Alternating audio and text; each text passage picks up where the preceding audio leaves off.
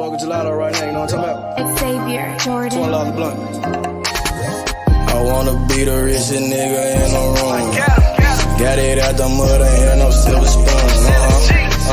The really nigga in the room. Got it out the block, I came a long way from a goon.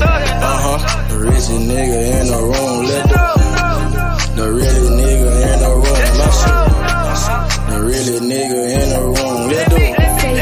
The richest nigga in the room. My nigga in the room before I knew where I was at. We were catching Noble, I was on the block chasing stacks. I was in the schoolhouse, had that scrap in my backpack. Teacher get on the nigga ass, fuck it, I'm skipping class. Ayy, back to the block, I'm back to the hood, it's back to that bacon, nigga. Back to the basics. Now I ain't playing, I ride with the K, and it's all safety, nigga.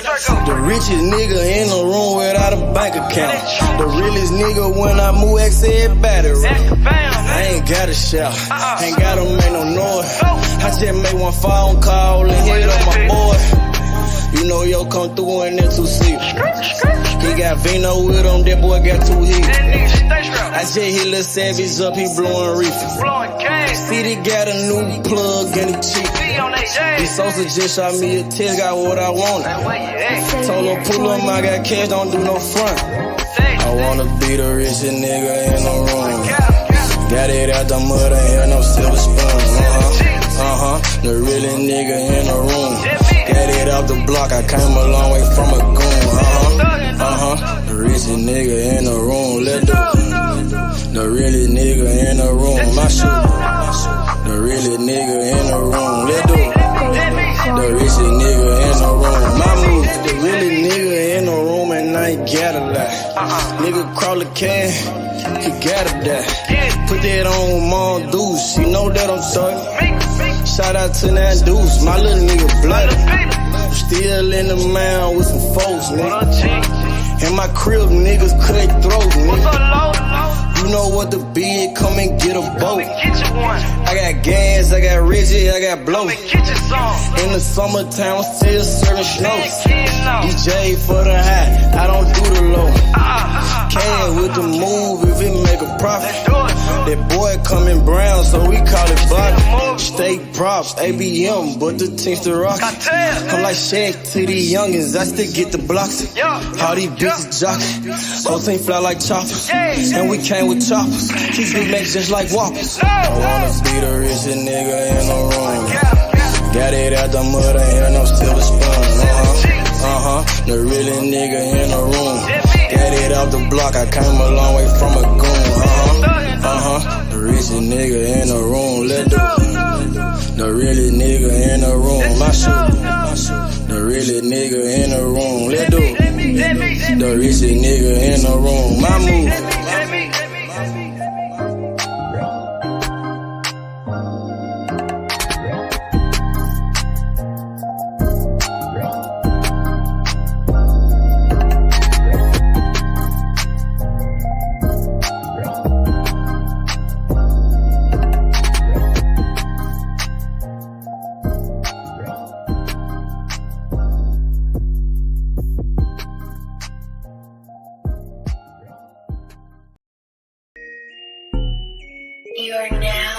All the way down with you, man. You understand me, you know what I'm saying? Never going broke, man, you know what I'm saying? We gon' hustle all the way to the tippy motherfucking top, man.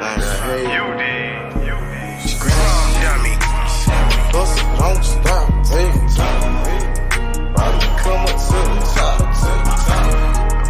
I'ma hustle to the top. Watch me hustle to the top. I just made a play. Damn, it was all good yesterday. Woke up and smoke a blunt and take a piss. Jigging the sack, moving the pack, taking no breaks. Hey, my nigga, we told the pills, we out in the kitchen. 12 gauge with the bunk shots, gon' hit you, can't miss. Damn, fucked up and you gone. Somewhere on the shirt, land in a hearse. Fuck is you saying? The fuck is you doing? Fuck is you saying? Fuck is you doing? I'ma hustle hard to the top. Young nigga go get it. Capping all around the Memphis. My nigga gon' get it. Plug got to keep it tight. It's hot, it's ready, come get it. Don't stop, hey. Watch me come up to the top. I'ma hustle to the top. Watch me hustle to the top. Hustle, don't stop. Grind, don't stop. Watch me come up to the top. All the way to the top. I'ma hustle to the top. Watch me hustle to the top. All the way to the From the block to the top, get the money, fuck the cops. Pull up in them drops, nigga bout the block. Fucking with Simo, money like Patino. Nigga got Cinos, like Dan Marino. Catch me in Miami, nigga chillin' at Grammys. Said I do this for my family. Nigga ballin' like Kimmy.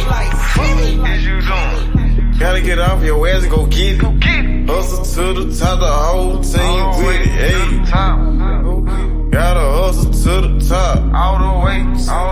You gotta hustle to the top. Go get it. Hustle, don't stop. Hey, don't stop. Go get it, man. Come up to the top. No excuses, man. You know what I'm saying? We on the I'ma hustle to the top. one time, man. You know what I'm saying? One time to Why do we this shit, man. hustle to the top? Dummy. Hustle, don't stop. All Hey, the way to the top. why me come up to the top? Come up to the top. I'ma hustle to the top. I'ma hustle, don't stop. Why me hustle to the top? All the way to the top. Gotta, run and go get it. Get off of your ass and go get it. Dummy. Time waiting on nobody. Get off of your ass and go get it. No excuses. All the way to the top. Free the gas, man.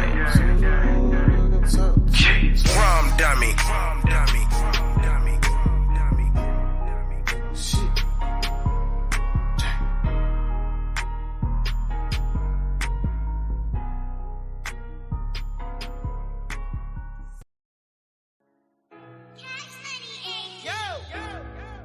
Shit. Good thing come to those who wait.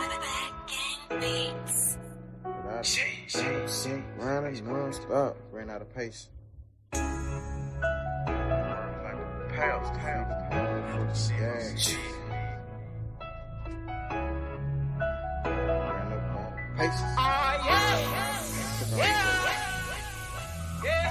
Bust the tide, and ran up out of pace. Few steps ahead, fuck all that send back weight.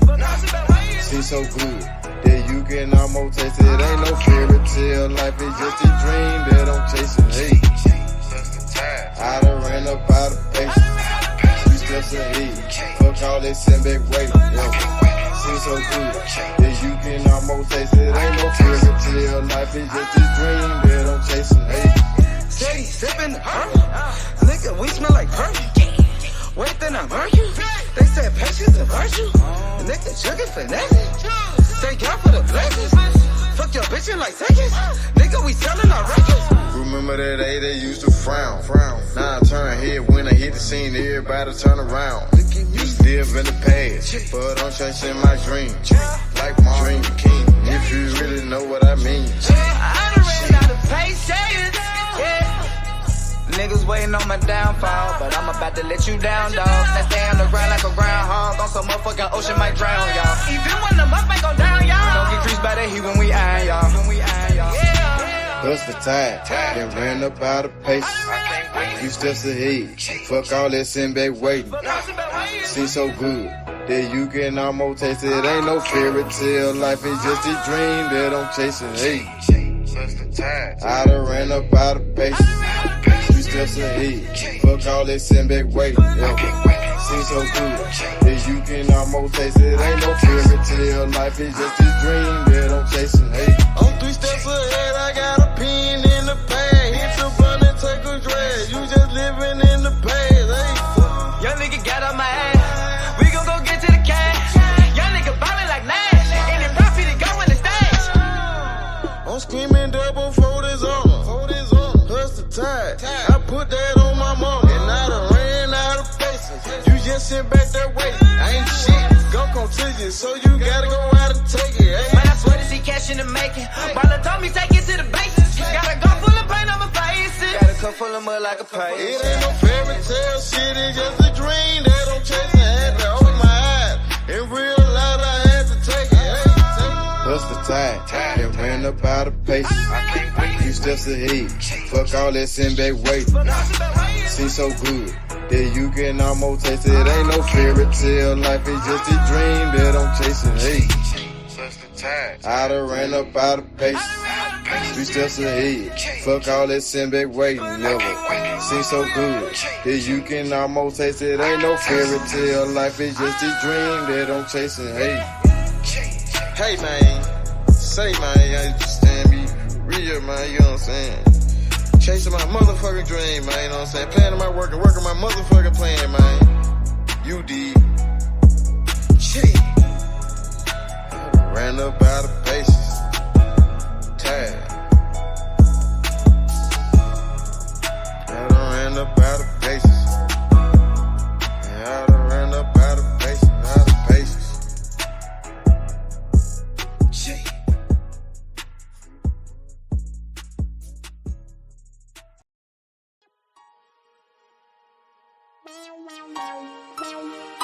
Side 92nd Street, nigga. Kind shit, nigga. Hey, I'm watching on the block for real, nigga. Ducking them all the way back to Cash Street, nigga. Cash Street, the dope shit, nigga. Falls up like my motherfucking thumb, nigga. 2, 3, nigga. What's breaking, nigga? Breaking stuff, nigga. Hey, I started off rapping passenger. Call the ambulance, every single beat a massacre. Yeah, my bitch be running, had to make that dick adapt to her. All my homies feel like pictures, they trying to capture her. Load that glizzy like a workaholic, get busy. Yeah, I got shot like Shaquille O'Neal, he missing. Merry-go-round, cause you hit it, you might get dizzy. All these motherfucking bars, you would think I'm rapping in prison. From Memphis to Watts, bitch, I'm pop, bring by Bishop. I'm touchable with revolvers, got the juice like I'm Bishop. Pack a nigga out like we helping them do some sit-ups. Got a homie like a Uber, I pay him, he threw them pickup. It's war, nigga. Great and Draco and left to right. Starting to think my white boy racist, they killing niggas on sight. This the game, not a guy and little homie, so change your life. If your gun jam, make like a plumber and change the pipe.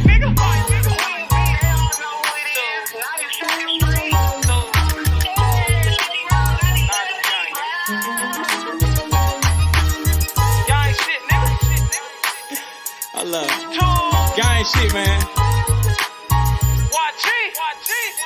Check this shit out. Hey, late night after dog, me and YG Wolf on the mission. Broad day of dark, it don't matter, no competition. Joey J. Hen, that's some shooters, but they ain't in it. Crucial said it best, your bitch ain't the only one with extension.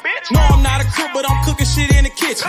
Then they broke my hands like that bitch for testing my pimping. Breaking bitches left to right, Brian Nick be my witness. After I get through fucking that bitch, I'm in the mouth like a dentist. We blood raw, I done turned this shit to a movement. These niggas acting, we load a couple clips, shoot a movie. These niggas pirates, gay as fuck, just want the booty. Make my family proud, sugar mama, Penny and Trudy. What's up?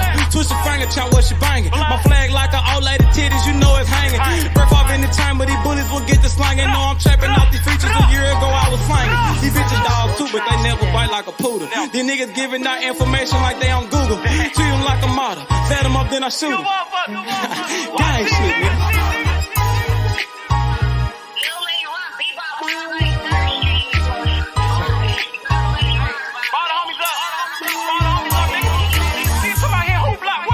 G200. Hey man, YG Cable, man. Don't bring your ass to Memphis, nigga. God. Nigga don't watch it and watch. You know I'm all over this motherfucker on flood. Damn fools, nigga. Y'all talking that stupid ass shit, nigga. Pull up on my motherfucking block, nigga. Unloading them 30 rounds, bitch. Like my nigga Crucial said, man. Your bitch ain't the only one with extensions, nigga. Nigga, I got pulled all the way in Cali, nigga. That's about me, nigga. Straight tools, nigga. Come on, man. Y'all know what's going on. Nigga, I done been out there on the motherfucking blocks, nigga. Nigga, I done took shots for this shit. Nigga, I ain't had to go to the doctor for this shit, nigga. Stay in your line, little nigga. Gang bang shit ain't what y'all want, nigga. Tools. What's up, nigga? Fuck. Purchase your tracks today.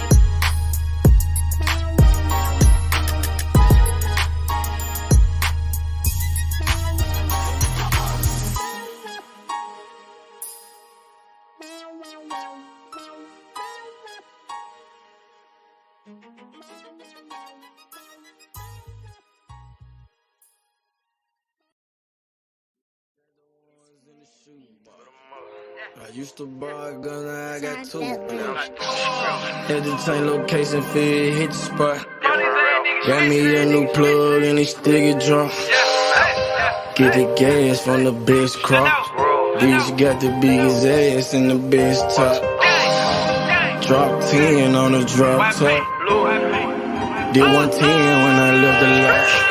I want that drip in that marinara, and 50 on me like a Zebo. Try to put it so good, but don't want no fuck it, don't come with the detail. Got rid of my old plug, hopped on the plane, we got me another one. Night about full of ones, overflooded, gotta go get me another one. Relocate the spot, the night getting hot, and I know them bitches coming in. About the dividends in the Benjamin, a nigga might have to go kill a friend. Panamera on the Roy Royce, drop top on the Wraith. 150K, I need a higher place, I had to pay at the safe. I used to buy a gun, now I got 2 Glocks. Trapped at mama house, now I got 2 spots. All this ice on, I need a flu shot. But don't reach, cause they probably get your crew shot. I used to stash the ones in the shoebox. I used to buy a gun, now I got 2 Glocks. Had to change location, feel hit the spot.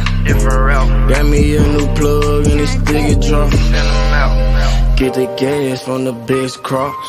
Bitch got the biggest ass and the best top. Drop 10 on the drop top. Did 110 when I left the lot. I dropped 10 on that roller watch. Then I blew 10 when I left the spot. I made 10 at another spot.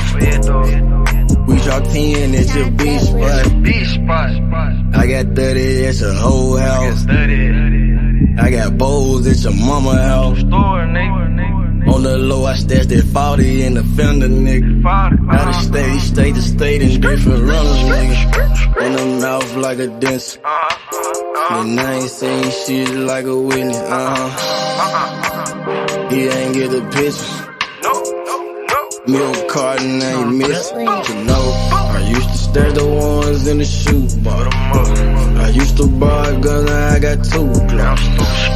Had to change location, feel hit the spot. Got me a new plug and it still get drunk. Get the gas from the best crops. Bitch got the biggest ass and the best top. Drop 10 on the drop top.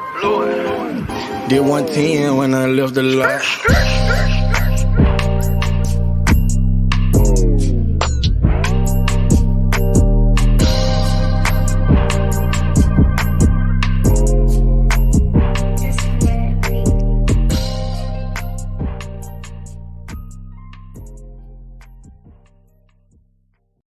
Stop a nigga like me, nigga.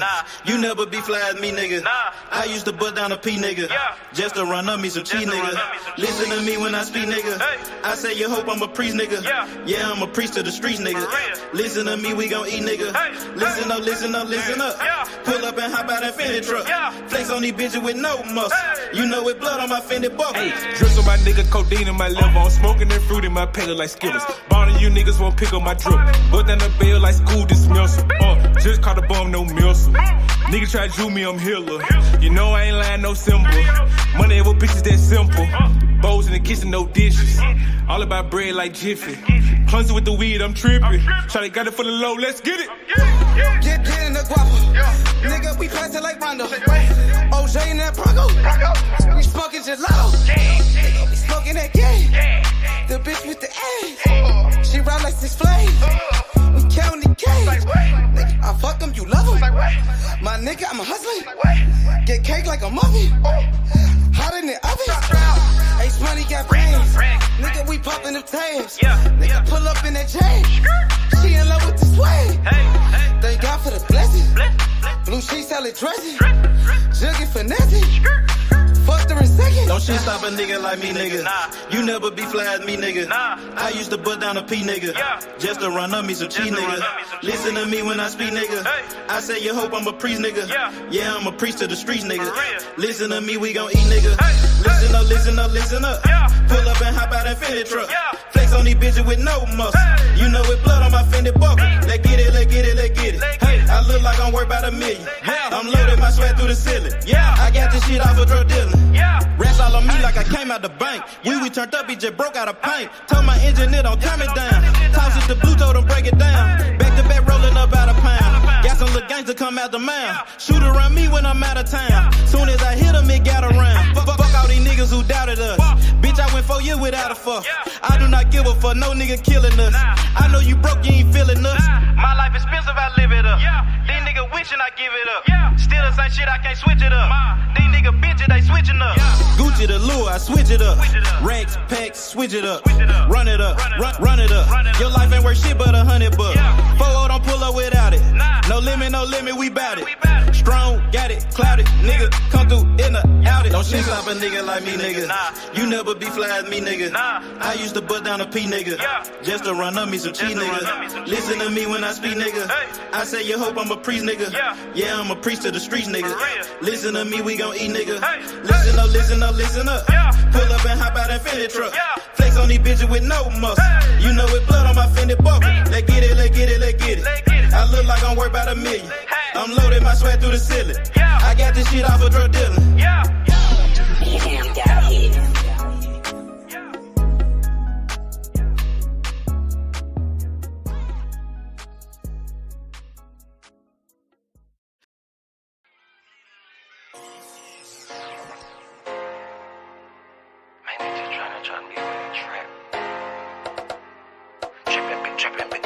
All of my niggas been trapping.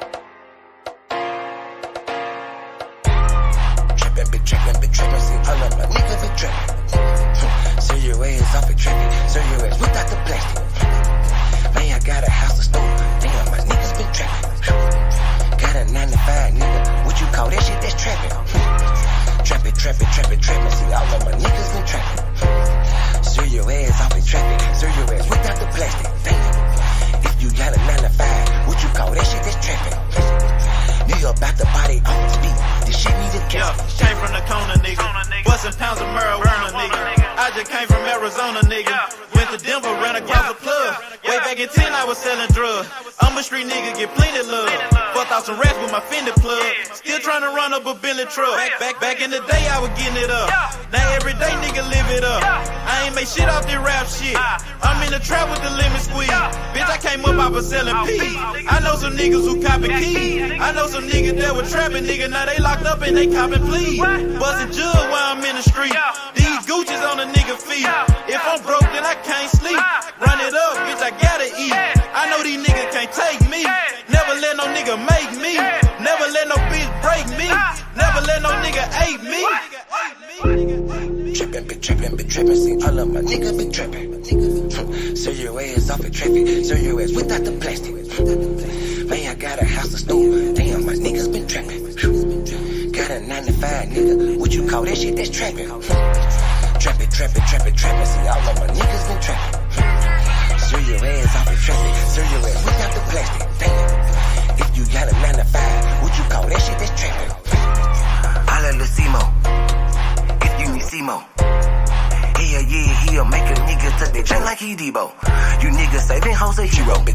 We just take money like Cheeto. Take a couple shots you niggas can't block. I just call that shit a fit though. Damn, I just kill a beat every damn time. Murder this shit, man, this shit is a crime. Snow this boy up, man, they call it a line. COE, man, you know, mouth in my pride. Man, this beat, man, this shit murder. True to the game, you see murder. Jump up over the game like a herder. Push heels off in your back like a turtle. This shit is murder, we straight back to kill it. Hell yeah, every nigga that I'm grilling. Everybody that I'm with that I'm grilling. Every nigga get their cheese and they willing. You can catch me at the BP.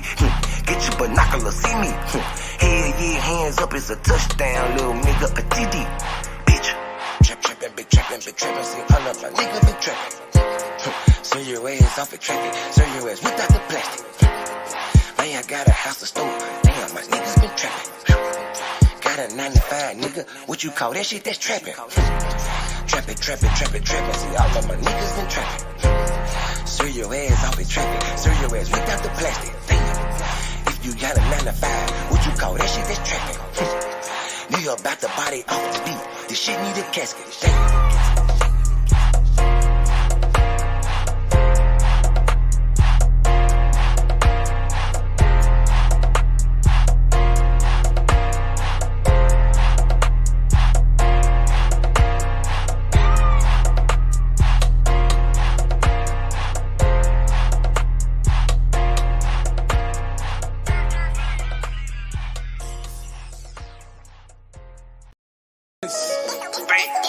Bankroll full of dead presidents.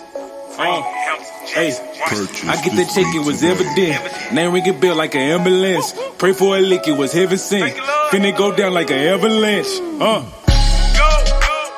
Pulling the pin, fucking a friend.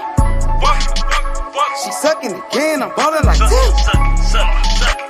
I'm talking about dunking, you niggas be bluffing. Swish. I fucked up for nothing, get hit like concussion. Polo my nigga, drizzle my nizzle. We smoking on Zittles, this shit be so simple. Presidential rolling, presidential continental, and 2 freaking foreign bitches. Smoking that presidential Obama. I'm smoking straight out the cone with it. Purple and yellow, that Kobe. 20 shots on me, Ginobili. I'm Michael Jordan, you can't hold me. Don't make me air you like a slowly. Pockets on zombie, these dead man. Trying me and you a dead man. I got indicted for president. I think I'm a run for election year. Presidents. Bankroll full of dead presidents. Hey, I get the check, it was evident. Name ring a bell like an ambulance. Pray for a lick, it was heaven sent. Finna go down like an avalanche. President. All I smoke is president. Yeah, my campaign is election time. Best thing going, yeah, I'm next in line. Key 2 phone, need the extra line. Been through the struggle, it's time to shine. Roll up the weed and I light it. Spark up the dope and ignite it. This shit cost me Leonidas. Blowing it strong like a titan. My pill got a V that's a Vicodin. Mr. Purr with the yellow, a Viking. Presidential rolling, no brightly. Cinnamon roll, they been ice. Knock off your top like your Kennedy. They're so wanted to enemies. Ready for war like I'm George Bush. You niggas joke like you Donald Trump. Cause that red hair like McDonald hair. I keep a pet, need Obamacare. I'm dropping bone like Osama there. I don't give a fuck if your mama there. Just call me Trey Baby. They label me underrated. Beans got me rolling, I'm skating. Go in first, take no debate. Skid town with your hoe, now you bailiff. Like Steven, I keep me A Smith. You can get on with the fake shit. Whipping that dope like some cake mix. Presidents. Bankroll full of dead presidents. Hey, I get the check, it was evident. Name ring a bell like an ambulance. Pray for a lick, it was heaven sent. Finna go down like an avalanche. President. All I smoke is president. Yeah, my campaign is election time. Best thing going, yeah, I'm next in line. Key 2 phone, need the extra line. Been through the struggle, it's time to shine. Presidents. Bankroll full of dead presidents.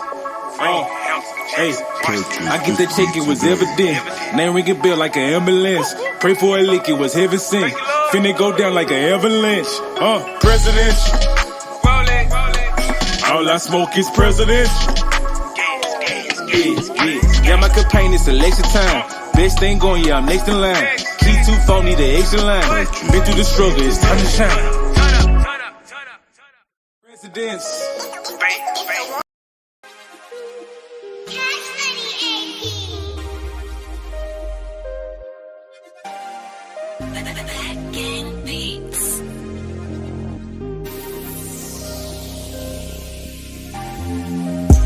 Young nigga love to be perk.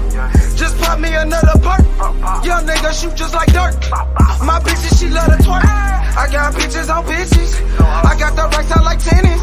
I'm in her mouth like a dentist. Young nigga, he whip like a chemist. H money the shit, nigga. Blue money, no crip, nigga. Just fucked on your bitch, nigga. Ballin' like Swish, nigga. I pull up in a foreign. I got hits like George Foreman. Young nigga ballin' like Jordan. Got your bitch and we touring. I just fucked on your queen. She so fresh and so clean. I do this shit for my team. I got the juice like Raheem. I'm in the trap with the Uzi.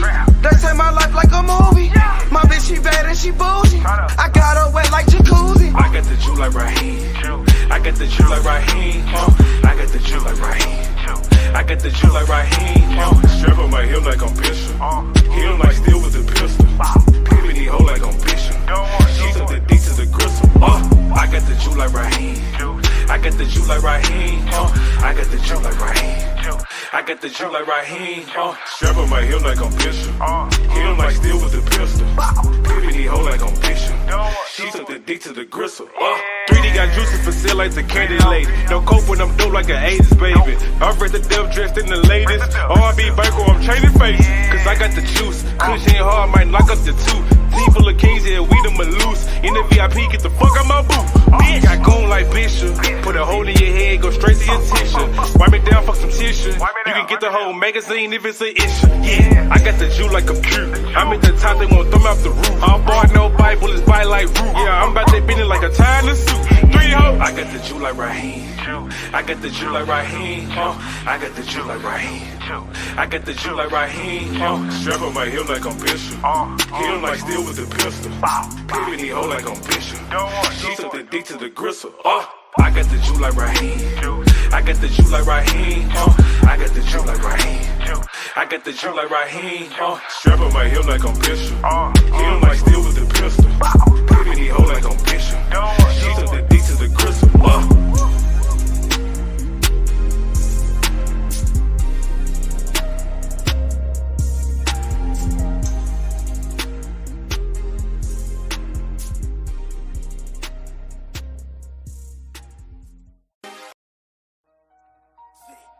See, sometimes you gotta make decisions.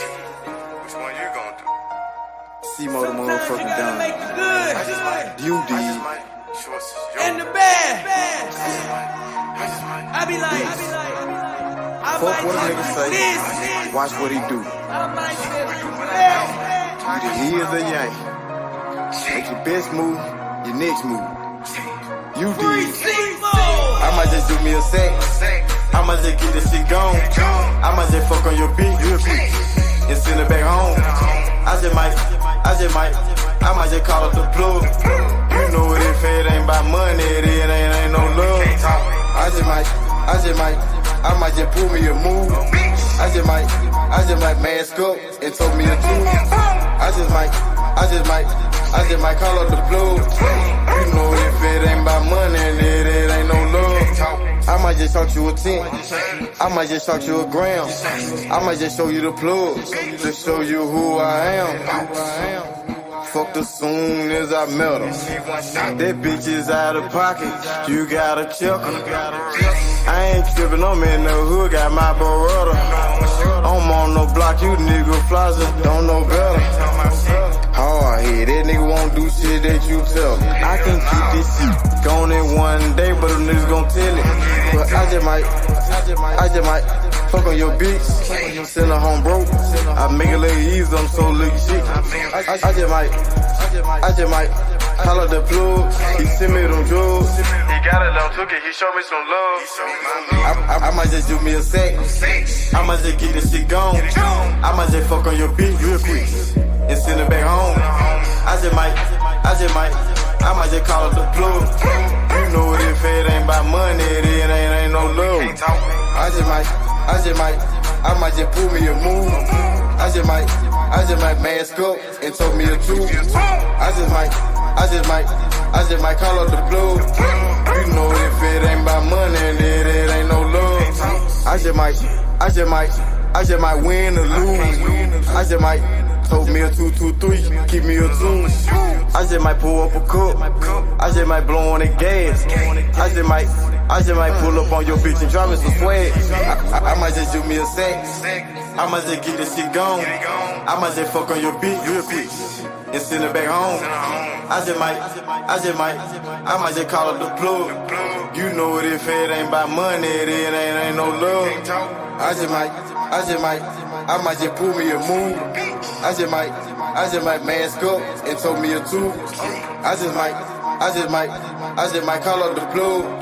You know if it ain't about money, it ain't no love.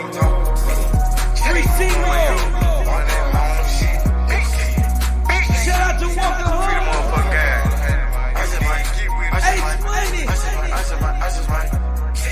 We getting that low, I'm your man, DJ Yo. High Class Music Group, MMG.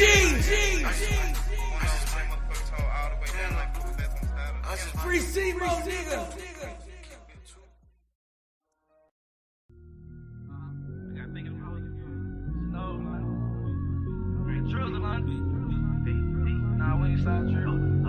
Slow nigga, this bitch. All I go hard, hustle on the boulevard. Watching out for narcs in the water like a shark. My bitch head on point, I think she's some kinder bar. Keep that Maggie on me, smoke blue hairs like I'm Marge. They treat me like a star, I get so high, bitch, I'm on Mars. Break it down the swisher, got gelato in my car. Got rank in my hood, they salute me like I'm Sarge. Nigga for that cheese, tossing bullets like Favre. I don't fuck these fuck niggas. Pull up like what, nigga? I ain't that on duck, nigga. My flow cold, get a puck, nigga. Man, these sticks hitting, got me moving slow motion. I'm on the new way, get the fuck out the ocean. I used to be hurt. I used to be hurt. I used to be hurt. I used to be down bad. I used to be hurt. I used to be hurt. I used to be hurt. I used to be down bad. Now I got the band. Now I got the band. Now I got the band. Now I got the band. Now I got the band. Now I got the band. Now I got the band.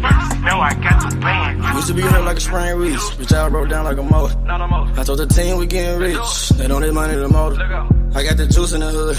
They treat your boy like Raheem. Check out the starting five. Bitches, I'm Jordan, this the dream team. They got them leverages. I make this surge, he shoot the three. I drop the package on him.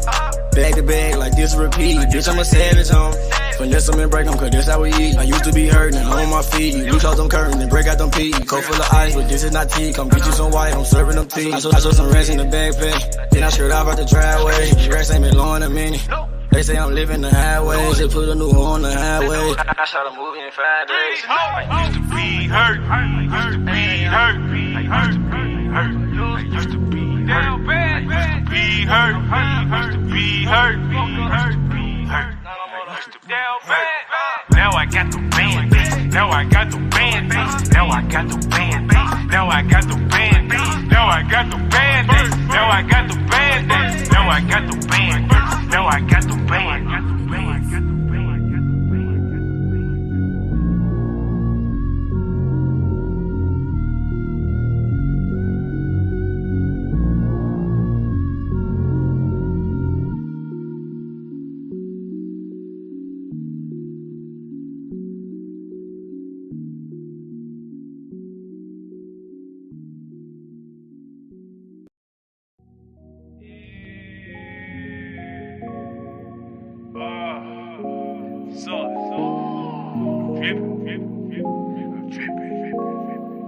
We got a problem.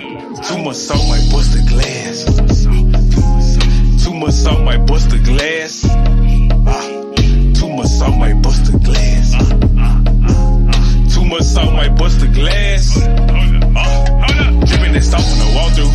Look like a boss when I walk through. Dripping that sauce when I walk through. Look like a boss when I walk through. Dripping that sauce when I walk through. Look like a boss when I walk through. Dripping that sauce when I walk through. Look like a boss when I walk through. Swagged up every day. All about cream like a birthday cake. Copying my salt, that's tomato paste. You niggas garbage, take out the waste. I turn my bitch up like anime. I spit that pussy like Tina. She got the big hair like Gina. Diamond look like Aquafina. Going bed, this is a subpoena. I'm blowing loud like arenas. 1 million, no Christina. My bitch killing shit like Melina. Got too much salt at the Chico. I keep that iron with Debo. I go to war with Debo. I ain't scared none of you niggas. I receive package from Migos. No, I ain't lying like a Leo. I'm riding to death like I'm Cleo. 32 shot out the Regal. Bitch know I'm dope like a kilo. I'm all about shit like casino. I can do a song with them C-notes. Too much salt, this should be illegal. Too much salt might bust the glass. Too much salt might bust the glass. Too much salt might bust the glass. Too much salt might bust the glass. Dripping that sauce when I walk through. Look like a boss when I walk through. Dripping that sauce when I walk through. Look like a boss when I walk through. Dripping that sauce when I walk through. Look like a boss when I walk through. Dripping that sauce when I walk through. Look like a boss when I walk through. Bust the glass open, yeah, I need an apron on. I see your bitch scoping, she say this her favorite song. Mailman, call Malone, post it up, Marcus song, Kill O'Neal, I got these, make it move, lunch and walk. The sauce from my daddy, I'ma give it to my son. This shit in you, it ain't on you, your opinion, don't want none. Dripping this salt when I walk through, look like a boss when I walk through. Drought time prices, I'm awful. I'll probably just make me an offer. Just make me an offer, nigga, yeah, I'm sauce.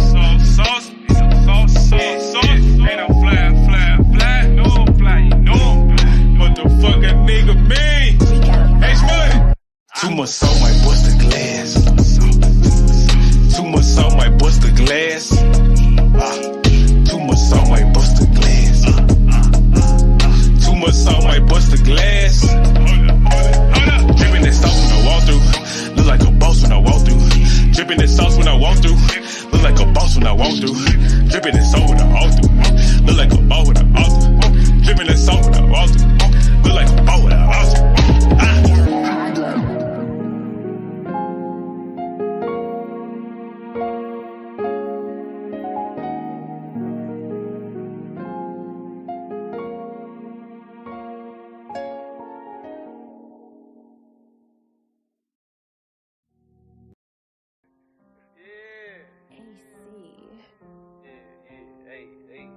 Turn up. Oh, fuck you mean, nigga.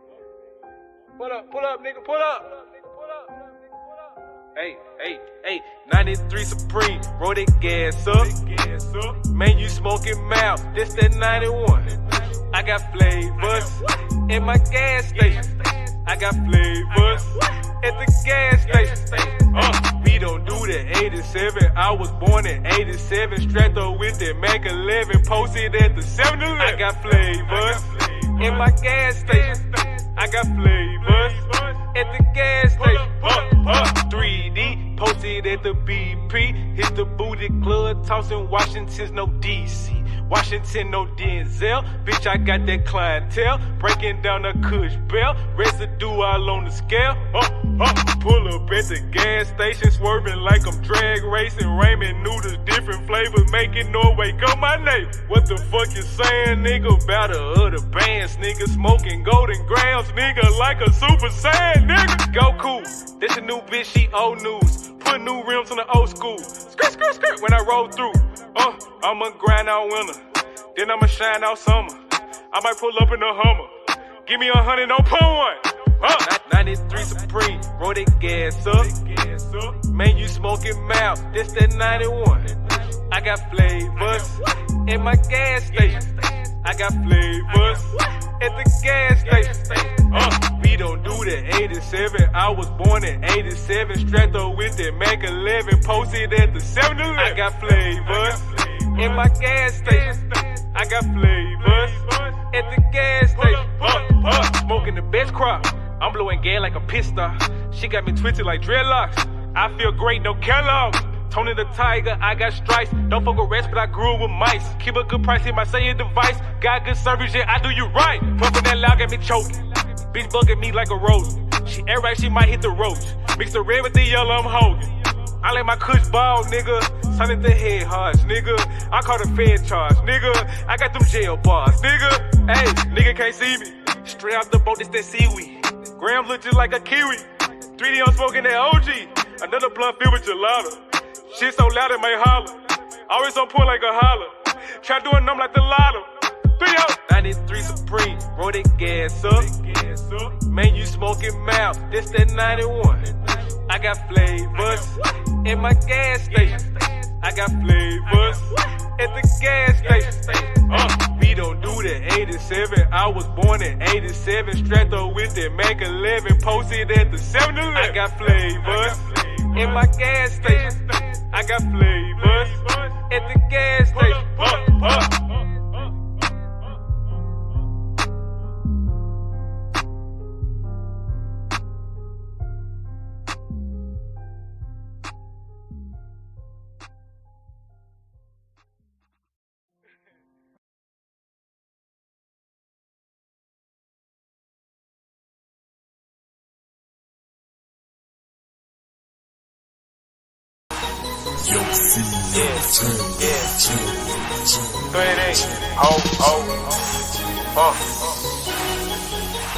Crank.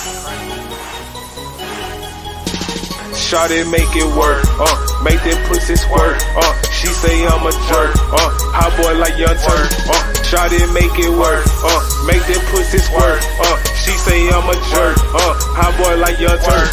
Shawty bend that pussy over, let me see it, let me see it. Shawty bend that pussy over, let me see it, let me see it. Shawty bend that pussy over, let me see it, let me see it. Shawty bend that pussy over, let me see it, let me see it. Pull up on the bitch, I'm so motherfucking cocky. I'm on the new wave cap, got these bitches jocking. Off that pussy like some rocks, smoking purple hair, then it's rhyming. Getting head in the lobby, I'm big ball like chemo sabe. Shawty don't fuck with no squares. She throw that ass in a circle. She got her ass on the back. Come out that shell like a turtle. Hit from the back, now she hurt. Hit from the back, now she squirt. She throw it back, now I'm hurt. She throw it back, ooh, it's perfect. Shot it, make it work. Make that pussy squirt. She say I'm a jerk. Hot boy like Young Turk. Shot it, make it work. Make that pussy squirt. She say I'm a jerk. Hot boy like Young Turk. Shot it, bend that pussy over. Let me see it. Let me see it. Shot it, bend that pussy over. Let me see it. Let me see it. Shot it, bend that pussy over. Let me see it. Let me see it. Shot it, bend that pussy over. Let me see it. Let me see it. She back it up, back it up. I take it up, take it up. She suck it like drag it up. My dick is spectacular. My whip game superior.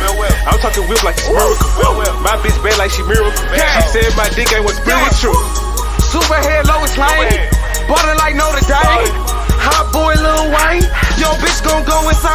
Dog ass nigga keep a bad bitch. This bitch cornbread cabbage. My dog hit a dunk off the alley. Slam dunk, I'ma see that shit. Yo, bitch on my schedule. She eat it like edible. We smoking on medical.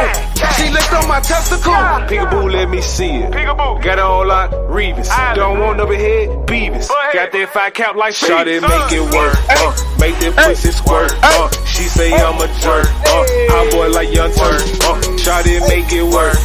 Make that pussy squirt. She say I'm a jerk. Hot boy like Young Turk. Shot it, bend that pussy over. Let me see it. Let me see it. Shot it, bend that pussy over. Let me see it. Let me see it. Shot it, bend that pussy. Let's go.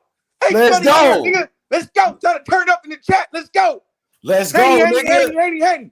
Haney. Let's go. It's fight week, Taco. Let's get it. Devin Haney, the youngest undisputed champion in the history of boxing. Straight out of Oakland. Straight out of Cali. Let's go. He in Australia, bruh. Hey, Taco, Kambosos, he ain't talking no more like the first fight. In that first fight, he was talking a lot of shit. What happened to Kambosos? Cause he know what's gonna happen. He know what's up.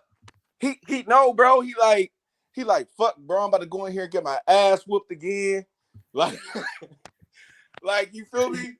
That nigga ain't got nothing to say, Taco. Hey, it's bro, like he's a new person. He's a changed man. Like he was when he fought Tio. Nigga, he was going hard. That nigga. I know. Every time we seen Kambosos, he was going hard, talking shit. The first fight with Devin Haney, talking all type of shit, calling Devin Haney snitches. He had a lot to say, bruh. But now he don't talk anymore. That's crazy how he changed, man. It's crazy how that one ass whooping changed that man. Cause, bro, he know that he got to rematch that man, and it's nothing that he could do about it, bro. It's nothing, bro. It's nothing that he could do. He could try everything, and bro, he tried to do everything he could in that fight, bro. Like he tried, bro. He tried all he could, and he can't. It's just some people you just can't whoop, bro. And for Kambosos, Devin Haney is one of them.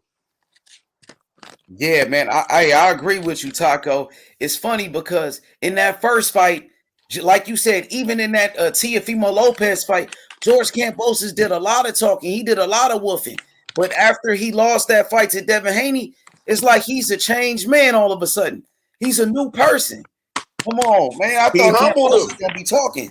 He humbled him, bro. Like he humbled him, and he know going into this fight, bro, it's nothing that he could do, bro. It's literally nothing that he can do, bro.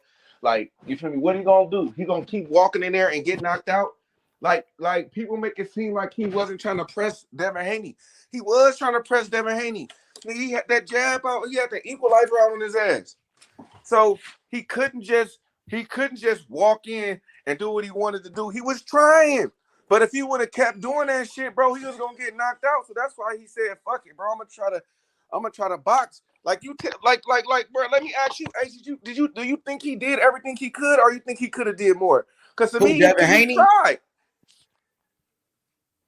You talking about Devin Haney? No, Kambosos. I mean, in that fight, I think he tried his best, Taco. I think his best, bro. He couldn't, bro.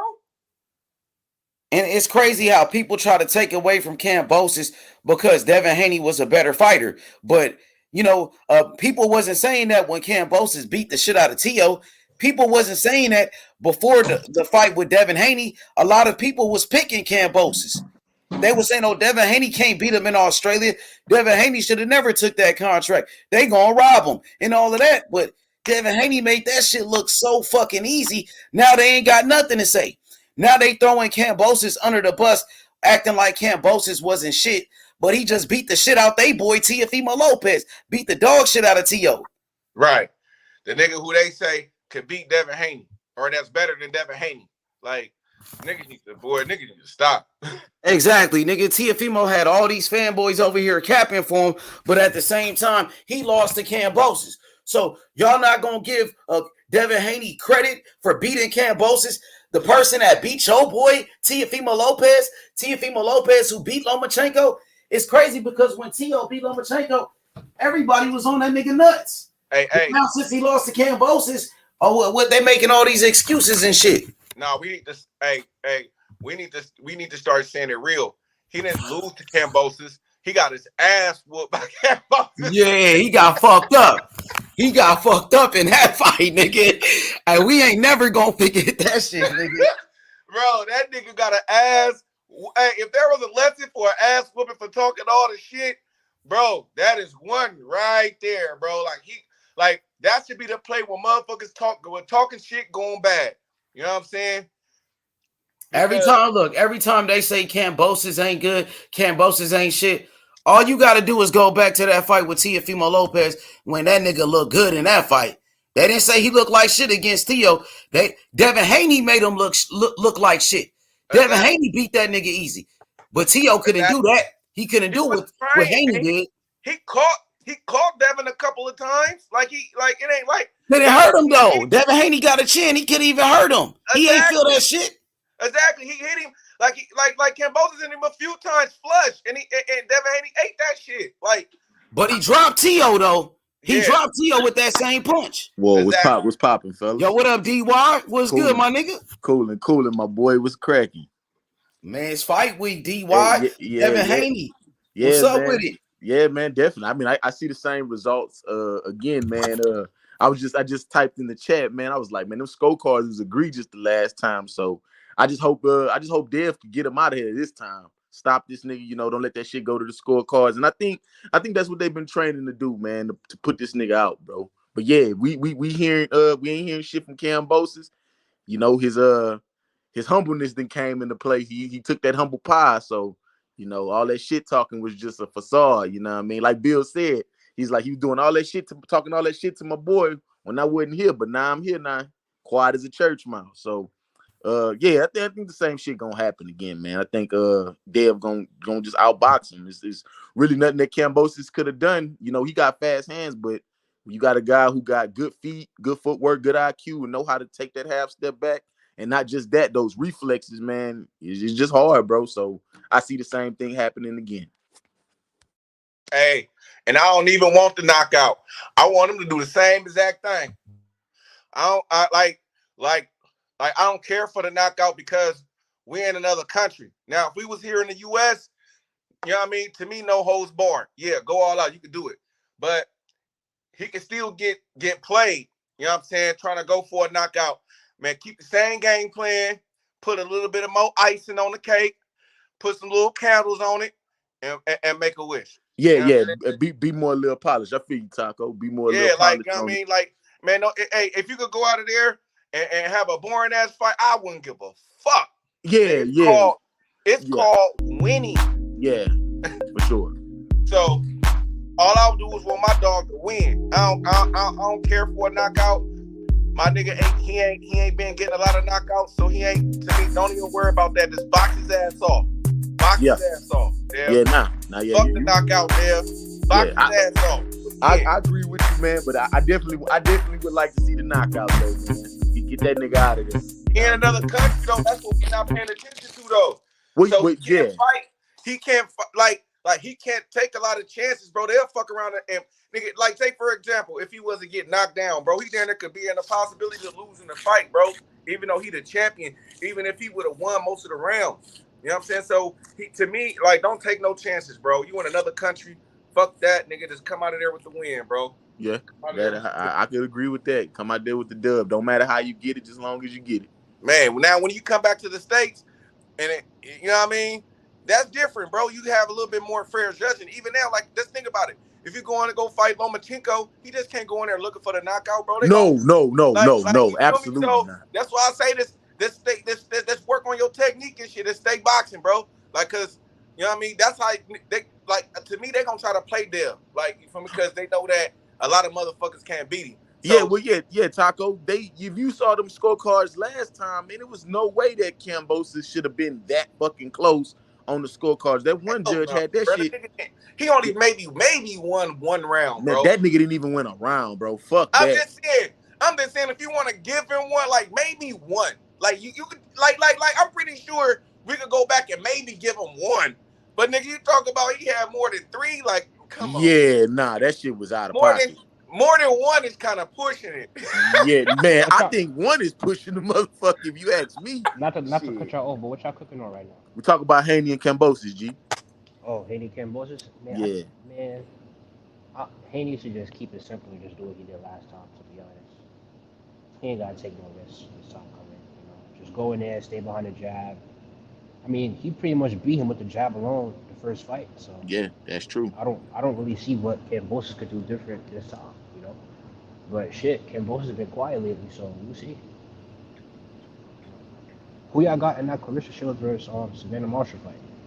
I'm gonna go with Shields. Go with Shields? Man, yeah, I'm gonna go with Shields. That shit, man. Nah, bum going there and Maya, man, that's 50. That's 50-50, man. I don't know, bro. You think so? I think I think it is, bro. I think it is. I think because like I say, Maya could fight, man, but Bumgarner got that fucking power though. Nah, I'm gonna be honest with you though. I take that back because Maya's a hell of a fighter, and she tough too. So that's a hell of a fight right there. I don't know the chick, the chick she fought last. I forgot to say how she say her name, but she she got the buzz cut. That was a tough opponent, man, and she made that fight real nasty with Michaela, man, and Michaela stood her ground.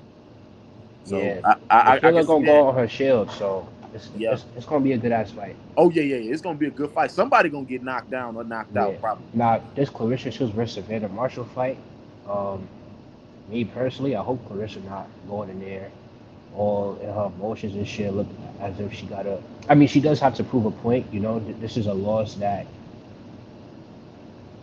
you could tell by the way Clarissa Shields be going on. This loss, it gets to her. Even though it was in the amateurs and shit, this loss, it's like with Roy Jones and Tarver. Like that loss was still haunting him down. And it's the same thing with Clarissa Shields. So I think Clarissa is going to go in there, try to prove a point, try to bring it to her, and try to make a statement. But at the same time, it can cost her too, because Savannah Marshall, she does got power.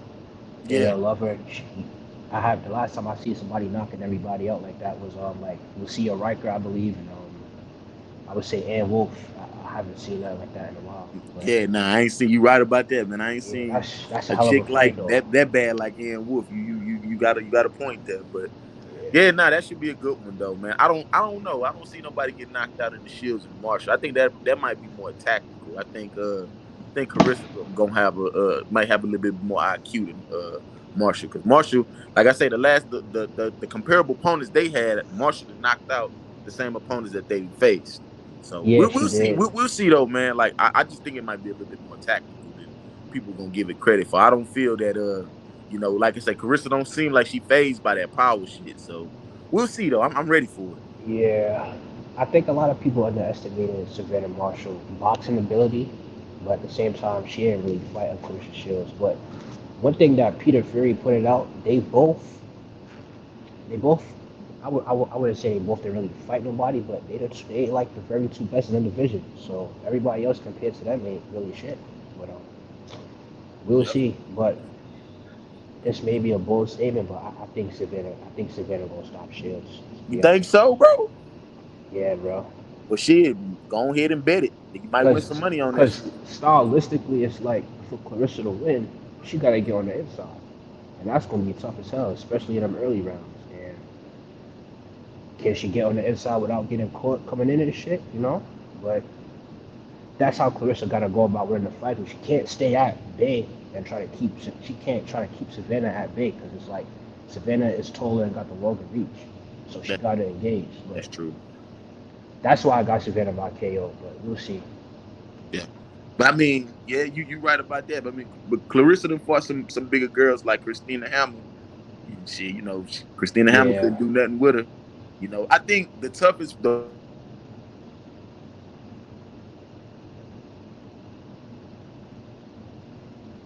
Oh, he left.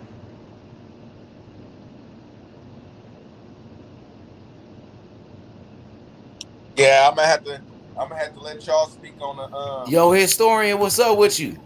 Oh, What's good, good, man? historian? on the women boxing. What's up with I it? don't I'm waiting in this hospital. but I don't really know the other girl like that, so I ain't gonna even act like I do, bro. I'll let y'all talk about that. Man, look, I'm gonna tell you straight up. Here's what I'm trying to do, right? I'm trying to. Here's my best this weekend. And I'm gonna parlay this. Oh shit. Got Haney. I got Haney knocking out Kambosos straight up. You got Haiti stopping this nigga, bro? Yeah, I do. Yeah. And then I have Savannah Marshall stopping Clarissa Shields. Okay. And then I have Alicia Bumgarner knocking out Micaiah Maynard. Or no. Alicia Bumgarner beating Micaiah Maynard. She might stop her. So I'm gonna try to parlay all three of them little bets that day and see what I can make. Because oh yeah, and Wild. I might throw in Wilder knocking Hellenius out between 7 and 10. If shit, if I put like 20 on that shit, I can win like $5,000 if all them outcomes come out the way they do. Man, hey, shit, pass me that shit you smoking on. Shit, you don't got you was smoking on that C19, man. Nah, no C19, nigga. Shit. Yeah. Well, I can see Wilder knocking out Hellenius in like the third round. In third round? You don't think Wilder won't get some rounds off him? Because Hellenius ain't coming to win. That's for sure. Man, I think third round, bro. Hey, historian, you said Hellenius not coming to win. You act like he going to lay down, bro. This is a great opportunity for him. This the biggest fight of his career. You don't think he's coming to win? I don't know the way it's looking like, bro. In the press conference, I don't see the energy, bro. Yeah, it look like they on some friendly shit. Well, they was sport partners. I think they got probably mutual respect for each other. You know what I mean? Speaking of that Wilder fight, if I'm a Hellenius, I ain't talking shit to Wilder neither, nigga. I mean, look, if I'm coming, now, it's certain fighters that you try to get under their skin and shit like that. But Wilder proved to his power carries to all 12 rounds. Well, as long as Wilder is in the fight, he can knock your ass out. So can't nobody take that away from you. So if I'm a lady, well, look, part two, nigga, yeah, we friends, nigga. Shit, let's do it that way. He might try to take it easy on me for a couple of rounds. You feel me? Until I put it on him a little bit. Nah, who y'all got in that Caleb Plant versus Durrell fight? I got Plant. I got Caleb Plant by points. I got Caleb Plant stopping his ass. I think Caleb Plant gonna knock him down a few times, but he's not gonna finish him. Yeah, he gonna finish his ass. The referee probably stop it, but I think he gonna stop his ass. Man, I would have seen Plant versus Benavidez. That's the fight I would have seen. Oh, I got Benavidez knocking Plant out. I got Benavidez stopping Plant in later rounds. Probably, I'm gonna say the 8th round, the 8th to 11th round. I think Plant gonna give him a good boxing lesson for like a few rounds, and then Benavidez might just end up stopping him. I don't really see that though, because Benavidez. You don't think so? He just gonna be coming to him trying to pump out that jab, and then don't he got the reach advantage in that too? Oh yeah, he do. But I don't know though, bro. Like Benavidez, that jab, bro. He don't really got no footwork, and he don't got no defense. But he make that up. He make that up with his gas tank though. Like he just he do got a gas tank. He just keep coming, bro. Like sometimes, sometimes the feet work do get you in trouble, but if he just keep coming forward, pumping that jab out, sweet hands don't got no power. That's why they call him sweet hands, because his hands are sweet. They fast, but they ain't got that hoof in them. So I see Benavidez just walking his ass down and beating his ass, knocking his ass out. Like you said, maybe round 7, 8. Yeah, I see Benavidez getting him, catching up to him in the later rounds. Nah, But but I don't think Caleb Payne would get off on him like that as much either. Because like I said, the reach. I don't know how much is the reach advantage. If boxing historian or H, you can look it up. But I think it's by a lot. I want to say it's by the a lot. reach, So if he got the reach by more than a half inch, then shit, man. yeah. I don't know though. I don't know. And this motor too, that nigga just keep coming, and he throw punches Yeah. and bunches too. Like it ain't like he just be throwing one. He be throwing 1, 2, 3, 4, 2 jabs, 3 jabs. Young nigga be coming. But with Benavidez, right? Because with some fighters like Benavidez, their feet got to be planted for them to land a punch. But if it's a moving target like a Caleb Plant, who's a good boxer, does he catch it? Is it gonna take, or is it gonna take some time? Gas tank. He proven that he wear it down. Yeah, he does. You're right. You're absolutely right. And that not the Canelo fight. The Uza. I forgot how you pronounce his last name. Yo, H-Money, how you pronounce that Latino? Oh, you talking about Uzgatagi? Yeah, the former world champion. That Yeah, Uzgatagi. Yeah, Play was doing pretty good, and then he just started slowing down and shit, and started getting caught. And I'm like, man. See, Taco. This is the issue with Caleb. I've noticed with him. How do you train him?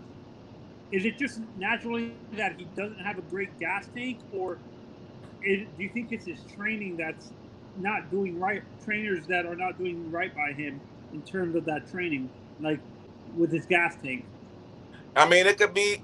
I mean, a lot of people have it. Like when you those boxers, it take a special type of person because that's the way you got to do it. You gotta stay in shape because you gotta keep moving. You gotta stay on your toes. You gotta, you know what I mean. So you like the Floyds, the Penelope Whitakers, the Devin Haney now, the Bud Crawfords, and you got when you stand on your toes, you gotta Shakur Stevenson, you gotta be on your toes all day. And then I think that nutrition probably has something to do with it. I don't know about his size situation. Like maybe is that his proper weight he should be fighting at? Maybe no. When I look at Caleb, he looks like he's a cruiserweight. To be honest, right? Maybe he might go up or go down. I don't know. Like I don't know. I think Caleb Plant's too small for cruiserweight. He probably not taking running as serious as he need to. I mean, we don't know. Yeah. Right. I'm already predicting this. I think David Benavidez. Like, I think Caleb actually sits with the amount of punishment David's gonna dole out on Caleb. I think within the 5th or 6th round, his corner is gonna throw in the towel. Honestly. Yeah, David. Yeah, I believe David got the reach advantage too. Remember, he could go to the body too. He could start on that body attack early and to slow him down. Like I don't really see him going to the body, but I'm just saying he could do that using that straight jab, bam, right to the solar plex. Are him and Caleb the same height, or is David taller? I think David is like 6'3", 6. Actually, no. David is an inch taller than him. No. Actually, I think David's 6 foot. I think I'm taller than David Benavidez. Actually, I looked at his height once. He's like 6.5. Man, I know y'all on the computer, man. Look that shit up. Nah, Caleb Plant is 6'1" for a fact. I thought David Benavidez was taller than David Benavidez. When I looked up David's height, but sometimes when they show it on the TV, I'm not sure if it's just exaggerating. Nah, he's like 6'1.5" from what I've seen. He's 6'1.5", and Caleb Plant is around 6'1". So Caleb Plant is taller than him. So who got the reach? Anybody know? What the? David Benavidez got a 74.5 inch reach. I don't know about Plant. He might have longer arms than Plant. I go look it up. Because with let's say Benavidez versus Canelo, right? Canelo is gonna engage, slip on the inside, and go to that body and tear that body up. Plant, he don't got the power to do none of that. So that's one disadvantage on his end. I wanted to see before this fight. I wanted to see Morrell versus Plant. Morrell versus Plant. I think that's a pretty good fight. That's a good fight. I think Morrell stop him.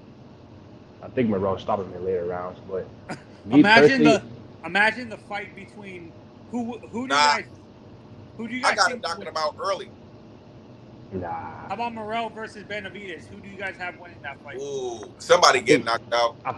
Me personally, I think that's a 50-50 fight, but I would. I got Morrell. Morrell beat the shit out of Benavidez. You think so? He got He better got skills than Benavidez. He got 7 fights. He taller with longer arms, and he's a more skilled boxer. I got Morrell. I think Benavidez has more natural power, but Morrell has more consistent, like accurate power. David. How could we say? Hello. Hey, bro, like how could we say he got more natural power? Benavidez ain't getting no one punch knockouts. He ain't getting no knockouts in the first round and shit like that. His knockouts come from an accumulation of punches. Right. He's almost he's like Nello, kind of like Nello. Almost like EJ. Yeah, like Spence, kind of, where it's more like an accumulation of punches. Yo, H Money, speaking of Spence, right? Like, and then you got Morrell like Bud, where he could just knock a nigga out, like you feel me, just stop a motherfucker. You feel me? He showed one punch knockout power, and he knocked somebody out in the first round, an undefeated fighter. So he looked like he got more power, but we gotta wait and see. When they both start fighting like better competition and shit like that, and you're gonna see, what type of power they really got. The reason I would have Morrell knocking out Caleb Plant early is because Morrell aggression, bro. Like that dude is like super aggressive, and he is nigga throwing punches to hurt you. Like, I mean, I know all fighters do that shit, but with him, it's like he like really like nigga trying to nigga really kill your ass. Like, nigga. Hey Taco, I said this about Benavidez. David Benavidez looks like he can box when he wants to, but he has a tendency to shut off his brain and go forward and take punches that he's not unnecessary punches that he doesn't need to throw multiple punches. I mean, which one you think take more of his energy? Him trying to box or him throwing punches? Now, you can't have one without the other now. You know what I'm saying? Like it's gonna be hard to be boxing and throwing hella punches. Like, you feel me? Like he do and being hella. So I think that he probably sacrifices boxing because he could get away with shit. He could just walk motherfuckers down with the jab, and he got a good. So he just, you feel me, doing that. That's how I feel about it. Like, but if he try to actually box and stuff, maybe that take more of his energy. Now you got to be on your toes more. You got to be moving more. You know what I'm saying? You got to use more head movement, using more energy, doing all that. Maybe that's how probably he got such of a gas tank right now, because we haven't seen him really, have to really just box like that. Yeah, this is why I would say consistently. Yeah, consistently, and this is why I say when I look at, this is why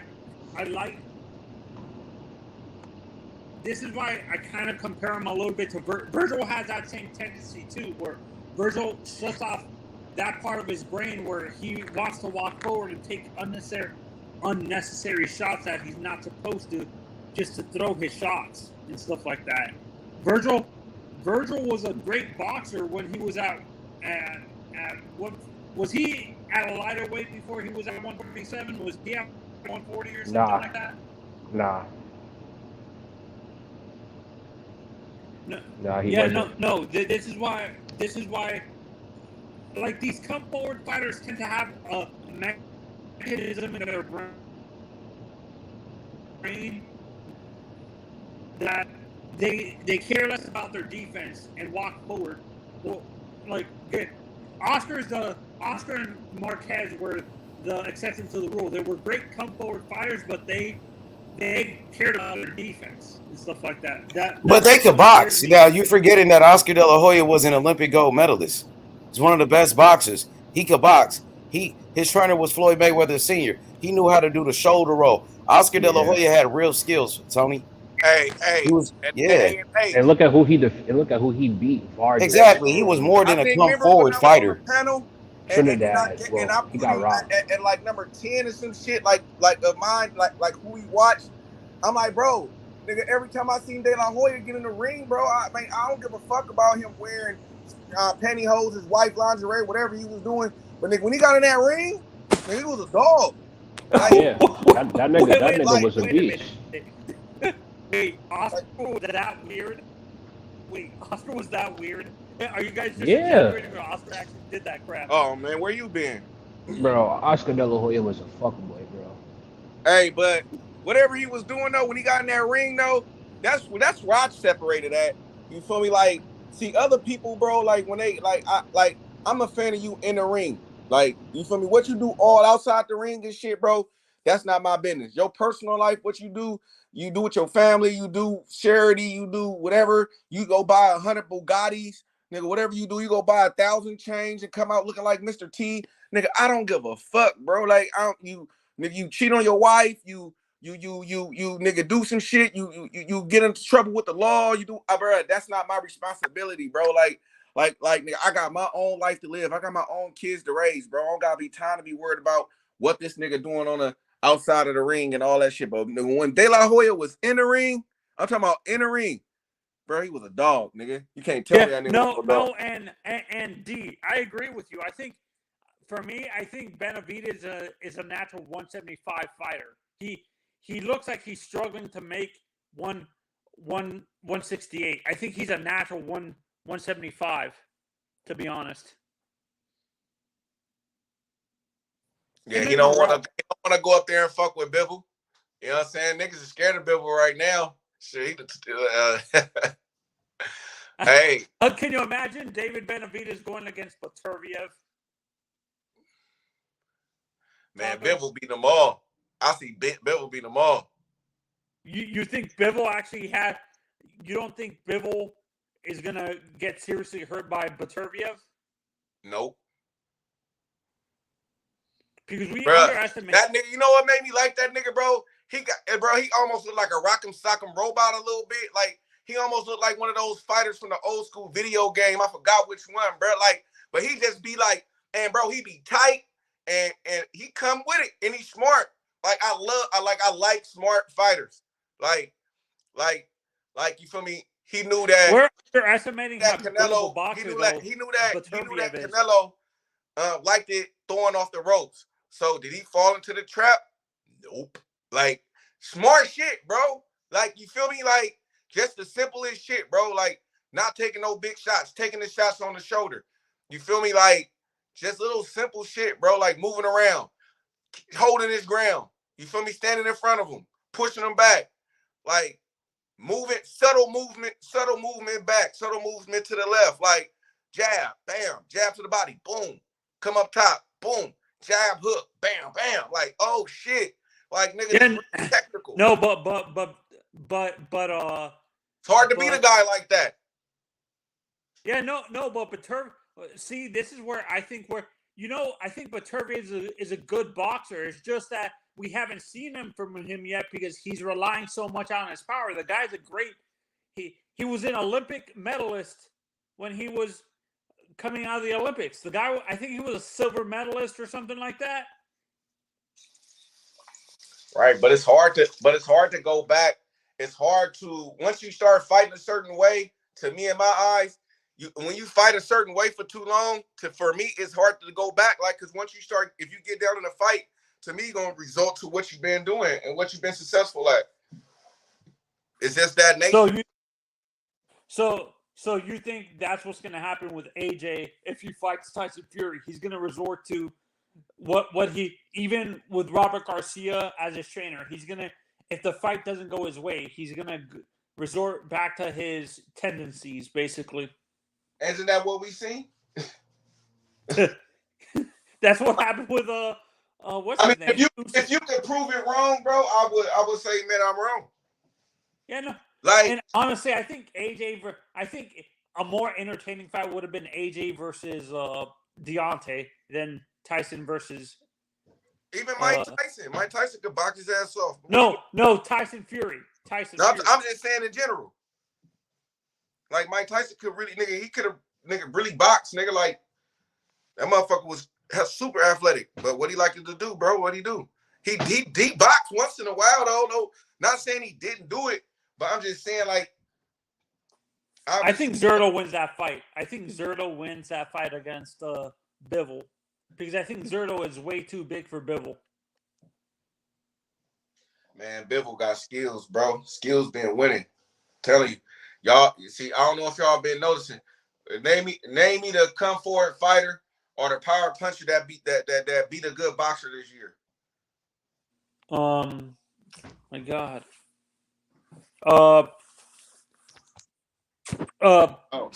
Bam. Damn, that's one.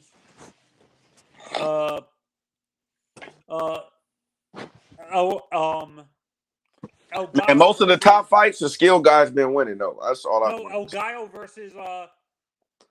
versus Chocolatito. It's been quite a few, but I'm talking about the real deals, Holyfield, like the real top guys. You know what I'm saying?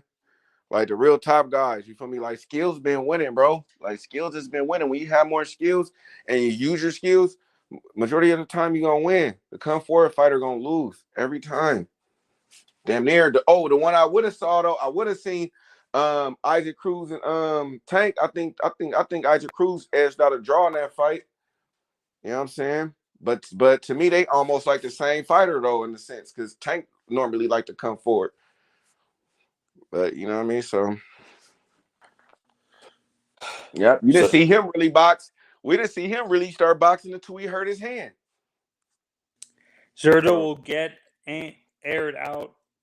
Like, I don't. I think Zerto has a better gas tank than Canelo. To be honest, I've noticed that with Canelo, even when he was younger, he's always had a suspect gas tank. Have you noticed that, Taco, with Canelo? Even when he was younger, he's had an issue with his gas tank throughout his career. No.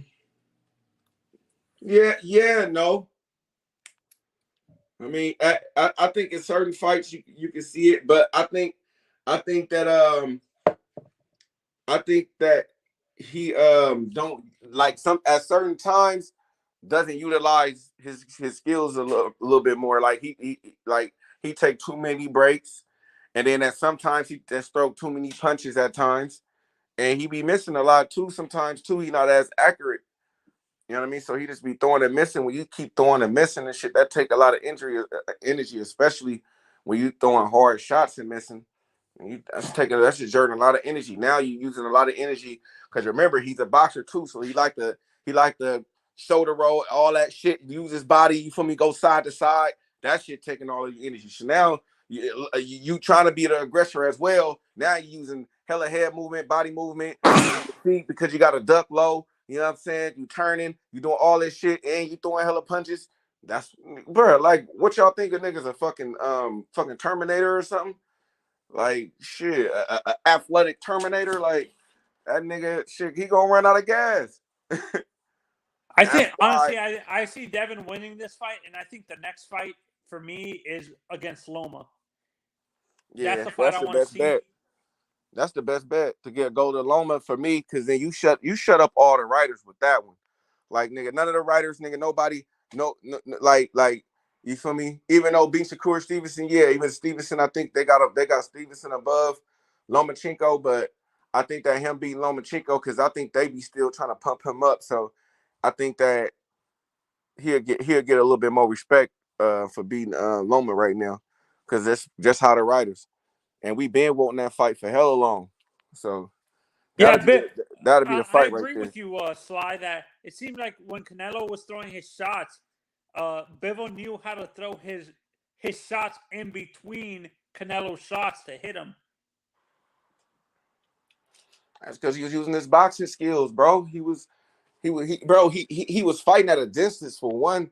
Like, so majority of his shots he could see coming. So he knew where to turn. Like, you feel me? Just simple shit like that, keeping your distance, bro. Like, and that's what and that's what Mario Barrios was like when doing the Tank in the beginning of the fight. Like, he was doing the shit perfect. Like, but then what do you want to do though? Oh, Mexican Warrior time. Then you want to go in there and want to keep chasing and keep on chasing, and then you go in there and you run into a motherfucking stop sign. Bow! Like, nigga, shit. What you expect, bro? Like, You tripping. Keep your distance. Keep your jab. He cannot hit you if you keep him at a distance. But that's why I say, Bevel, bro, when you know how to use your skills and you do it for all 12 rounds, bro, and be focused and disciplined, bro, it's hard to beat a fighter like that, bro. It really is. Hey, Taco, and you're on. Is there a fighter right now that has the elite punching power and is the best combination of elite punching power with great boxing skills and defense? Man, you would have to say Bud Crawford. Shit, I mean, no, of the young guys coming up. Young guys. You can say Tank. But I know we haven't seen it probably with the people who we wanted to fight him. But you know, Tank got it. You know, that young kid Davis from the competition he been fighting. Only thing we could do, like, and this is me, bro. This is how I do it, bro. Like, I understand people is fighting probably like people not the top fighters, but what you do in the ring is what you do in the ring. So for me, I go by what you do in the ring, not, you feel me? Oh, now I gotta look at the guy you done fought and all that shit. No, bro, I'm gonna give you your respect for what you did in the ring, because nigga, none of us could go in there and beat the nigga they fought. So, shit. Yeah, no, and I look at it the way you're looking at it. It's not the fighter's fault that the promoter is putting him in that with the competition he's facing and stuff like that. Teofimo Lopez, though, he was offered a couple of fights. They offered him a fight with Arnold Barbosa, and they offered him a fight with that guy Campa. Arnold Barbosa was on the table, and Tio turned down the fight with Barbosa to go fight a lesser opponent. So you could say that. And Teofimo Lopez is on video begging top rank officials to not put him in a ring with Arnold Barbosa, begging not to fight that guy. Damn. So he had a choice. Now that's the best shit right there. You didn't see that, Taco? Nah, I don't be on everything like that. Damn, that's some whole shit right there. Yeah, exactly. That's why that's y'all fight. Not y'all, but I'm not talking to y'all. You feel me? But that's y'all fighters, bruh. Like, nigga, that's what I'm saying, bro. Like, nigga, the fighters I root for, bruh, they ain't about that shit, bro. I can't. Wait. I thought my question is, I thought Jose Ramirez, is he fighting Jose Ramirez? No, I heard Tio was offered a Jose Ramirez fight and an Arnold Barbosa fight, and he turned down both of them to go fight against Jose Pedraza. Jose Pedraza, who's coming off a draw. Jose Pedraza, who just lost to Jose Ramirez. So you could have fought Jose Ramirez, who beat Jose Pedraza, but instead you chose Pedraza. And then on top of that, Pedraza is the same guy that Tank Davis knocked out 6 years ago. But when Tank beat Pedraza, Teofimo Lopez said Tank ain't fought nobody. Tank fighting bums. So why is you fighting Tank leftovers? If Tank fought all bums and Pedraza was one of the bums that Tank knocked out, why are you fighting him? Teofimo Lopez getting exposed, bro. He ain't shit. Yeah, no, but I have a question. Was Pedraza is Pedraza a former champion at 140? Yes. No, he was a former champion at 130. And Tank Davis knocked him out for the belt. Tank Davis beat him at his natural weight class when he was an undefeated champion. But nobody gave Tank credit for fighting that guy. Yeah, and Tank is the only person to knock out Pedraza. Ain't nobody knocked him. Lomachenko could have knocked him out. Jose Zabeta could have knocked him out. Motherfucking Jose Ramirez could have knocked him out. Only Tank did. But they said Tank ain't fought nobody. But if Tank ain't fought nobody, why the fuck is Teofimo Lopez fighting Tank Davis leftovers? I thought Tank fought all bums, according to Tio, but Tio trying to fight the bums that Tank knocked out. Come on, man. He's a joke. I'm starting to lose faith in Tio, dude. Me too. You should. I think he could be a champion again. I think he could win a vacant belt. It depends on who he fights against. I think he could be a champion again, but I don't think Teofimo Lopez will ever be the same again. After taking a loss like that. I think the loss took a lot out of him, bro. Like, I think the loss took probably some of that fire that he had, bro. And nigga, maybe it might be true he done got beat to death, bro. Like, maybe that might be true, bro. Like, remember when it said the doctor said that if he would have got hit, he probably could have died, bro. So, you know what I mean? Maybe he not the same, bro. Like, He a fraud, Taco. He a fraud. Remember when T.O. was saying Devin Haney ain't fought nobody, but Devin Haney beat the guy that beat the shit out of you. Email champion. Bitch. All of that, right? He said Devin Haney fought a guy that was ranked number 58 on BoxRec. Man, you just fought somebody ranked number 93 on BoxRec. That's even worse.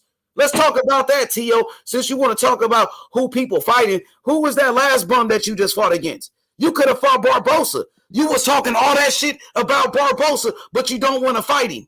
And Barbosa showed up to your fight looking for your bitch ass. Top Rank, they trying to push for the fight. They want to make the fight happen, but you don't want to challenge yourself. You rather go fight against a bum like Compa. Come on, Tony. Teofimo Lopez, bro. He got exposed, man. And now Kambosos got exposed. For me, I wanted, for me as a Teal fan, I wanted him to go against either my God, Barbosa, the man that he called out, the man that he disrespected, the man that he called the bum, the same guy that T.O. was talking about fighting. When T.O. was at 135, he was talking about moving up to 140 to fight Barbosa. But now all of a sudden, you at 140, you begging not to fight this guy. Yeah, you begging not to fight people, bro. That shit is weak. Yeah, no. And for me, I would have rather him fight either Matias or Barbosa. He don't want to fight those guys. Trust me. He ain't trying to fight those type of guys. He trying to fight Tank Davis leftovers. That's what he trying to do. But he said Tank ain't fought nobody. He's a fucking hypocrite, bro. But fact, bro, he need to. You know what he need to do though? He just, I mean, you feel me? People will give him more receipt. These fighters be thinking that they just gotta come out and say shit and play Mr. Tough Guy and shit, bro. Nigga, bro, just keep it real, bro. Just be like, bro, you know what? I just came out a hard fight. You feel me? You know what I mean? My last fight really took a little toll on me. So, I'm probably just gonna take it easy. The issue with that. Give me hold on. Give me a couple of comeback fights real quick. And and once I feel right, then I'm good. But once you go out here talking shit and talking about other fighters and shit and keep on running your mouth, bro, you look stupid, bro. I'd rather a fighter, bro, keep it real, bro. As a fan, I could respect it, bro. Like I could respect the issue with the keeping it real part is if they say that, you know what, then the fans are gonna say he's a weak-minded fighter. He shouldn't be in the sport. No, he can't. Well, you can't please them all, man. I'm just saying, me and my point of view, bro. Like I would respect a fighter for that, cause it takes a lot of you going in that ring, nigga. Shit, that's why we watch this sport, cause we like it, we love it, but we ain't finna get in that motherfucker. Shit, I'm pretty sure ain't nobody gonna be bold enough to get in there with nobody. Dude, so, I wouldn't fight Jose. I wouldn't fight Jose Pedraza or some of the guys Tank fight. Man, go ahead and fight. You call a nigga a bum. Go ahead and fight Rolly if you want to. Go and fuck a Rolly. I'll get my ass hurt by Rolly. Go ahead and fuck a Rolly, nigga. Nigga calling Rolly a bum, nigga. Get in there with Rolly, nigga. He'll knock your ass out. Like, you feel me? Like, so that's why I just like to judge fighters for what they do. But all that old bitch shit, ducking fighters and talking shit, that's why it's good to be humble, bro. That's why it's good to be humble and not talk shit like that, because you put your foot in your mouth a lot of times. That's why you just, you talk your shit, but you talk it strategically. You know what I'm saying? You do it right, the right way. T.O. is an example of the wrong way. Yeah, no, and I admit, T.O., his head got big after the Loma fight, and he was looking past Kambosos to a fight with Devin. I think he was looking past Kambosos. That's why he wasn't gonna fight Devin. No, I'm saying a fighter like Devin, like a Tank or something like that. Tank wasn't gonna fight him. I don't think Tank would have fought T.O. You don't think so? Hell no, Tank wouldn't have fought T.O. Tank won't go fight T.O. right now, and he's probably at a low point right now. Tank ain't gonna go fight no T.O. right now. Wait, T.O. probably wouldn't even want to fight Tank. Is Tank still a champion at 140 by chance? Is Tank still a champion at 140? I have no idea, bro. Hey H, you there?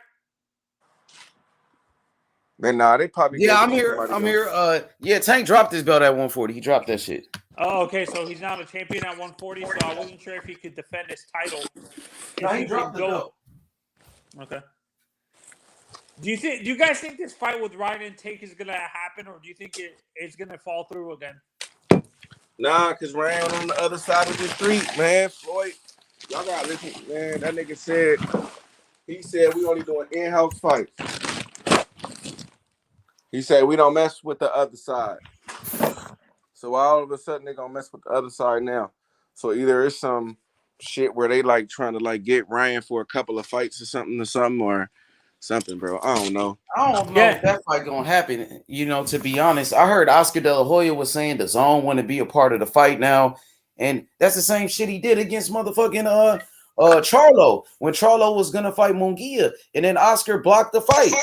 So I don't think Oscar really want that fight. To be honest, man, they might just be clout chasing. I don't know, bro. No. For me, I kind of wish this is where I kind of hope that eventually, let's say his contract finishes up with Golden Boy, he goes to PBC or something like that to fight Tank. Man, he probably signed a toilet paper contract like Tank, bro. Shit.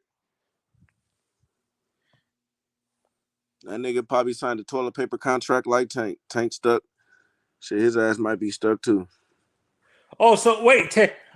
So Tank's contract is not one of these contracts where he can actually cancel it after a few fights, or with what's it called? I don't really know, but he came out and tweeted that I guess he talked to one of Floyd lawyers or something shit, and it was like, why would you have a kid sign a contract like that? So, I mean, you only could, kind of guess and assume that shit, he a part of the money team some way somehow. I'm predicting this. I think Xander is the future at 154. He's the one that's get dethroned Charlo at 154 in the future. Man, Bud about to go up and do it after he whoop EJ. What you talking about? No, I think did Bud say even if he wins, I thought Bud said like in an interview a few months ago that he was going to retire even if he wins. No, he said that he got to go up to 154 and fight Charlo and fight the cheerleader.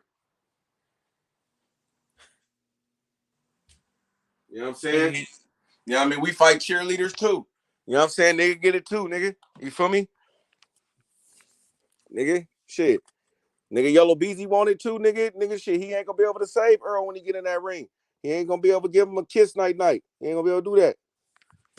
Ain't no Wait, are any of Earl's titles where he can actually use it to move up to 154 and challenge Charlo for one of his titles? Yeah, he can do that. Yeah, he can do that.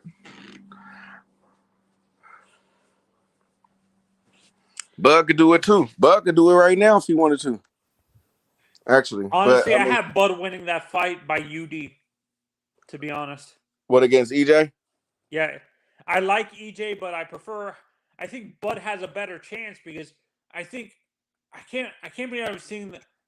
I feel that Earl is kind of one-dimensional, to be honest. I mean, that's your opinion. Can't nobody be mad about how you feel, bro, if that's what you feel.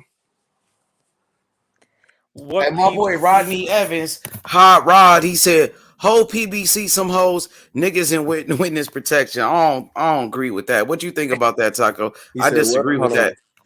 He said what? He said the whole PBC and witness protection, they some hoes. Nah, I don't know about that, bro. Hell no. How you gonna say that's like over 100 fighters on PBC? Nigga, and you saying they all hoes and they all in protection? Fuck no, nigga. You think Charlo No, he's in protection? talking about the top guys in PBC. He's talking about the Jermell Charlo's a top guy at PBC. He's undisputed champion. How the fuck is he a hoe? And he an undisputed champion. And he nigga fight anybody. How is Wilder a hoe? And Wilder done fought Tyson Fury 3 motherfucking times. Yeah, and they're finna be 4, shit. Yeah, so how is he a hoe? Come on now, knock it off. I think Wilder might get him in a 4th one. If they fight a 4th time, and Wilder become an underdog, that'd probably be my first bet. Cause I don't really gamble like that, but I might throw a little something on that. I don't even think Fury would want to fight Wilder a 4th time. Wilder's so fucking dangerous. Wilder almost knocked his ass out in the last one. That's why I don't be understanding people. They don't be want to put respect on his name. Like, like, oh shit, he gonna lose to nigga everybody else like AJ and all them other niggas, bro. I'm like, bro, Wilder knock out everybody else, bro. He's the second best heavyweight in the division, bro, by far to me. Like he knocking out anybody else. Like anybody else is getting knocked out. But the issue with Wilder, I think the reason why he doesn't get the respect he deserves is because people feel he's one dimensional. He relies to he's not a good. But ain't that what people want to see? Knockouts? Exactly. Like that's why. Ain't that what people don't like about Devin Haney? Because Devin Haney's not knocking people out. Wilder was knocking every motherfucker out. Wilder was knocking everybody out. So if that's what you like, a come forward style, an aggressive fighter, and knockouts, that's what Wilder brings to the table. That's what he do. I don't even get. I was, bro. You got to before me, H, because I was about to say the same thing, but I was gonna let him keep going for a second. But I agree with H. No, I like Wilder. It's just that's what I think. They hate on Wilder. That's what I think. Want to people like feel that he's out. Like shit weird, bro. Niggas is weird. Yeah, Wilder is the opposite of Devin Haney. So if people don't like Devin Haney because of his style, you should love Wilder because of his style. Fact. You know another reason why people hate Deontay, the way he treated his previous trainer. What? Man, that's too grown, man. That's what I'm talking about, bro. Niggas be in their feelings, bro. Like that's a dispute between two grown men, bro. Like real shit. Like, don't get me wrong, though. Like, it was out of line. I feel like he shouldn't have did it. But, bro, like that's between him and another grown man, bro. Let them niggas handle it out. That's why I say we gotta stop caring what these fighters do outside the ring, bro, and just leave it to what they do in the ring.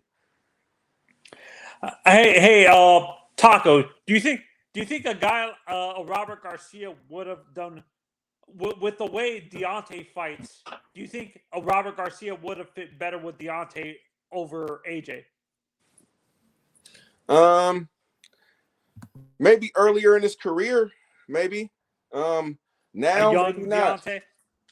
Yeah, Deontay. Maybe if you would have caught Deontay earlier in his career, maybe. But right now, no. I say he probably got a good enough trainer who he with right now. Somebody who that's who he trusts and everything. Is he with Malik Scott again? Is he with Malik again? Yeah. Oh, he's back with Malik. I thought he wasn't with Malik anymore. I think he with Malik, bro. I could be wrong. I don't want to. I just think, he's still with Malik Scott. Yeah, he's still with Malik Scott. Okay, yeah, man. I think he cool with who he is now. But like, if we talk about earlier in their careers, I would say both of them, they probably would have been better fighters if they was with Robert Garcia. You know what I mean, he a great trainer. No, and people like this is where the disconnect for me with Robert is. He was a good boxer. He was a good boxer when he was fighting, but when he retired and became a trainer, it seems like he's not teaching his fighters the fundamentals of defense and stuff like that. Is it just the fighters that are coming to him are like that? Man, that's probably exactly what it is, bro. Like, you know what I mean? Like, come on, bro. You know, at this, at one point in time, fighters gonna do what they want to do at the end of the day, bro. Like, nigga, shit. They gonna go, but like I say, you can practice one thing, but once you get into a fight or something, you're gonna resort back to what you know, bro. No matter what, like, you feel me? That's why that's why I'm on Devin Haney to just stay where he at. Stay in your lane, bro. Like, nigga, don't prove shit to nobody else, bro. Prove that shit to yourself and God, bro. That's it. Like, they said prove shit to nobody. If Wilder beats Helenius, he becomes a mandatory for Usyk. Is that true? I think Usyk just said he was gonna fight him. I don't know if he gonna stick to his word, but I mean that'd be a great fight. I got Wilder knocking out Usyk. I have Usyk winning that fight because Deontay lacks the fundamentals a little bit. Man, all it takes is one, bro. Man, all it takes is one, and it took a creative fighter to motherfucking beat him. Nigga, Fury is a creative fighter, bro. Bro, how many big tall dudes like that can move like that, bro? Like, come on, bro. That nigga, nobody, bro. He lost to the nigga. You know when you used to have a boxing game, you create your fighter, and you know what I mean. He one of those. and he fast, and he could box, bro. And now he throwing off his he sitting down on his punches and everything.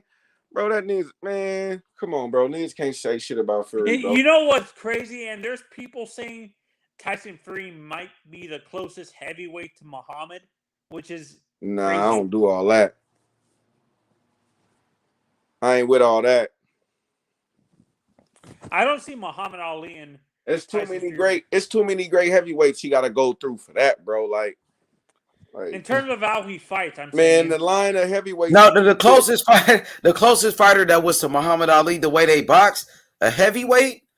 All right, it got to be Larry Holmes, because Larry Holmes was Muhammad Ali's sparring partner. So he did, copy Muhammad Ali's style. And then you had Sugar Ray Leonard, who was like a smaller version of Muhammad Ali. He was kind of similar too. He tried to use that style as a Muhammad Ali. But yeah, some people do say Tyson Fury reminded him of Ali, though. Some people did say that, though. I mean, but I don't see. I see, for me, when I look at Tyson Fury, he's not Muhammad to me. He's more like Smoking Joe, kind of how. Nah, hell nah. If anything, his style is closer to Ali than Joe Frazier. Because Joe Frazier was a come forward brawler. I would say that like when Fury used certain movements, it could look like a Ali move or something like that at times and shit like that. But like, nah, like to he don't box like Ali to me. Yo, Jerome, what up, JB? Like he tries to fight like Ali. He tries to copy Ali and does some of the things that he do. Actually, I would because to me he didn't start sitting down on his punches like waiting until the last Wilder fight. Like, you know what I'm saying? Then my mistake. I would say Deontay's closer to Joe Frazier. Then would you say Deontay's like that? No. A Wilder kind of reminds me of a George Foreman with the right hand, like with the power. I would say something like that. Yeah, Frazier, Mike Tyson was kind of like Frazier to me. Mike Tyson was like an undersized heavyweight, just like Joe Frazier. In the boxing game right now, like anybody in the boxing game right now that's kind of like Frazier. Holyfield was kind of like Frazier. Holyfield was similar to a Frazier. Tyson was kind of like a Frazier in a way. Maybe like you already know. Isaac Cruz. You already know. You get to comparing these chumps to the champ. I'm gonna pop on, right? What's up, Sheldon? Hey, What's good? Yo, they do compare Fury to Ali. Like I think Bob Arum started that. Tyson Fury said Ali was his favorite fighter and things like that's that. Great. That's so cool. I like that. Ali was his favorite fighter, but all that comparing to the champ, ain't none of these chumps the champ. None of these chumps is nowhere on the radar. Hey, I agree with you. Muhammad Ali. I agree. But I have to check myself a lot because I have to realize that I'll be talking to people who never saw Muhammad Ali. So they will never understand what I'm talking about. You know what I mean, H?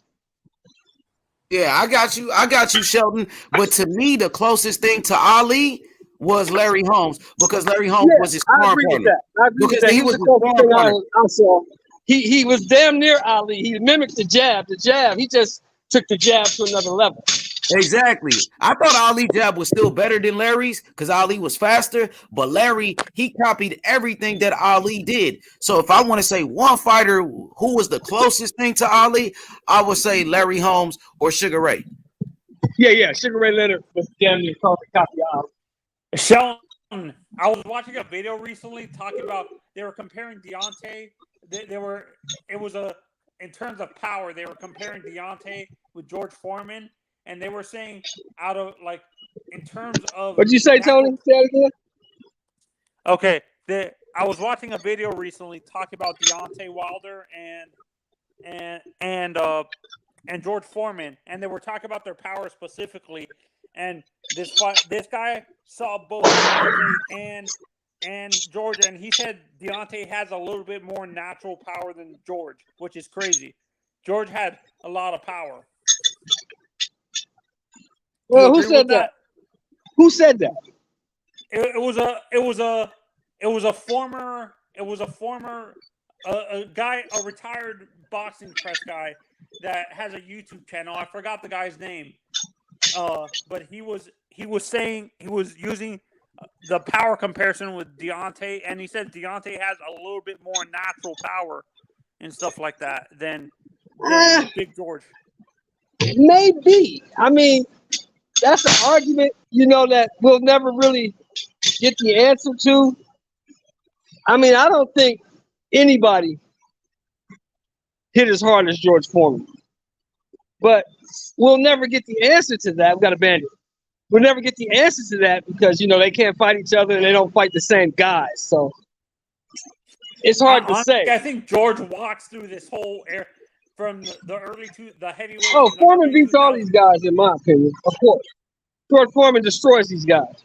But, you'll have guys from the new school that say Wilder is the greatest of all time. So, I mean, it is what it is. I give credit to Wilder. He's more athletic. Is George an underrated athlete in the ring, Shelton?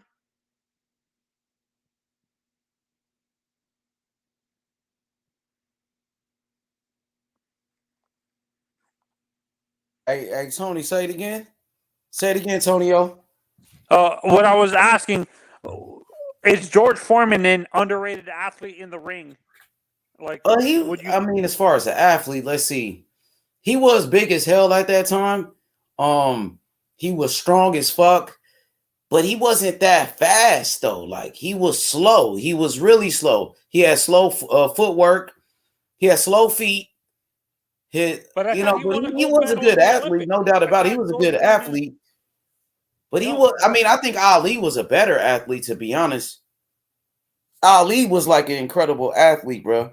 To be that big at a heavyweight and move that fast, you ain't never seen nothing like Ali. That fast in the heavyweight division with that type of speed.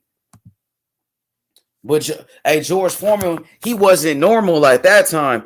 He was a huge heavyweight, bro. And he had crazy punching power. He was destroying people. Was George like an anomaly back then? Was he an anomaly? Yes. That nigga used to lift up cows and shit. He used to lift up cows, put them on his back, and walk around with cows. That's how he used to work out. He was strong as fuck. That sounds like Rocky workouts, dude. That sounds like the workouts you would see in the Rocky movies that Rocky would do before he fought Drago and stuff like that. Yeah, at that time, George Foreman was the most feared man in boxing. And guess who he looked up to? Sonny Liston. His favorite fighter was Sonny Liston. George Foreman, he wanted to be just like Sonny Liston. He copied him. He mimicked him. Like he was the next Sonny Liston at that time.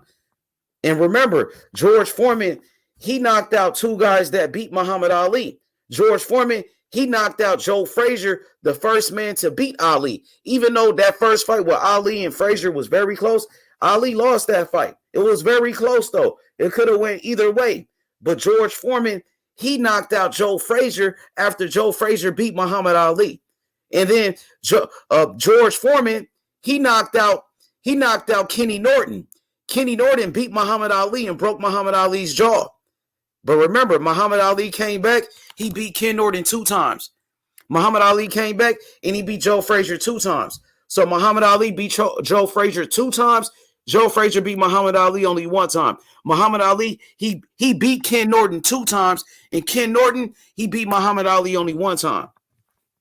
Was it more common back then that great fighters were sparring partners? Because you don't see good or great fighters now as sparring partners. Was it more common back then, like in the 80s, like 70s, like 60s, 70s, 80s, and 90s, that you saw great fighters as sparring partners? You still see that sometimes. Sometimes you still see that, right? Look at Terrence Crawford. Terrence Crawford was Timothy Bradley's sparring partner. That's how they discovered Terrence Crawford, from being Timothy Bradley's sparring partner. You know, even Earl Spence, he sparred Floyd Mayweather. I heard he gave Floyd Mayweather some good work. So that's how Earl Spence made a name for himself as Floyd Mayweather's sparring partner. And also Earl Spence, he sparred against Adrian Broner. And the rumor is Earl Spence knocked out Adrian Broner, stopped him. So that's how Earl Spence, that's how people found out about him. Sparring partner with Manny. Wasn't Chocolatito? Oh, yeah, look, Kambosos. Kambosos was Manny Pacquiao's sparring partner. So you still see that, bro. But it's that's not how a lot of fighters make a name for themselves. They start off as a sparring partner. Yeah, see, I'm back. I was doing something. But yeah, you gotta understand. I gotta understand. That's why I gotta stop getting heated, because I have to understand that people base their opinions based on what they've seen. You know what I'm saying?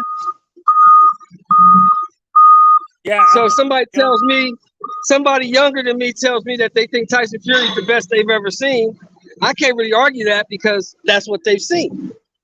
You see what I'm saying? You saw Tyson, you saw Ali, you saw Frazier, you Yeah. saw Foreman. I saw Ali. I saw Ron Lyle. I saw Ken Norton. I saw all these guys. I saw Joe Frazier. I saw Larry Holmes. Oh, hey, So I hey, know Sheldon, are you what old great enough to boys- see? Were you able to see Sonny Liston in his prime? Are you that old? No. I never saw Sonny Liston. Sonny Liston, by the time I was really watching boxing, Sonny Liston was already dead.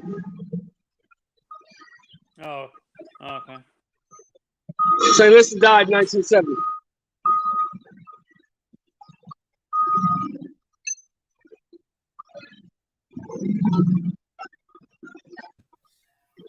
Hey, Sheldon, keep cooking, Sheldon. I'm finna switch to my phone real quick. I'm finna All switch right. to my phone. Keep going. Yeah, because so I know what great heavyweights look like, you know, and that's why when you hear older people say that Tyson Fury's good, but he's not great. You know, he's great for this era.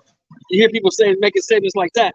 That's because they've seen the very best that ever did it, and he's not on that caliber.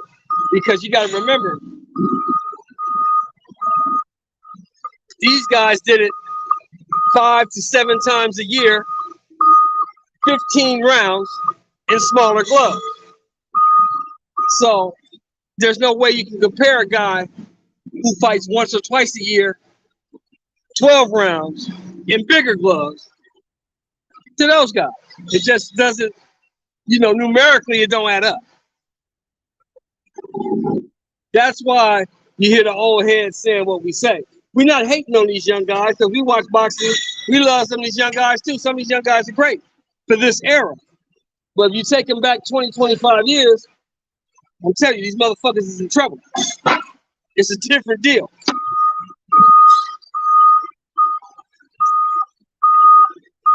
And you're dealing with a different type of dude. So that's why I've stopped doing that. I got out of the debates. I stopped comparing eras. You can't compare eras because everything is different. It's just like in football. You can't compare Lawrence Taylor to anybody today because the rules are different. You can't compare Ronnie Lott to anybody today because the rules are different. You know what I mean? Like when they had these basketball debates, the Warriors or the Bulls or the Lakers, what rules are we using? Are we using today's rules or are we using the rules of the 80s? Hey, you think the NBA is better now though? You think it's better now with these type of rules? I think the NBA is more skilled now. It's not better. It's more skilled. But what about with the rules? You think the rules are better nowadays? How no, they changed the game? Too soft. So you like it better when these niggas was tackling each other in the air, injuring fucking people and shit? Like that because you actually had to be physical and play the game. That's the way I learned how to play the game. I didn't learn how to play the game where you couldn't hack a motherfucker if you keep hitting threes on your ass. Or you keep hitting jump shots. You can put him on his ass. But you can't do that now. It's a different game.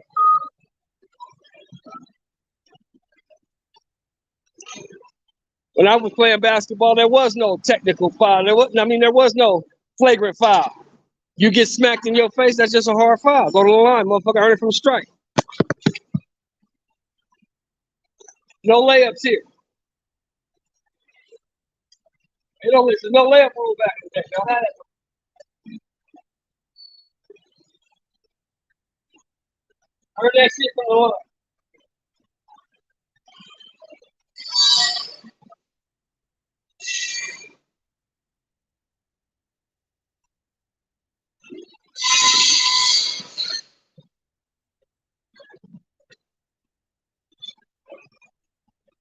Yeah, that's what I was telling Tony. Hey, that's why I don't compare eras in boxing anymore.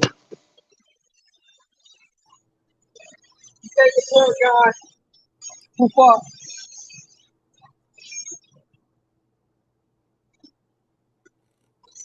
Take a pair of guys Hey, who fought Shelton. 67 times a year in 8-ounce gloves and fought 15 rounds to a guy who fights once or twice a year in 10-ounce gloves and fights 12 rounds. There's no comparison. Hey, Shelton, can you hear me? Can you hear me, yo? It's like comparing apples and oranges. I was gonna ask him, name 5 fighters that you think could survive in that era. It's just From fucking this era. different. Hello? Can you hear me, Shelton? Yeah, what'd you say? I said name 5 fighters that fought in at least from 2000 and up that you think can survive in that era. Just 5.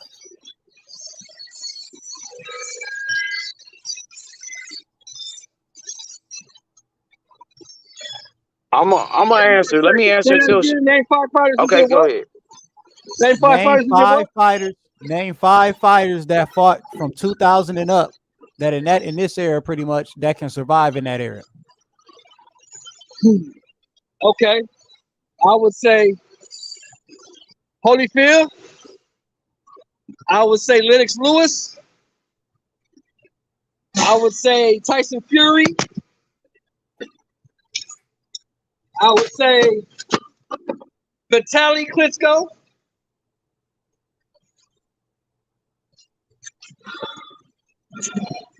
And I would say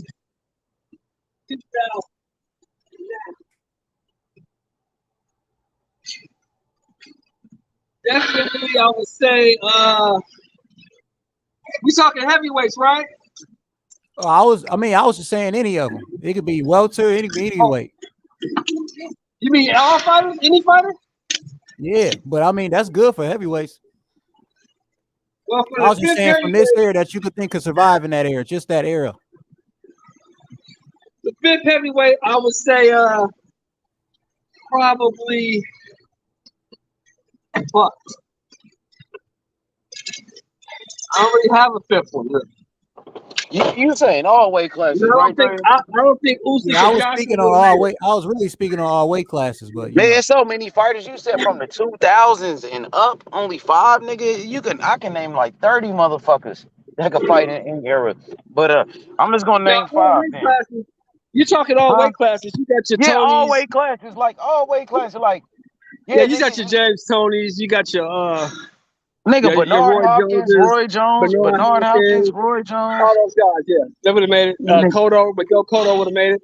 Floyd Mayweather, shit. Floyd Mayweather. Floyd definitely. Floyd is from that era. What are you talking about? Floyd is from that. I know. He's from that era. He was champion in '96. So Floyd, he fought in the 2000s. He was in his prime. So Floyd Mayweather, Bernard Hopkins, Evander Holyfield, Lennox Lewis, motherfucking James Lights Out Tony.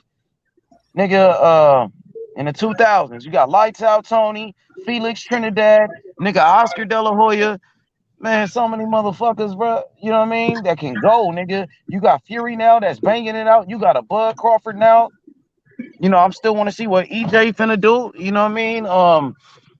Yeah, you got some motherfuckers, man. They can go, bro. Nigga, Devin Haney at lightweight. Devin Haney give a lot of niggas fits at 135, bro. Put him in there with a lot of these niggas, line them up. Haney gonna give niggas hell. You know what I mean? Andre Ward, nigga, a motherfucking Joe Calzaghe who beat motherfuckers' asses. So Ward gotta be on that motherfucker. Yeah, Ward was a beast. I mean, don't get me wrong. Like I was telling Tony earlier, we got great fighters today. There's some fighters that could have survived back in the eras. It's just I don't know how good they would have been because everything is different. You know. Now the thing about great athletes is this. Usually great athletes adapt to whatever the rules are. You know what I mean? Yep. You see when they start softening up the NBA and changing the rules, what did Kobe Bryant do? He adapted, right? 100%. He definitely went out there and he changed his game up so he could fit in. And we're still killing everybody. That's what you got to do. You're right. Great athletes adapt. So I can't say that Earl wouldn't have made it or Terrence wouldn't have made it or any of these guys, Sean, any of those guys wouldn't have made it. Fucking Wilder. I can't say they would. I know they wasn't beating some of them guys though, because their output is not enough. These guys throw at an average of 200 to 300 punches a fight, and you talk about guys like an Ali, or Frazier, or Holmes that's throwing 600-700 punches a fight. Your output ain't enough. They're gonna beat you up. Ooh, so Haplo just did something, but I want to ask a question off of what he said. So who do you think will be a champion in that area? Haney, Terrence Crawford. I think Earl Spence. You mean fighters today? Fighters of today that's fighting right now? Yep. Could they be a champ in the 70s? Who will be a champ in the 70s? I don't know, bro. That's gonna be a tough one, man. That's a tough one. In the 80s? That's a tough one. Because ain't none of these dudes beat Marvin Hagler. I'm telling you that now. You said the middleweight ain't getting changed up, huh? Middleweight No, solidified. ain't nobody beating Marvin Hagler. Ain't none of these dudes beating Sugar Ray Leonard. None of them beating Thomas Hearn. I mean, I don't know. I mean, I think Hearns was a beast. Hearns was a monster. He's one of the greatest offensive fighters. He could box and all of that. Yeah. But, you know, he does get hurt and he does get tired in fights. We seen Hearns, you know, some people did question the chin of a Thomas Hearns and the cardio that he gets tired. He's run out of gas. Andre Ward, though. Shit, man. Andre But Ward he don't was get tired. He don't get tired in 12. He gets tired around the 13th or the 14th, not the 12th age. That's the difference. 13th and 14th round, not the 12th. Oh, yeah, that's a good point. That's a good point. But what about the chin, though? That nigga did get knocked out a bunch of times. You know, Hey, Roy Jones is a yeah. beast, too, though. Roy Jones, but who Andre knocked Ward, him I out? said Ward. I don't know. I don't know if any of these dudes hit as hard as Marvin Hagler. I don't know if any of these dudes hit as hard as Sugar Ray Leonard. I don't know if any of these dudes hit as hard as James the Heat Kitchen. I don't know if they hit that hard. Roy Jones was a bad motherfucker, though. He was quick as shit, though. Oh, That's Roy the Jones thing. is beating everybody. I say that all the time. Roy in his prime, don't nobody beat him. Hey, that's why when you say that, Hagler and Roy One Jones, more, bro. that's a pick 'em to me. One more. That's it. Do you think that's a 50-50 fight, though, Oh, okay, Shelton? okay. Huh? Would you say that's a 50-50 fight with Roy Jones and Hagler? Roy Jones and who?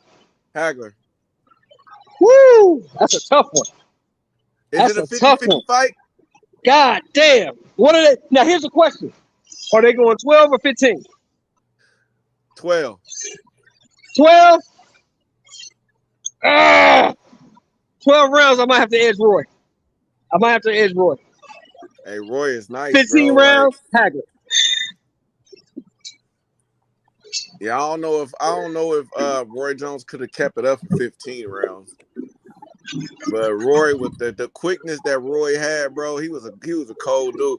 Now, if I think that Roy would have retired right, bro, like I think that he should have retired at a good time and then started doing those exhibitions and shit like that. I think he would have But been 12 received. rounds, prime Roy, athleticism, yeah, I might have to edge Roy in 12. But in 15, Hagler all the way. Hagler going stalking, walking down, knock him out. And who can I get for the who can I give you a good chance for the Sugar Ray Leonard? Let me see. Damn. The only guy that got a shot at beating Leonard, honestly, Terrence Floyd. Crawford. Floyd. Yeah, Floyd. Hey, Floyd. I'm trying to think of somebody other than Floyd though. Like I know Floyd, but people always gonna give it to Leonard. You feel me? Like, 'cause, you know, a lot of people Well, don't the like thing, see, Floyd. here's the thing, man. Here's the thing you got to look at.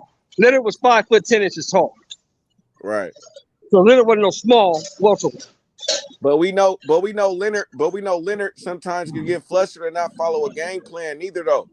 You know what I'm saying? Yeah, Like, that's true. Like That's before true. the fight, and that's why I be trying to credit people with Floyd. Like Floyd can stick with a game plan. Like, you feel me? If something not working, he can switch. Not saying that Sugar Ray can't neither, but I'm like, you know, Floyd dad had some success against Sugar Ray Leonard. You know what I'm saying? So, and I think Floyd is way better than his dad. So I can't sit up there and just say that it's like, you know, he'll just, you know, beat his ass. But I would edge Leonard though. I think the speed. But see, the only difference between the two for me is that, you know, sometimes in a fight, Sugar Ray Leonard would just say, fuck it, and come get you. Right. The He's just speed, gonna bro. get you. The speed is different. Hey, Floyd is fast, but the speed is different. Now, what Floyd we talking about though? See, it's two different. It's like two different. It's like almost 2 or 3 different Floyds. You know what I'm saying? Because he was at different weight classes. But I don't think Floyd You was gotta go ever with the one at the weight as class. fast as Leonard. Man, Leonard was the speed was on a different level, bro. That's it. So I don't really know how good his reflexes would have been to really dodge a lot of shots because he's so fucking fast, bro. Like that shit Floyd coming. fast as shit too, though. But no, I'm not saying he not. But Sugar Ray, I think Nigga, Sugar Ray Floyd edged him. Floyd was similar to Bud in how he'd touch your ass after you throw your punch. He'd get his shit off, and he threw his shit after you threw yours. Floyd was quick. See, y'all niggas know I'm the president of the Bud Crawford fan club. I'm his #1 fan. But I know for a fact he can't win a boxing match against Sugar Ray Leonard. And I don't know if he could win a fight against Sugar Ray Leonard. I give you. I mean, I think that he'll make it a fight. I think that he'll make it a fight, and I think that it will be a good fight. But it'll be close. I just It'll be close. I just don't think he can beat Leonard. I think Leonard was good, man. Leonard was fucking good. Leonard was good. He wasn't good. He was great. He was a bad motherfucker, boy. That nigga was fast as shit. Them motherfuckers just coming like AK-47 bullets or something. Damn. Yeah, he had them combos for sure. Shit, why y'all think they got that 3 and 4 piece out there? You can get a 4-piece, 5-piece combo. You know what I'm saying? Where you think they got that shit from, man? Sugar Ray Leonard was pop, pop, pop, pop, pop, pop, pop. Like, god damn. On them. So yeah. So that, but I was trying to think of somebody other than Floyd and Bud. It can't really come to my head right now. Anybody that could really fuck with Leonard like that, like it's a prime Leonard too in this era. I don't know. Mm-hmm. I don't know. I think Hagler would have got Roy Jones though, but I think Roy was big. Like how Sugar. You breaking up, Brody? Damn.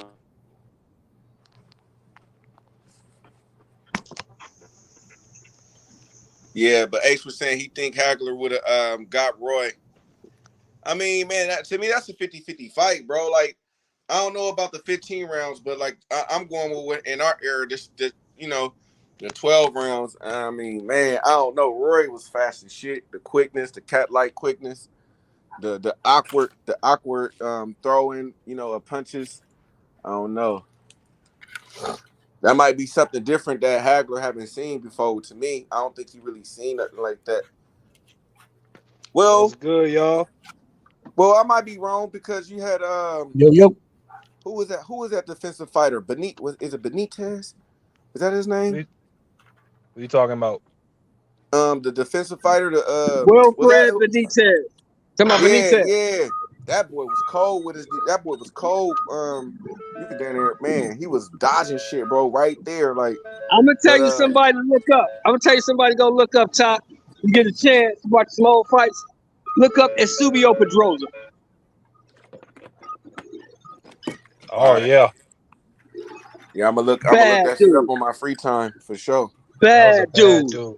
His biggest issue, the reason why he didn't gain, or in my opinion, why he didn't gain a lot of attention is he just like, whenever they put him on national TV in the US, he just didn't show out. Right. He may win, but he don't win spectacularly.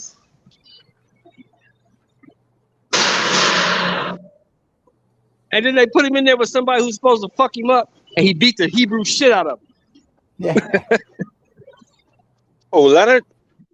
No, Eusebio Pedrosa. Oh yeah, he beat what's the name of the dude who was crying on the video? He was a good ass fighter. Oh, he beat Cornelius Boza Edwards. No, not Boza Edwards. Rocky Lockridge. Rocky Lockridge. He beat Rocky Lockridge. Yeah. And he was an excellent fighter. He beat Boza Edwards. He beat Rocky Lockridge, and he beat Juan Laporte, and he beat he beat Juan Laporte. and he beat Snake Man Escalera, Alfredo Escalera, Snake Man. Yeah, he was a great fighter, man. It's just that you know, if he got that fight with Salvador Sanchez, he'd have had a chance in that fight, but then Salvador Sanchez, his people didn't want that fight. They didn't want that fight. Hey man, look, I would have paid great money to see Salvador Sanchez and fucking the Subio Pedrosa, but they never made the fight. Now people try to say Sanchez people ducked it. I don't know. That's what I heard. Yeah, I don't know because, well, it could be true because they damn sure jumped on the motherfucking Zuma Nelson fight when nobody knew who he was, right? Exactly. But they jumped on that shit. They said Salvador Sanchez, they said he didn't like tall fighters. Maybe so. Maybe so. Maybe so. Hey, I know he jumped on motherfucking. He jumped on Azuma Nelson and jumped right the fuck off, didn't he? Oh hey, shit! I know. Fuck the other. Hey, I know. I know De La Hoya kind of like fought back in the day, but hey, like, do you think how you think he do in the older days though, like with the Hagler and all them like? What are you talking about, De La Hoya versus Hagler them? Yeah, like no, he didn't have enough defense. How y'all think De La Hoya? That would have been fighter. Even worse than all the losses he took. It would have been even worse. Oscar was a good fighter, but Oscar didn't have no fucking defense, man. Oscar was a come forward, just thrasher. And against them dudes, Oscar could box, nigga. Oscar was a gold medalist. Oscar has skills, bro.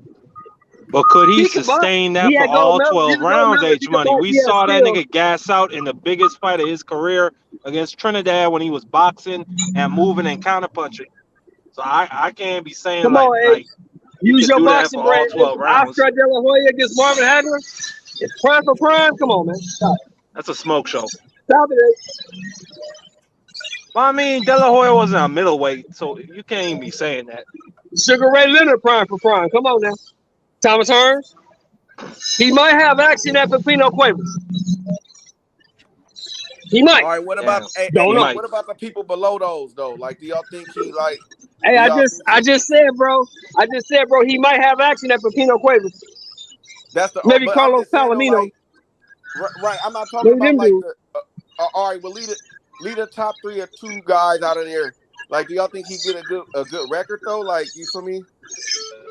Oh yeah, he could probably would have success with like a Donald Curry, maybe a guy. Become a champion? Like, could he become a champion in this weight class in those days?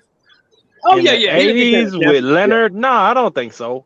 With Leonard and Hearns and Duran and motherfucking, and after that you had who was it? It was Lloyd Hunnigan and Donald Curry. Donald Curry.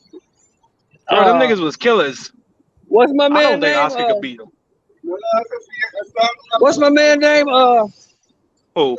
He just went to the Hall of Fame this year. You know what I'm talking about? He beat Mark Breland. Oh, Aaron Davis. Not Aaron Davis, the other guy. Hey, I don't know. Hey, they gonna be mad at this one though. I'm gonna throw y'all with how y'all think Canelo do? Oh no. Oh my God. No. Listen, man, forget about the fucking 80s. I don't think Canelo could beat niggas from the 2000s. I don't think that nigga could beat Bernard. I don't think he could beat Joe Calzaghe. No. Listen, man, Canelo, no. Now let's look at this. Let's pull your tape file out. Let's pull your tape file out, Marky Dan. Canelo Alvarez at 160. Carlos Monzon at 160. Who? Come on, man. Come on, man. No. You don't want none of that. You don't want nothing to do with that, Alvarez. No. Bro, that's the worst style matchup maybe in history. Monzon, he would have just destroyed him. He would have destroyed him, and that shit would be ugly. That would be career ending.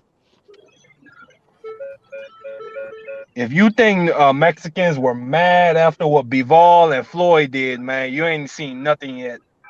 That nigga Monzon would have embarrassed him and would have broke his face. Long ass arms and bricks for hands. Exactly. 89 and 3. 89-3. Just wrap your head around that. 89-3. Hey man, shit, we already know what would have happened, but I'm just having fun right now. What y'all? We just chopping it up. How y'all think T.O. do? Come on, man. Stop it. Man, against who? Against who? Against Aaron Pryor? At 35? Against Aaron Pryor? At 35, you got Alexis Arguello, you got Snake Man, Escalera, you got what? You got Boom Boom Mancini. You got Cornelius Boza. He could beat Boom Boom. No, I don't think he could beat Boom Boom. I don't think he could beat Boom Boom. I don't think none of these dudes today could beat Prime Boom Boom. Boom Boom was a bad motherfucker. I don't know. That nigga get. I mean, yeah, I acknowledge like he's a good fighter, but he get hit way too much. So I think it's a lot of dudes could beat him. Boom Boom threw 100 punches and Boom Boom fought 15 rounds. I saw when he fought Arguello, and he fought the nigga, the Korean dude he killed. Yeah, he killed the Korean dude, but he fought Arguello. Now think about who you said. What'd you say? Who did he fight? Who did he fight? He fought the man. He fought Arguello. Arguello. How many of these motherfuckers today beating Alexis Arguello? Nobody. Come on now. Come on now. That nigga Arguello. You talk about, if you want to talk about like an all-time great with like a real like record that can never really be broken. Look at this. Look at his 17 fight win streak. And the niggas he beat Bobby Chacon. He beat Boza Edwards. He beat fucking Bazooka Limon.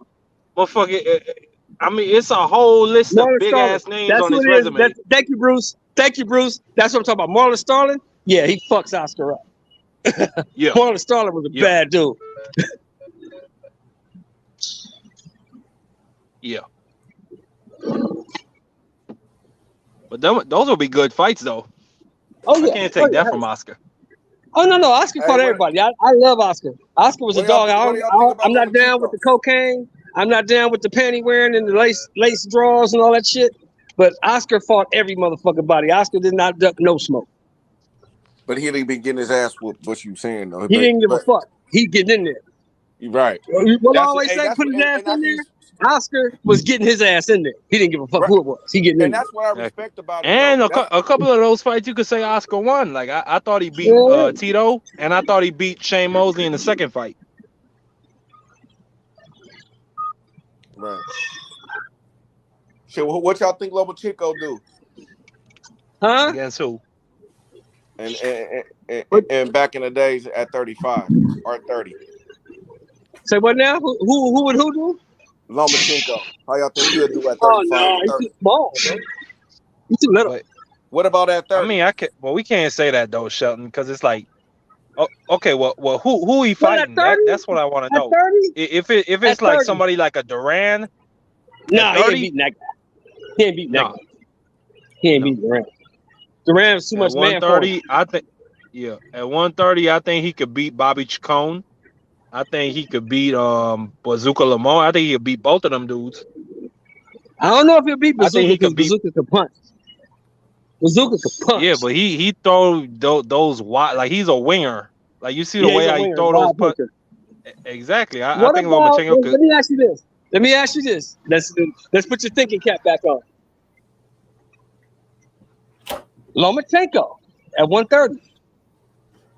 Danny Lil Red Lopez at 130. Lomachenko. Danny got a chance to. Danny got a chance because he got a great chin and he don't ever get tired or really hurt. But nah, man, I think Lomachenko could definitely outbox him. Hey, Bruce just broke it down for you. Prime before Edwin Rosario. Hector Macho Camacho destroys Lomachenko. Yeah. It just looks small. He dance around. Macho Time destroys him. Macho Time destroys him. I think Edwin Rosario knocks him out. Lomachenko? Yeah, Edwin Rosario knocks him out. Nah, I don't think so. Listen, man. I think Lomachenko is like. I think he's a great talent, and I give him a lot of credit, man. Like I ain't gonna say like just anybody could beat him, and I know Rosario ain't just anybody, but still, I think he could beat him. Nigga, well, I what don't the know. fuck was Tio? Tio was a fucking anybody. He beat his ass. And then you had Toledo. Shit, Toledo was an anybody and beat his motherfucking ass too. So come on now. That's true. I be forgetting that shit. Fact. That nigga lost to Salido. But still, he beat Gary Russell though. We gotta give him some type of credit for that shit. And I mean, he beat Lomachenko can fight, man. You know, he can fight. He can fight, man. He can fight. You can't take that away from the kid. He can fight. But I just if you're don't know talking about like, those guys. could he beat a Duran back in the 70s? No. He can't beat that. He got He problems can't with Ken even beat Buchanan. Salvador Sanchez. He got problems with Ken 26. Buchanan. Yeah, he got problems with Ken Buchanan. For real. He got problems with Ken Buchanan. I only seen one Ken Buchanan fight, so I can't really say. And that was a fight where he got his ass whooped. He lost to Duran, yeah, hell yeah. Yeah. Tank versus Arguello. Look at Bruce Gas in the chat. Tank versus Arguello. Arguello. I got Alexis Arguello. I got Arguello. He gonna run Tank into something. Tank gonna keep trying to get inside. He gonna run into something. Exactly. I think it'd be a good fight because Tank could. Hey, but you know who I would think that would do a little bit good though? I just don't know what weight class though. Like, because we haven't seen him fight at the weight class. But just for his style, I think Shakur Stevenson and he'll do okay. I don't know. Well, we know he got the endurance, so we know he's a great defensive fighter. But I don't know about his power though. But see, the thing is, I'm fellas, just talking about like his skill set though. Like y'all, how y'all think? yeah, great fighters adapt. They will adapt. Yeah, so he's a great talent, just like all these guys. Haney, all these guys, they a great fighter, a great talent, a great athlete is gonna adapt to the situation that's around him. You know what I mean? But question though, what weight would Shakur be fighting back at back then? Because it's same day weigh-ins, so he can't be cutting all that weight like I used. Oh, he'd like be how he fighting at usually 35. He'd be fighting at 35. But I haven't seen him. We haven't, even though Because it was same day I think weigh-in. he'd be So fighting at 40. Yeah, maybe 40. I think he's gonna do well at 35. But you know, we still got to see it though. Like we can't just be like, oh, he, you know what I mean? Like he just gonna do. I like to wait and see. I'm a wait and see type of guy with me.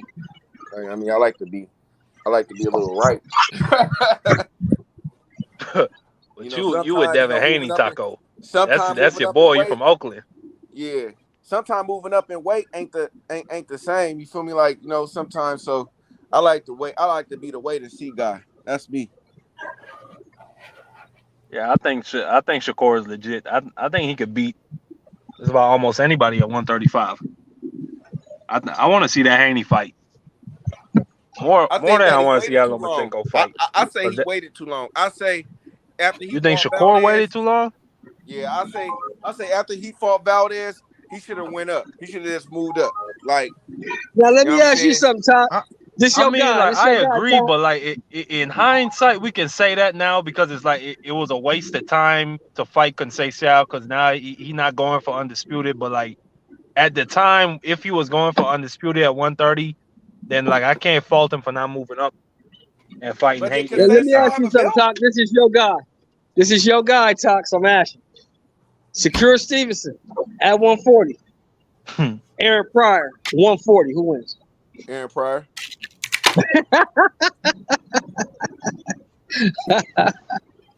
That was quick, Todd. You didn't think about it too long. You didn't think about that too long. Man, Shakur, that ain't even fair. Like, Shakur ain't like he ain't had a career yet, man. Come on now. Well, he is kind of what he 25, 26. He is older, right? Yeah. Yeah. So I don't know if he's gonna get any more powerful. So I don't know. I don't know. Have y'all seen anybody over 25 get more power? I mean, even though if they moved up in weight. Conor Ben. Yeah, but he got the power pellets, though. But he got That power nigga pellets. Connor, man, he out But of he got nowhere power he started pellets, knocking bro. niggas out. But he got power pellets. We ain't talking about Exactly. motherfuckers on power pellets. Motherfucker out here deadlifting 500 pounds and shit. Out of nowhere, he just go on a 7-fight knockout streak. Or a 4-fight knockout streak, whatever. Power pellets. Power pellets. Power pellets, bro. What's another nigga? Hey, George. How old was Leonard when he fought for a title? Leonard was 22. When he beat Wilfredo Benitez. Wilfred Benitez, he was 22. Wilfred was like 18 and 19, I think. Maybe 20. I can't think of nobody, Taco. At Harvey's 3015 Washington Avenue. Because when he fought Thomas Hearns, he was 24 and Thomas Hearns was 22. Yeah. Work.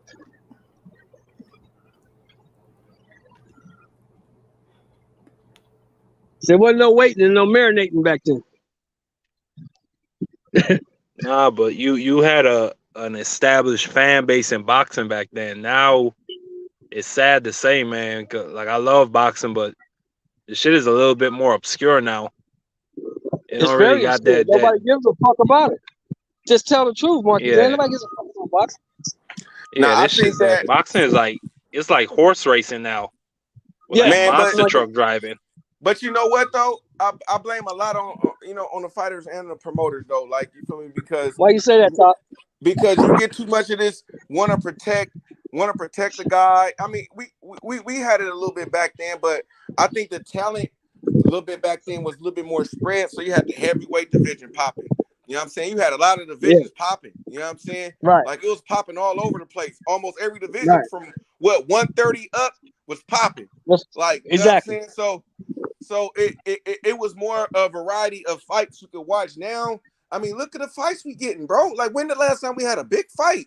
Like a real nice big ass fight, bro. Like that was This year. Is Wilder Fury? Shit, I mean, man, like. Nah, but he mean like a mega fight where like we actually invested in that shit. Man, like Charlo versus Castano, that was a big fight, but that wasn't no mega fight. You got, but even the mega fights That you wasn't got. a mega fight, though. That wasn't a mega fight. I mean, it was a good Right. fight. No, it Even wasn't. boxing fans, got- but the It was a casuals great didn't fight, give though. a fuck about that fight. You just The wasn't back. casuals didn't give a Hey, fuck bro, about it. look. Let's think back in Your the mega day, bro. fights We had wasn't a back to mega back. fight every weekend. We had a mega fight. Then every Tuesday, Thursday, we Cap. had fights. That's cap. Y'all had them, but It's that was not. within certain years. You ain't have them back to back to back for like fucking straight years, nigga. No, Bro, but I'm talking it about was different, happening bro. regularly. You hold had He's mega saying like, fights. You had oh, mega you mean like a fights. mega fight? No, it Nice. wasn't happening like that. Yeah, that's all I'm saying. Like you still But, had. bro, big fights. but it But don't gotta it be. was I'm still talking big about ass good fights ass happening on a though. regular basis. I hear what Taco was saying. Nigga, bro, good ass Who is fights that, on a regular threes? Is that basis, bro. threes again? Yep. Threes? What the fuck is you talking about, nigga? We ain't having shit now. We ain't getting shit now. We get good Right. fights this year. This year been the best year we had in a long time. In a I long mean, look time. at been the the best you year had the since I've been heavyweight alive. division popping at one like a lot, bro.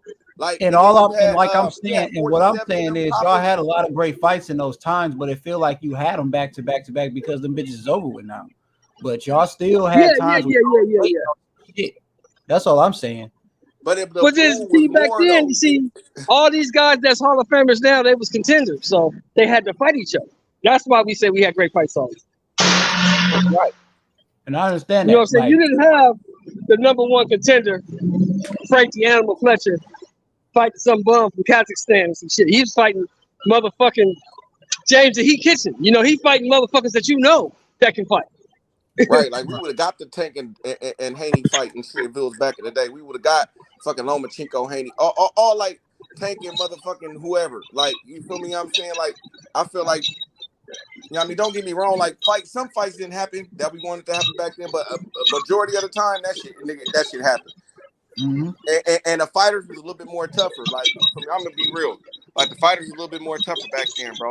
Like, just because you went into a fight with a no name, you weren't guaranteed to win sometimes. Right. Nigga will surprise your ass. It was hard to go undefeated back then. That's true. Because even when you had Tyson and them running the heavyweights, you still had the lower weight classes going hard. You still had Roy Jones and them fighting. You know what I'm saying? You still had hella fights, bro. Like it was hella fights all up And it and down. wasn't so many. And it wasn't so many arenas back then. So like the shit that happened last Saturday when I went to the StubHub and seen that bullshit, that would have never happened in the 80s. That would have never happened. They're not gonna rent out a whole venue and put on a #1 contender versus some motherfucker from a club in Mexico. They're not gonna do that. And to your argument, it wasn't all these fucking belts. Yeah. Wasn't all these belts. There's 2 belts. So the contenders had to fight each other if they wanted a shot. Yep. Bro, but look, we even had a lot of it was a lot of non-title fights too. Like, yeah. Like I remember, I just don't remember the fighters, but I remember it was a couple of non-title I'll fights. give you an example. I'll give you an example that you can relate to, Taco. You know, back in the 80s and the 90s, Boots and Virgil would have been happening. Am I right? Oh yeah. That shit would have been happening. Man, because you gotta counsel the one out. You gotta figure out who gonna go for it. You feel me? Like they would have had to fight. Boots and Stanionis would have been happening. Virgil and Stanionis would have been happening. Man, for real, you ain't lying. EJ and Bud would have been happy.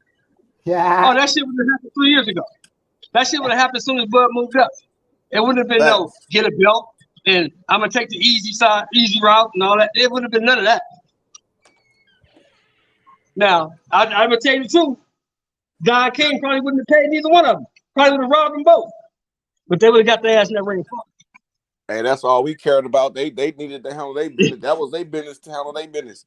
We got what, you know what I'm saying? We got what we wanted. Like we got, hey, that's the thing though. Like it ain't our fault you ain't sharp in the shit in the business. You better nigga hire you some people to handle your shit. Yeah, that's your job. You can say what you want to say about It ain't my Don job. King. You can't. But Don King was gonna give you the fights you want to see, goddammit. Right. Now the fighters might not make shit, but you was gonna see the fight. Right. Now, you can't call people pocket watchers. You want us to watch your pockets when they robbing you, but when they ain't robbing you, want us to call you. You know what I'm saying? You can't have it both ways, man. I don't watch your pockets. Nigga, you better watch your own pockets, nigga. You better make sure you better read the fine print. Better stop playing. And that's the one thing that motherfuckers say about that motherfucker Aram. Aram's a cheap bastard. He's not gonna overpay you, but he wasn't gonna rob you either. He's gonna pay you. That's how I tell Might not be people what all you the thought time. you wanted, but you was gonna get something. Man. With Don King, you wasn't getting shit. Right. Hey, but you was You getting may the owe fights him. though. Yeah. Hey, You you might was getting owe the him fights. after the fight. Fuck with Don King, you might owe his ass after the fight. No. That's real. You might owe Don King. Hey, nigga, like you owe me. You owe me about $5,000, right? Well, I just won. Damn, bro.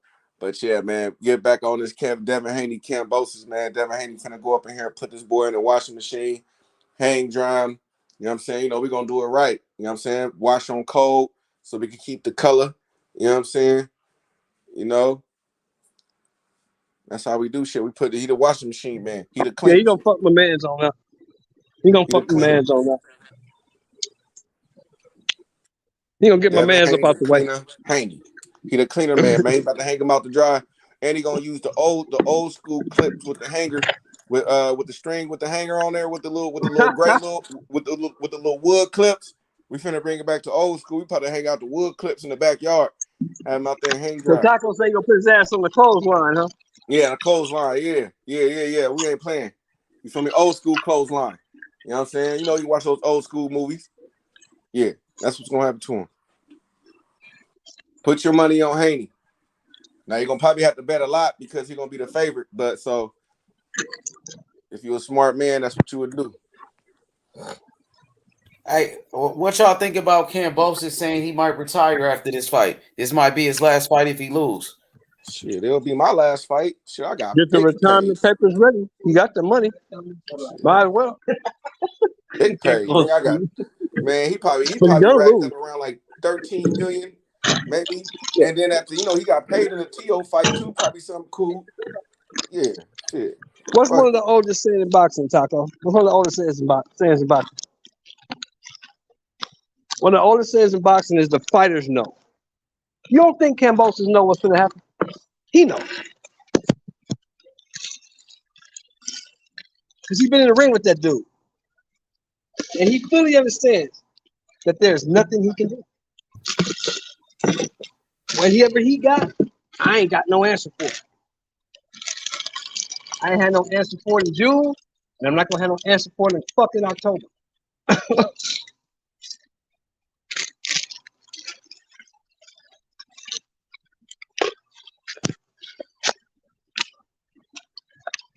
But I am going to show up. I am going to fight, and I am going to get paid. And then I'm going to walk off into the sunset with my 13, 14 million dollars. That's what I'm going to do.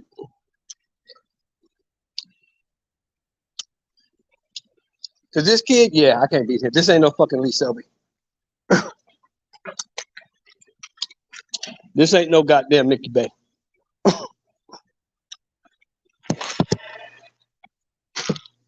Hell, this ain't no Teofimo Lopez.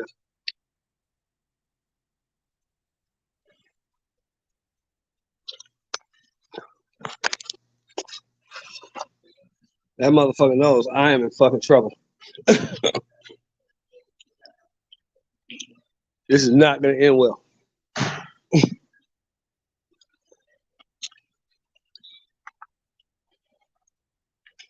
But kudos to him, though. He got in there. You can't be mad at the motherfucker. Shit, he got his ass in there.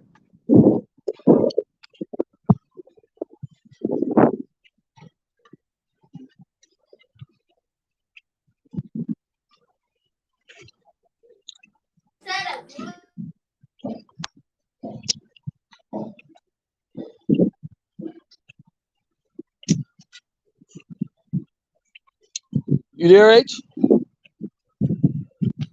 Yeah, man, I had to get on these kids, man, real quick. I'm here, Sheldon. You there? Yeah, I'm here. Yeah, he know what's happening, man. That dude know what's happening. You know, I mean, you know, we can sit here and have conversations and, you know, say he's dangerous and people are overlooking him. That dude know what's up. He been in the ring with Devin Haney. He know what's up. He know he in 4 months is not enough to learn what he needs to learn to beat this guy. He just ain't got it.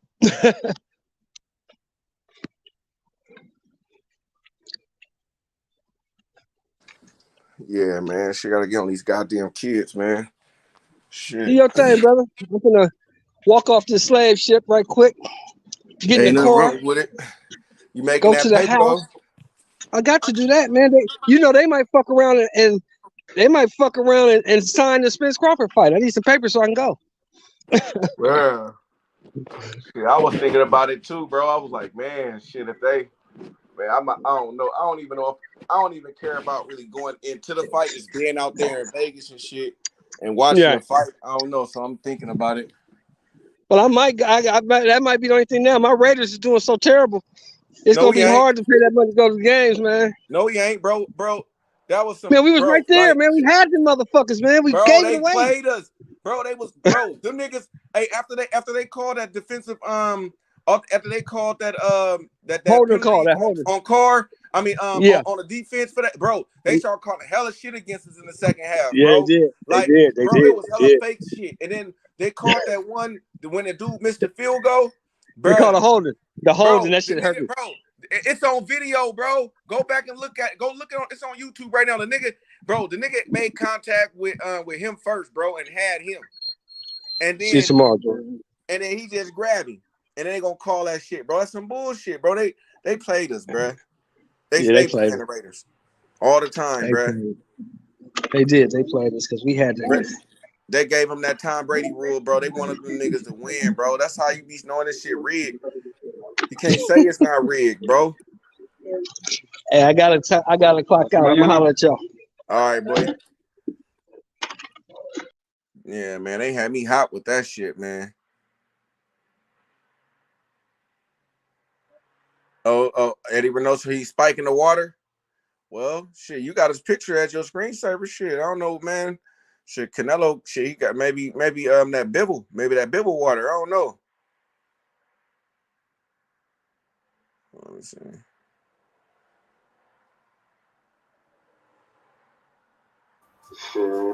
Yo, Taco was good. Shit was happening. What he look like? Man, good, man. Shit. Draymond Green ass gonna be back tomorrow. Shit. You know that nigga didn't get no suspension or nothing like that. They just fined him. How much they end up finding him? I have no idea. Yeah, man. They say I heard they had some talks about him going to the Lakers, man. I don't know if it's true, but I seen some rumors floating around the internet. You know it's the internet world, bro. You know they just run with shit. But this probably is Draymond last year with the Warriors, though. Like, because for the simple fact of the contract, and then oh, I hear you. Yeah, for sure, Cali all day. The contract, his contract is too expensive, and then we want to sign Wiggins, plus we want to sign Poole. So I say you give up him. See, that's enough money to sign to keep them both. And then you got Wiseman coming up. You know what I mean? So you got Wiseman coming doing this thing, and you got Kuminga too. So I think that we'll be well off with him. He did a lot for us. You know what I'm saying? Yeah, but man, it'd be tough if they did give him up, man. You know, they got a lot of rings together, man. That's the three right there. Draymond, Clay, and Steph. You know, Right. I don't think they should split it up, man. Yeah, but but when you go and look at the numbers, even though his impact his impact on the game don't show up in the stat sheet. So, you got to look at that too. You know what I mean? But you always got to go back to the stats. You know, you shooting less from the three. You know what I mean? Your field goal percentage down. I always been upset of Draymond Green not working on his post game. Like, I'm like, bro, if Draymond was to work on his post game, his post move, bro, he'll then be unstoppable, bro. Like, but he don't got no post move, no in the post. And then he was hindering us in the Celtics game at times. That's why I think Steve Kerr was kind of like quick to pull it, because you needed more of an offensive threat. So I see it like, man, you can't become more trouble than what you're worth, especially like when the stats and everything going against you. Yeah, you're right. And they got a lot of up and coming dudes, Jonathan Kuminga. You got a lot of, talent on that team. You got Baldwin, who just got drafted. Hey, he looking nice too. Yeah, he looking nice. So I think we will lose a little something defensively, a little bit. You know what I'm saying? But I don't see that it like, if we lost them, that it would hinder us from like winning the championship. And I like Jalen Green pickup too. I think that we'll be able to have enough money to sign him back. So I think with Wiseman, Looney, and who else? Who am I thinking about? Somebody else. Oh, Jalen Green. I think that would be a nice core, a nice little, 1-2 punch between them two. Patrick Baldwin, he kind of long, so he could come in and be a small ball lineup. You know what I'm saying? We got Kuminga and then Moody.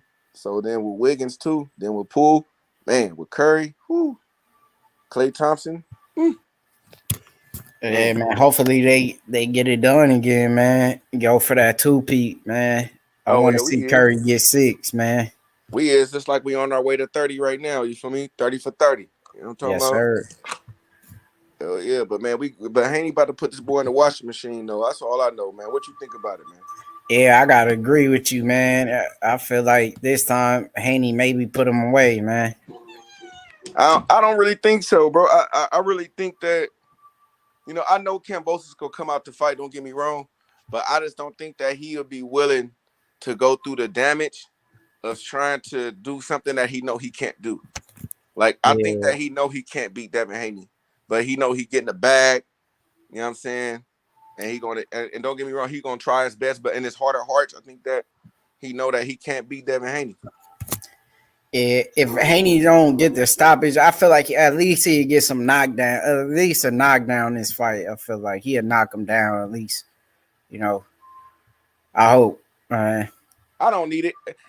To be real, I don't need it. I would want it if he was fighting at home, but because he in another country, I kind of want him just to box him. Be smart. Get out of there. You know what I'm saying? You in another country. We don't need you to take no chances. You know what I'm saying? You don't Yeah. got to do nothing too spectacular. Keep him right there. Frustrate him all night. Stop what he do best. You know, take your chances at moments and just be smart. You know, that's you know, especially when you fighting in another country, man.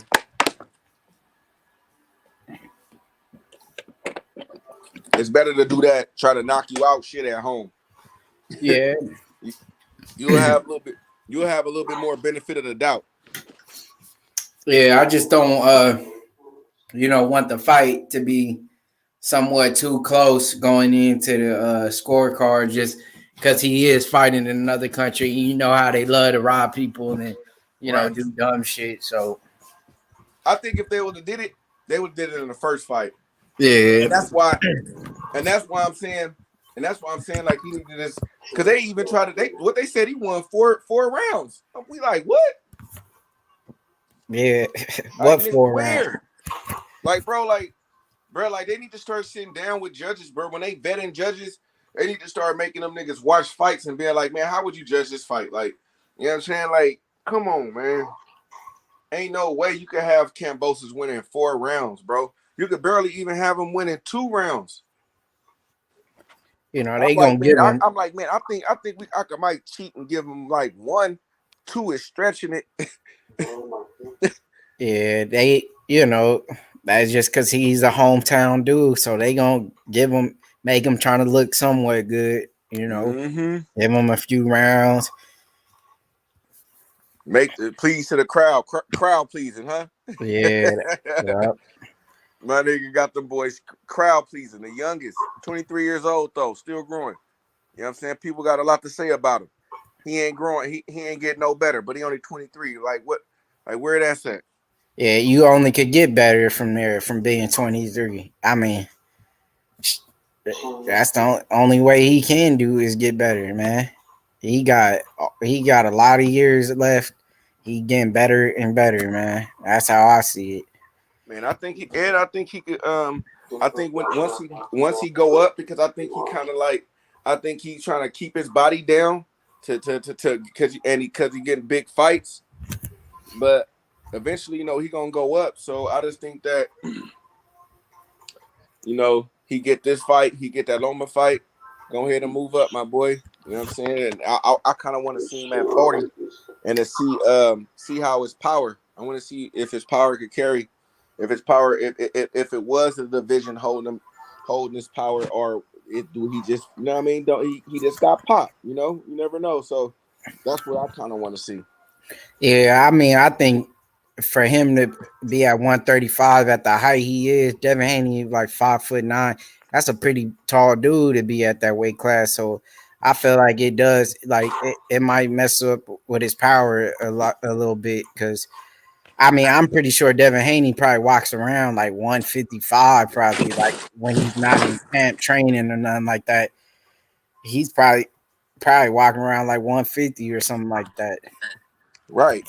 And then when you seen when Bud came in and worked with him a little bit and seen him, and we kind of like seen him like way standing side to side, it almost looked like they was almost they're the same size almost. Like Yeah. you can kind of see Bud look a little this almost down there like a little bit bigger. Like, and then when you see him Devin Haney fighting Kambosos, that nigga look big as shit, boy.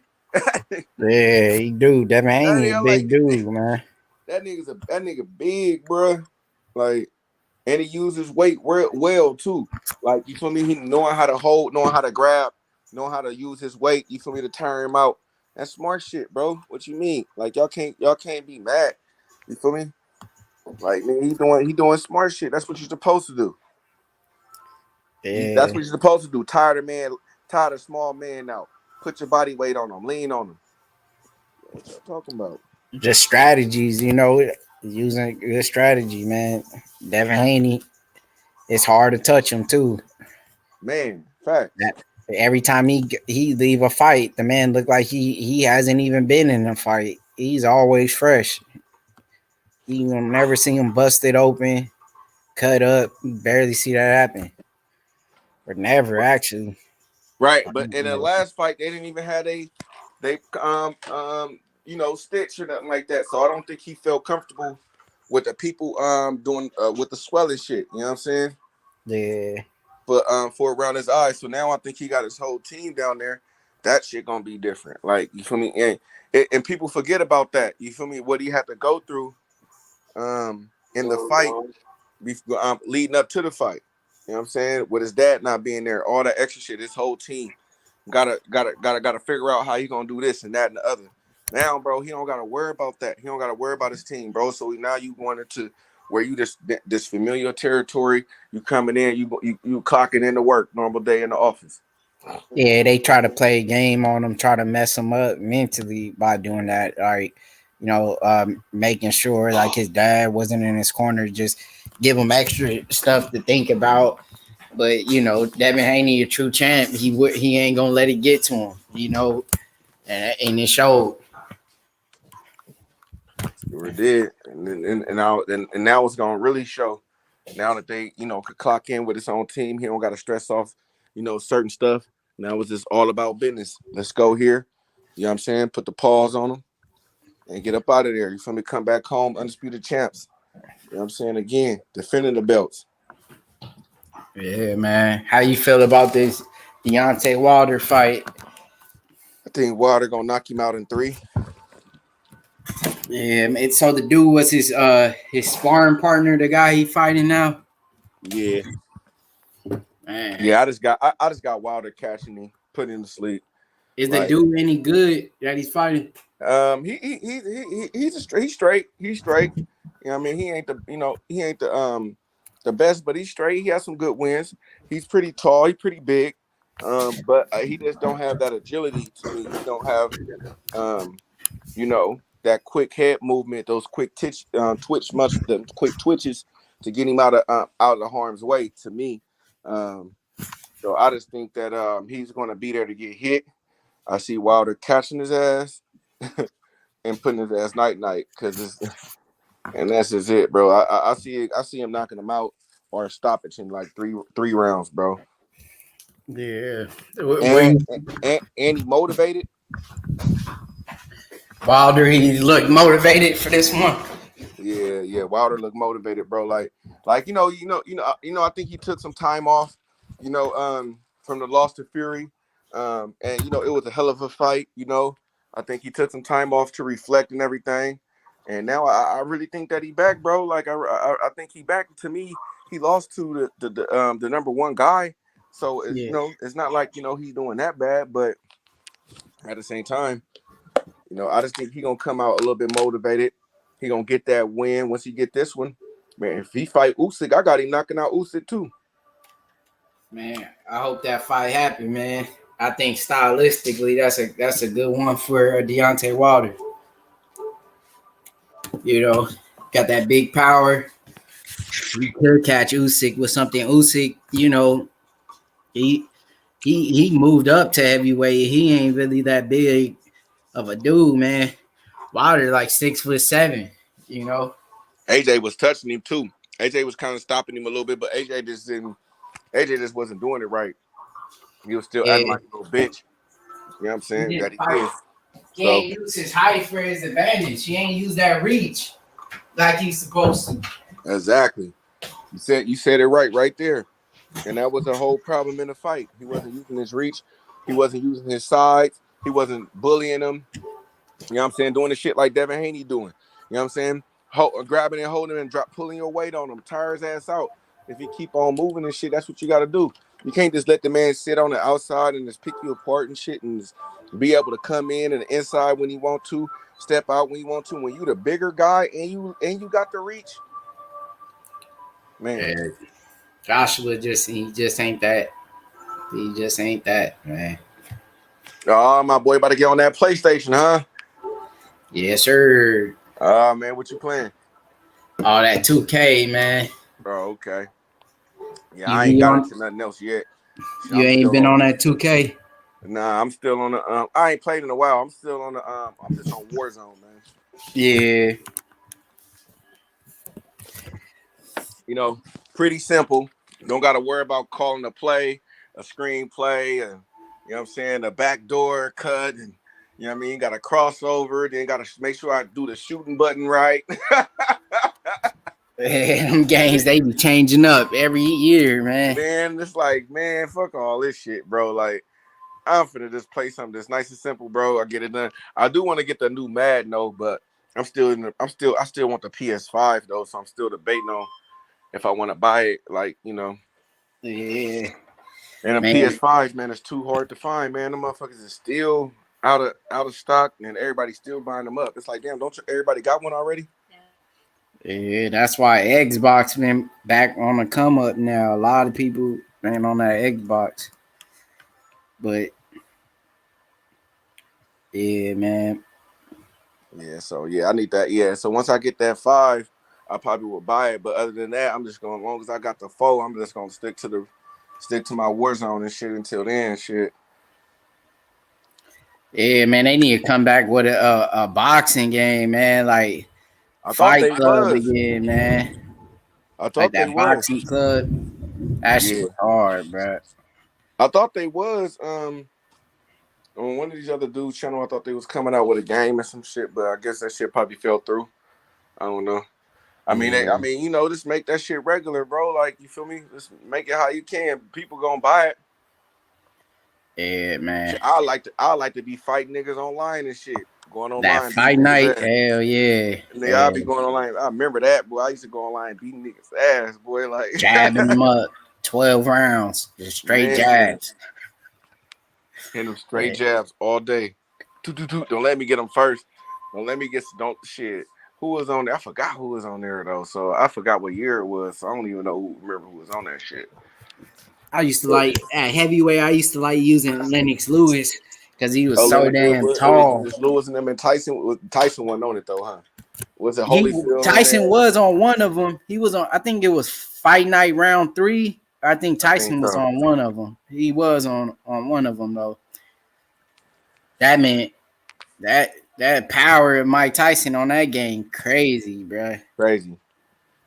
If you like miss a shot and they counter with Tyson, that's it, man. One counter and Mike Tyson, yo ass done for. Night.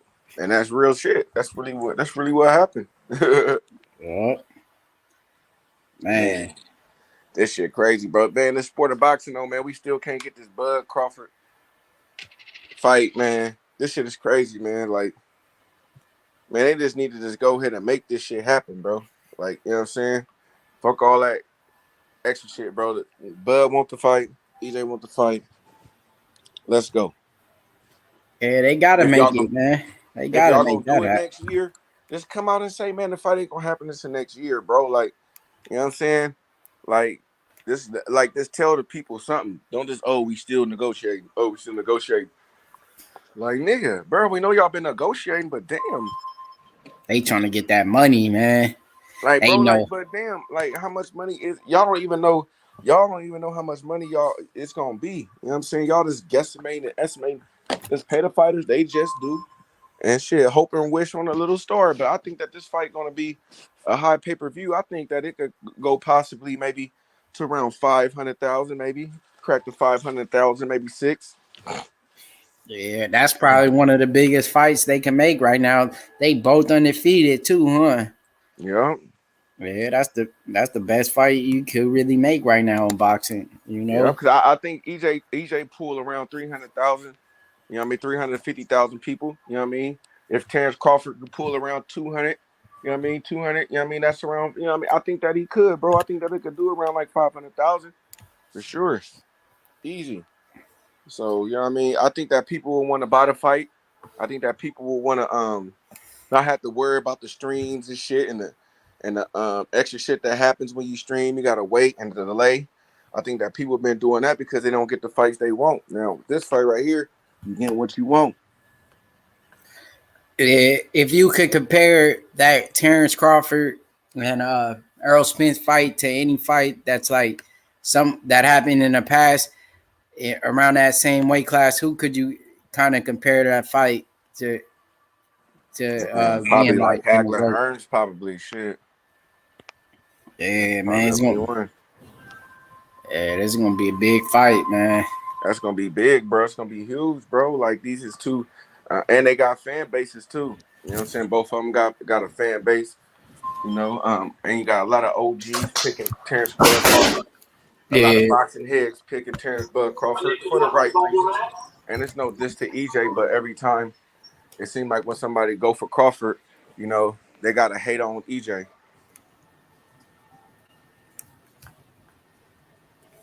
And Yeah, that's man. just unfortunate. You feel me? Like, you feel me? Like, if somebody said that they think that EJ gonna win the fight, then that's the opinion. And they just think that EJ gonna win the fight. I'm not gonna get mad at you because you think he win, but I just would like for you to explain to me how you think he gonna win. And every time people keep on telling me, they say the same shit. The body attack. You know what I'm saying? He gonna go to the body and his jab. And I'm like, dude, like, do y'all know that Terrence Crawford is winning the reach?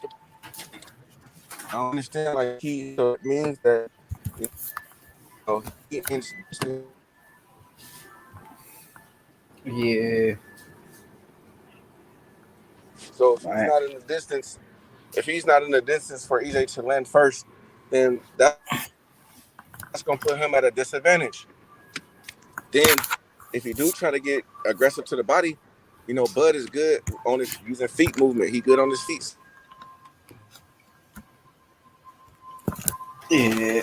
And I just can't wait till it happens, man. They need to speed that up, man.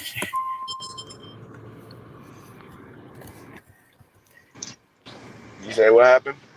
I said they need to speed that fight up, man. They've been Man, working on that for too long. man, and that's what I'm saying, bro. If y'all know y'all ain't gonna be able to get it done this year, just let the people know, man. The fight is not gonna happen this year. We working hard to get the fight done next year. You know what I'm saying? Then now y'all can, you know what I mean? Y'all already let the people know. You feel me? Let the people have you feel me? Go out, go on their rants or whatever. But you let them know, so then that way now, you feel me? Both of the fighters could, you know, take a little break or whatever, and then they can start back up. You know what I mean? Until they training the shit and start promoting the fight. You know what I mean? For next year. Yeah, No, that's one. that's the people just want to know, bro. Like, you feel me?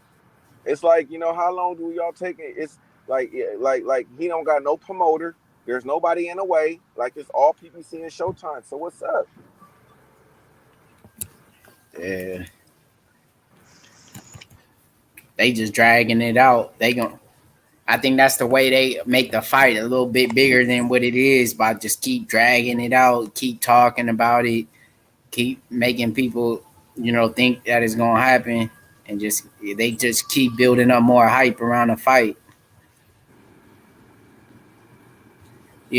That's how that boxing game kind of work, or just a fight game. They kind of drag out the bet when the two best fight each other. They kind of they drag it out just to keep building it up. But they don't know they doing more harm than good. Like, you know what I mean, you trying to hold niggas. Eventually, yeah, you're right. People will start getting tired of hearing what if this fight happens, and people just gonna get tired of it and lose Right, interest in it. and that's how you lose, and that's what make niggas want to fuck that. I'm gonna stream this shit, especially this thing about people that thought it was gonna happen and start putting money down on rooms and shit, and booking rooms and all Airbnbs and you know what I'm saying, all that shit for that fight week, putting their off days in. You know what I'm saying? Like, Yep. you know what I mean? Like, when you lie to the people, bro, that shit don't do nothing but, you know what I mean, do bad for you. You feel me? Because now you done made a couple fans mad. That could have been a couple of thousand fans right there. You know what I'm saying? Like, so you just do stuff the right way, man. Like, you feel me? Just be honest with the people. Like, bro, like, you feel me? It's gonna take us longer to negotiate this fight. You know what I mean? We still in negotiations right now. It's gonna probably run into next year. This year is probably, it's over for this year. So, we're gonna call it over for this year, but the fight will happen next year for sure. Like, you know what I mean? That way, shit, at least the fighters could go on vacation and they could plan shit, and they could do shit. They could go have their Thanksgiving, they could do their shit with their families because they know they're not gonna be fighting, you know what I'm saying, this year. You know what I mean? Yeah. And then they can start preparing. Then you let the fans know. Now the fans can go and go move on. You're gonna have the Bud fans saying it was Bud. It's EJ fault. You're gonna have EJ fans saying that Bud ain't agreeing and all this extra shit. So, let them motherfuckers go back and forth. and that's it. And it's but you kept it real with the fans though. Like you been honest. Motherfuckers can respect it when you be honest. Even if they pissed off about it, they can respect it. Yeah, you heard about Francis Ngannou trying to make his way into boxing. I like it. You know what I mean? The guy to me is a little bit stiff and he's a little bit stiff though. But I think that I think that he'll do okay at heavyweight. I mean, shit. It ain't like we got like. I mean, man, it ain't like we got like, man, shit. Damn, can you even say it's a top 10 heavyweight right now? Like, you feel me? I don't even know if we could do a top 5 heavyweights right now. Like, so. Yeah. You Shit, I seen mean, you go Fury, Wilder, Usyk. I mean, or whoever got Usyk. You know what I'm saying? You go Usyk, or Fury, Usyk, Wilder, however, no particular order. And then after that, it's like, man, what else is there? Yeah, you seen Greg Hardy? I think didn't he just win by knockout in his boxing fight? Greg Hardy, the Greg Hardy that used to play in the NFL. Yeah, he fought in the UFC too. Oh, he boxing now? Yeah, I think he just won. I think he fought like last week or something. He knocked somebody out though. What? Mm-hmm. I ain't even know that shit. I know that he was doing good in the UFC. He just kept hitting people after the bell. Yeah, Greg Hardy, he ain't that bad. His ground game wasn't that good. Yeah. He might do cool in boxing though. He a little bit athletic. I mean, I think he'll probably be one of the more athletic heavyweights. I mean, well, other than Usyk, but now we got to look at the skills, the head movement, and break it all down. And I just don't know how he's gonna fare once he start moving up in the competition. Yeah, He's been doing it for a while. Olympians and top fighters. A little bit. Even fighters in the top 15, top 20. You're gonna be. It's gonna be hard for both of them, really. Just because they coming into the sport a little real late. I think it look like to me they trying to pull a Wilder, but I ain't even a Wilder. At least Wilder was on the Olympics team and went through the storm a little bit. They ain't really did a little bit of nothing. They just walking into the sport like, hey, I'm here. So man, it's gonna be rough for those boys when they get up in the competition. But shoot, you can match them boys up with some little easy touches. Like they first 20 fights be some yeah, some easy touches, some easy little knockouts. Some light touches, and then move them up. And once move them up to the top 30. Move them up as they progress. Put them on a couple of undercards because they ain't gonna want that much money. Because shit, it ain't like they're gonna be making a lot of money right now. Like they really not a draw like that. You feel me? Just because you played in the fought in the UFC, not gonna guarantee you as being a big draw for boxing. So shit, you can put them niggas on the undercard though. Like you know what I mean? They could be a cooler undercard match. You might get a couple of little extra fans. Yeah, a lot of those MMA guys, they trying to get over the boxing now, man. I know that Nate Diaz, I think he's trying to box now too. These They ain't no UFC contracts. fighters ain't making no money. That's why. Yeah, they ain't making no money. They ain't. It's only a couple of them making millions. And then shit. Even if after they make those millions, shit, it's like, the stuff. After your body go through a fight like that, the money you gotta pay you gotta pay your coaches now. You feel me? You know what I'm saying? You gotta pay your team. And after that, now you gotta go back at it again. You feel me? Start your training again. Man, shit, you got bills and shit like that and all shit you want to do. So it ain't like they seeing like the money that the fighters is making, 5 to 10 million. They only seeing like maybe $1 million, 2 million, if that. If lucky, if they even get lucky, man. And the thing is, the MMA, they got like, you ain't got to be the best fighter to make the most money in UFC. You you could have a trash ass record, and you could be making more money than a guy that's undefeated. You know, like that shit don't make sense. But I mean, but in the UFC, see people that's like, people that's gonna fight hard.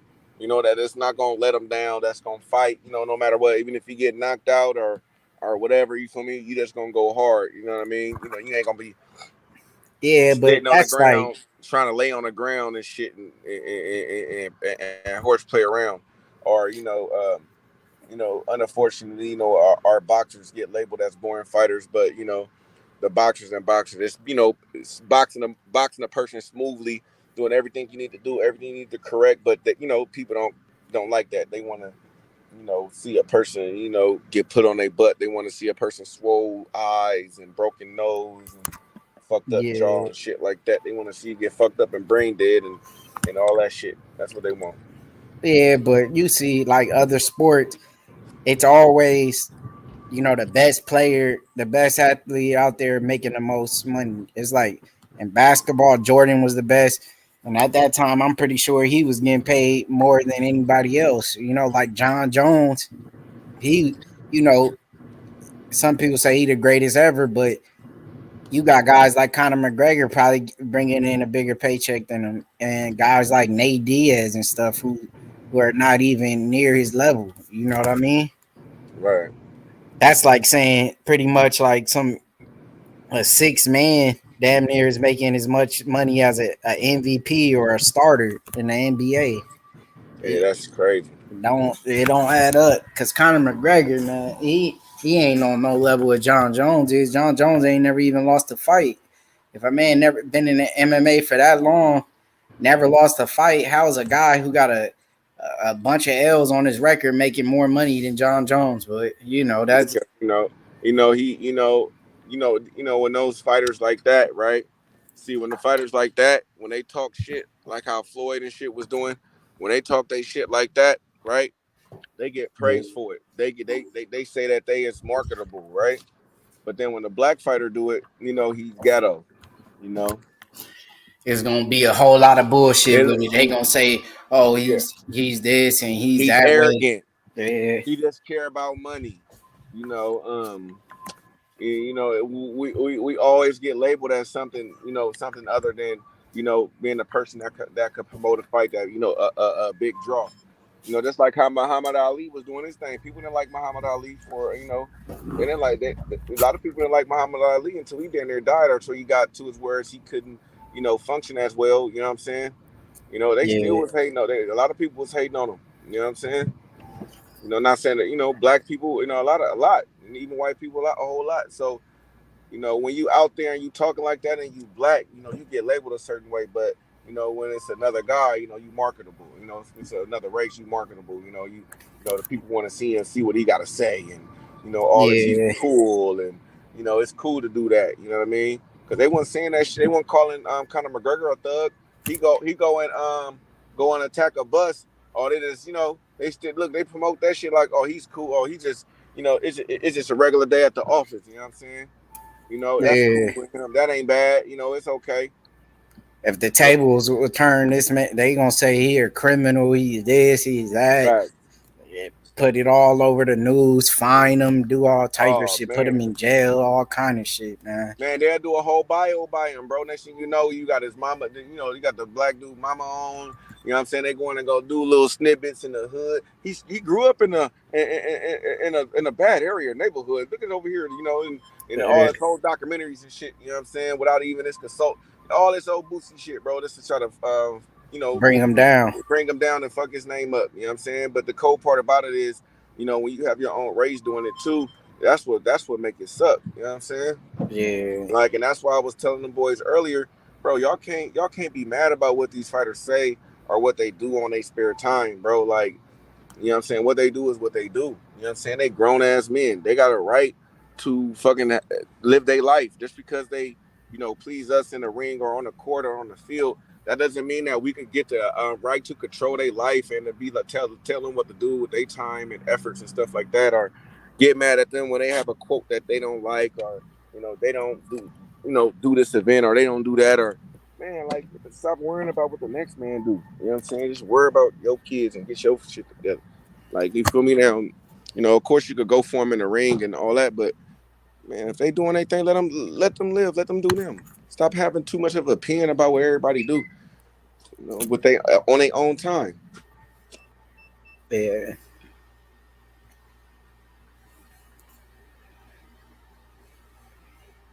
So where you see Canelo going next, man? You think he ever gonna rematch with Bivol, whatever his name is? He probably ain't gonna rematch with him, huh? I'd like to see it though, man. Canelo should step up and fight the man. Try to get that win back, but who knows?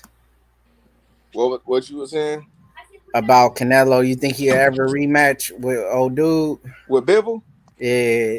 Man, hell no, bro. Hell no, he ain't gonna have no rematch with Bivol, bro.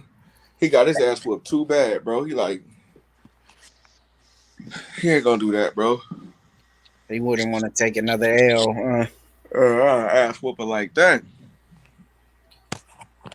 Yeah, that man. His ass beat, bro. Hey, like, to me, Bivol is one of those creative fighters too. Like, he gonna do everything right, bro. You know what I'm saying? That's what I noticed from him in the fights I've seen. Now I haven't watched a whole lot of his fights, but it's the fights I have seen. I like the way he fight. He's very technical. He know how to follow a game plan. He gonna stay on point. He gonna keep his head up. He gonna keep coming with that right movement. He gonna stick that jab out there. He looked like, I was telling H, he looked like one of those old school gang fighters that was in a boxing game. I forgot which one, bro. Like one of the old school ones, bro. He just always had his hands up, hella technical and shit. Yeah, that man's serious business, huh? I mean, no joke. I ain't even know who he was until he fought Canelo. Like, I didn't know who the hell the dude was. I'm like, who the hell is Canelo fighting? They just giving him a bum to easily beat. I barely knew who the dude was. He went out there and beat Canelo, man. Now he a star. Everybody know who he is now. Oh yeah, but you know, I mean, I wouldn't put him up on a pound for pound though, like how they trying to do it. I wouldn't do that. You feel me? But you know what I mean. I would have him up there though. I like his skill set. That's why I say it's gonna take a hell of a fighter to beat him. I know, you know, he ain't gonna beat himself from what I've seen. It ain't gonna be because of the game plan, none of that. It's gonna be that the other fighter just was better than him that night, because he gonna come and follow the game plan to the T and not deviate. You know, he gonna stay long like Canelo. He could have went to him more when he was on the ropes, but nope. He you know what I mean, he hit him at sometimes, but not all the time. He stayed long when Canelo was on the ropes. He kept his distance. Like he didn't come up into Canelo and try to get in the inside with Canelo when he's on the ropes and shit like that to fall into his game, fall into his trap. He was like, I'm gonna still keep my distance on the rope. You know what I'm saying? While he's on the ropes. And that was smart. That's what you're supposed to do. Yeah. I was shocked, man. I didn't even know who the guy was, man. That Canelo was gonna lose to the dude. I thought Canelo was gonna win. Yeah. I thought he was gonna win. But I saw, like, to me, I saw him trying to get him. I felt like he was trying to get him out of there in the first rounds. Like he was trying to he was working hard in the first couple of rounds, in my opinion. Canelo. Like I felt like he felt like too eager. He was throwing too many punches, and I think he gassed himself out by doing that. I think if he would have took his time, almost used the Caleb Plant thing, I think he probably would have did a little bit better. But he gassed himself out early. Like he was like in the first couple of rounds, he was throwing he threw like 30 to 40 some punches. I'm like, damn. Like, I thought that was kind of odd. I'm like, man, normally I don't really see.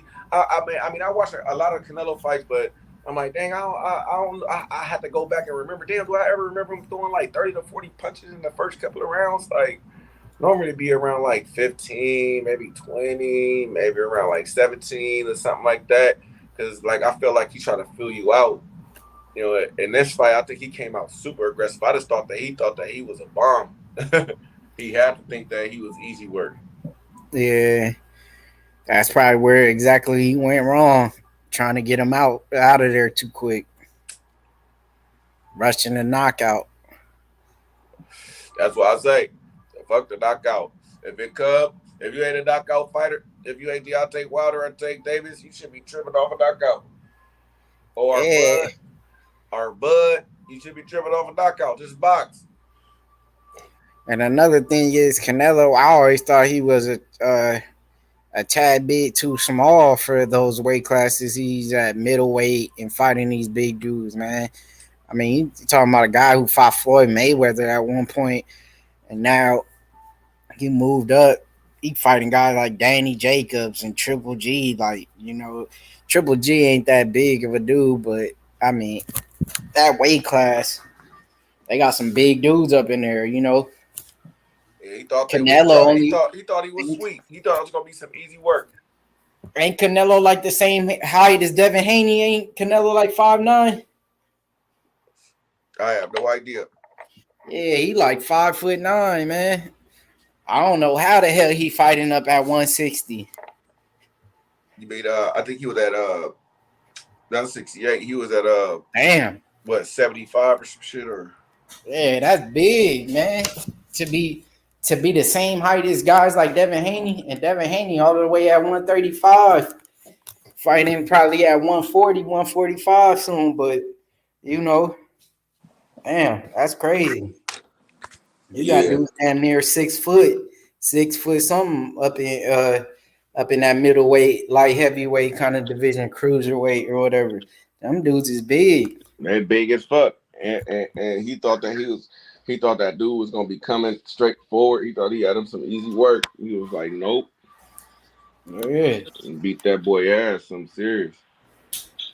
If that's the case, he'd be having Canelo has to be fighting dudes like back in the day, like Antonio Tarver and shit, Bernard Hopkins size dudes, man. Them big dudes, Chad Dawson kind of dudes. Facts. I don't think he got the size to fight dudes like that, man. That man better drop back down. Nah, he I think he did. I think he is. He did in his last fight. Who the fuck he fought? He fought somebody, bro. Somebody. Yeah, them dudes is big up in there. They got long reach, long arms. Canelo he ain't really that long like that, man. Facts. Man, my boy Ace was getting on T.O. talking about, man, he ducking smoke at 140. Man, that shit crazy. Teofimo Lopez. Yeah, talking shit about Tank, but you up here talking about Tank, but you up here ducking the smoke. You can't duck the smoke, bro. Like, come on. T.O., man. Yeah, I don't know if he ready for no Tank, man. If he got his ass whooped by George Kambosos like that, I don't know if he ready. Man, Tank, I don't think Tank would take that fight. Yeah, it's no point for him to take it. He already lost his value. I mean, when he beat Loma, that would have been the best time to fight him. After he beat Loma, now his value ain't the same. He just lost to Kambosos. And Kambosos about to lose to Devin Haney a second time. He ain't really worked that much now. Even though he's still a great fighter and he's still a big star in boxing, he just to fight Tank, man. Yeah, fuck Tank and T.O. Fuck them both, bro. I really don't, them ain't my fighters. You know what I'm saying? You got to talk with Meth with the I think Meth was going for T.O. and Tank at one point in time. You know what I mean? I kept telling them boys Devin Haney, but they don't have to learn the hard way. You know what I'm saying? So man. Devin Haney, man, he been doing that since he was 16, man. Youngster, bro. Fighting grown men at Young 16 niggas, years man. old. Out of the mean streets of Oakland, man. You know what I'm saying? That's tough. We don't play these games, man. Like, man, he the man, bro. Haney all day. Hey, Yeah, man. Hey, we finna put Kambosos in the washing machine, man. You feel me? I'm saying we about to put him on a clothesline, hang him out to dry. In the old school hang, we want the white string. I want the white string.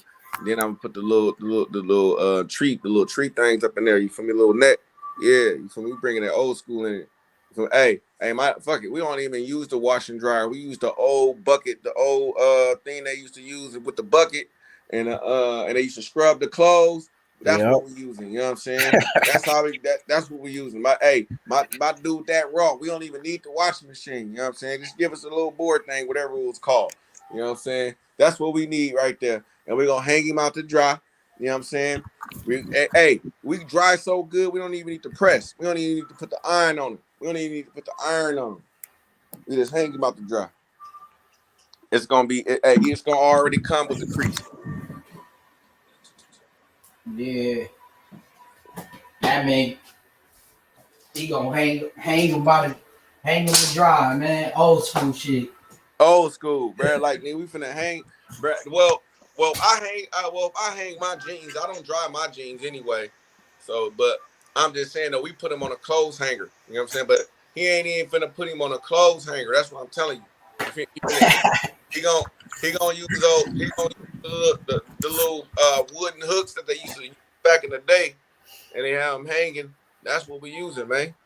That's what we using. Yeah. We don't even use clothes hangers, man. We finna do it right. Yeah, man.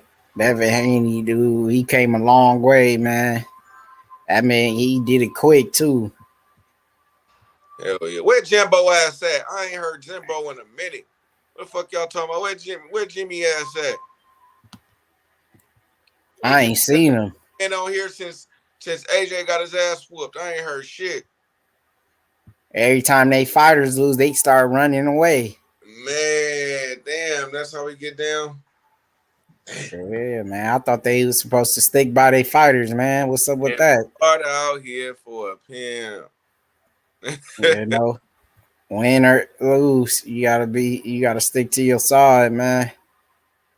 Joshua, that man, he could probably make a comeback. You know, it's a lot of heavyweights right now that ain't gonna be around in the next 3 or 4 years. They all gonna be old. You know what I mean?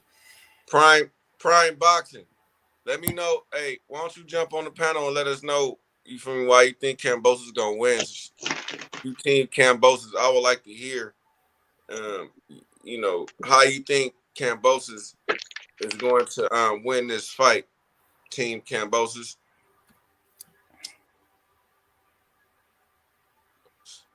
Just let us know. We just want to know. Yeah, Taco, you been cooking, brother. No. You hope? Why you gotta hope? Why you hoping, bruh? Come on, man. We hope to hit the lotto. You know what I'm saying? We hope to get a raise. We hope to get a way better paying job than what everybody working. Hope we get a good motherfucking fight. Man, you feel me? We hoping, bro. Why you gotta hope that why you wishing ill will on a man, bro? You shouldn't have to hope. You feel me? You should feel if you team Kambosos, you should be like, bro, he's gonna catch him with a punch and knock him the fuck out.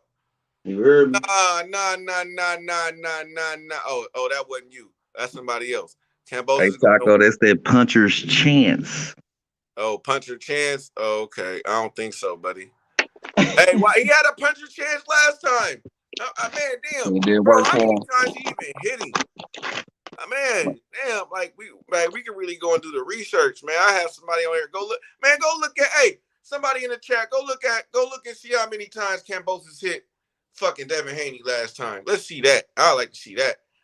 You know what I'm saying? Because if that's the case, Mr. Sports, man, you should be hoping. Just like the other guy said, because that's what you're gonna need, hope. You're gonna probably need to go to church early. Probably need to go to Sunday school. You feel me? You're gonna have to hope. You gotta be there when they turn the key on that bad boy. I said, you Taco. gotta be out there waiting outside, old school days. Straight up, though. Bro, I remember we used to be out there, bro. The pastor them ain't even out there, bro. We used to go to church in the hood in West Oakland. Bro, we out here, bro. He out Like, there waiting in front of the church throwing rocks and all types of bro, stuff, bro. out here got us leaking, bro. We in the middle of the hood, bro. We sitting out here, you feel me, dressed up, and they don't get my Annie and them, they don't care, bro. Like, yeah, that's how you gonna have to be, bro. That's how you gonna have to be. You gotta come with the auntie or the granny wearing the hat and everything. Yep. She gotta have a whole get up on from the stockings to the hat. You know what I'm saying? Taco, I never liked it. Never. Always got cooked out crook. Who that is? I'm looking in the Every chat. time, man. I can't even see Every time, cause I'm a silly dude, man. And then when I see something funny, I'm gonna laugh it in your face. I don't give a fuck. That shit funny and hilarious. It's a damn show. What's funny, bro? Let me know what's funny. Huh? What'd you say? I say, what's funny, Brody? Man. Come on, man. You just gotta go and actually like now, what you know now. See, back then we was going, didn't know nothing. Go now with what you know now, and then you'll know what I'm talking about. I don't even know what the hell you talking about, Brody. I swear I don't. Most people don't, Taco. Most people, hey man, when Marcus Dan told me that shit, man, he told me, man, what the fuck What we we be talking about I gotta sometimes? rewind, nigga. I was talking so much shit on here. I don't even know, bro. I'm looking in the Taco, chat. I've been listening the whole time I was at work. Oh, okay. About who? About everything. You just all over the place. Oh, I'm always all over You had good points though. That's why I was listening hard, man. It's cool. It's Hebrew, Taco, man. It's cool. Hey, because I swear I'm looking in the chat and I'm looking at, so I don't even know who it is. So I'm like, bro, what you talking about?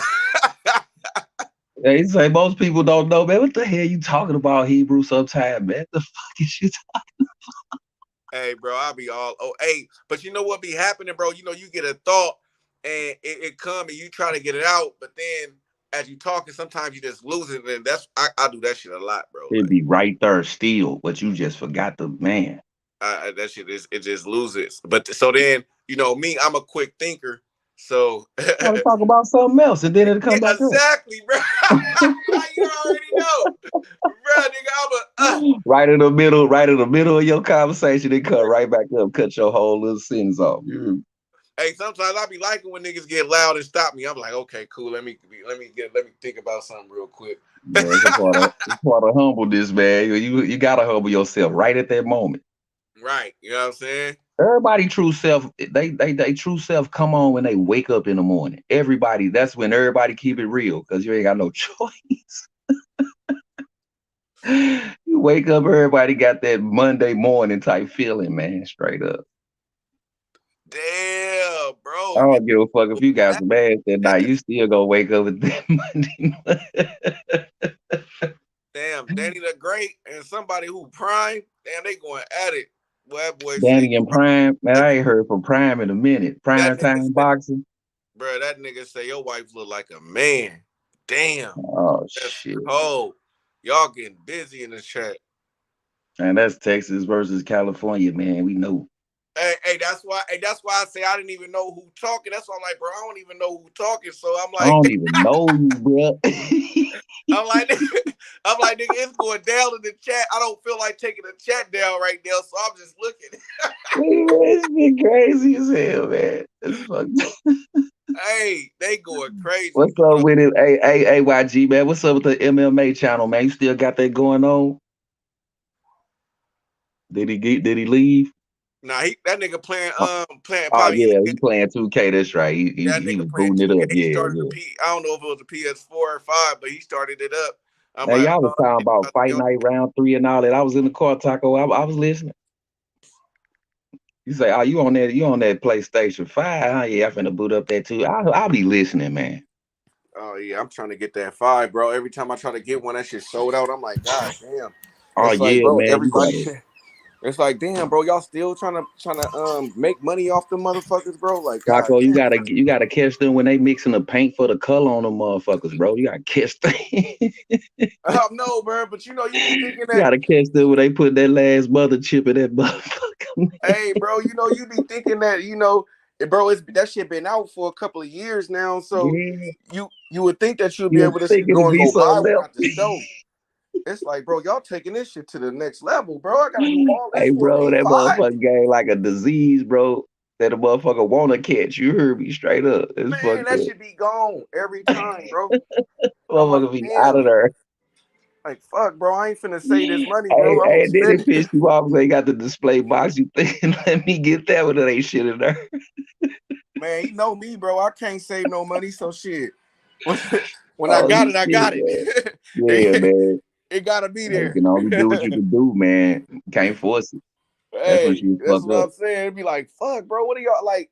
I'm like, I know down there, everybody who want one got one. Like, what the fuck, bro? Like, really? Bro, it's like the tennis shoe, man. They be standing there while he trying to put the motherfuckers up there. When he put one up, one come down, bro. That's how it is with that Damn, PlayStation like, 5, god bro. damn, this shit been out for a minute now, bro. Give a You'll nigga a think you'll break, think bro. it'll be like about 4, 5 of them sitting up there. Yeah, this old, how fast technology is made and going now. You'll think it'll be a couple of them shit. Man, Motherfucker already got their games before they get the console, Taco, man.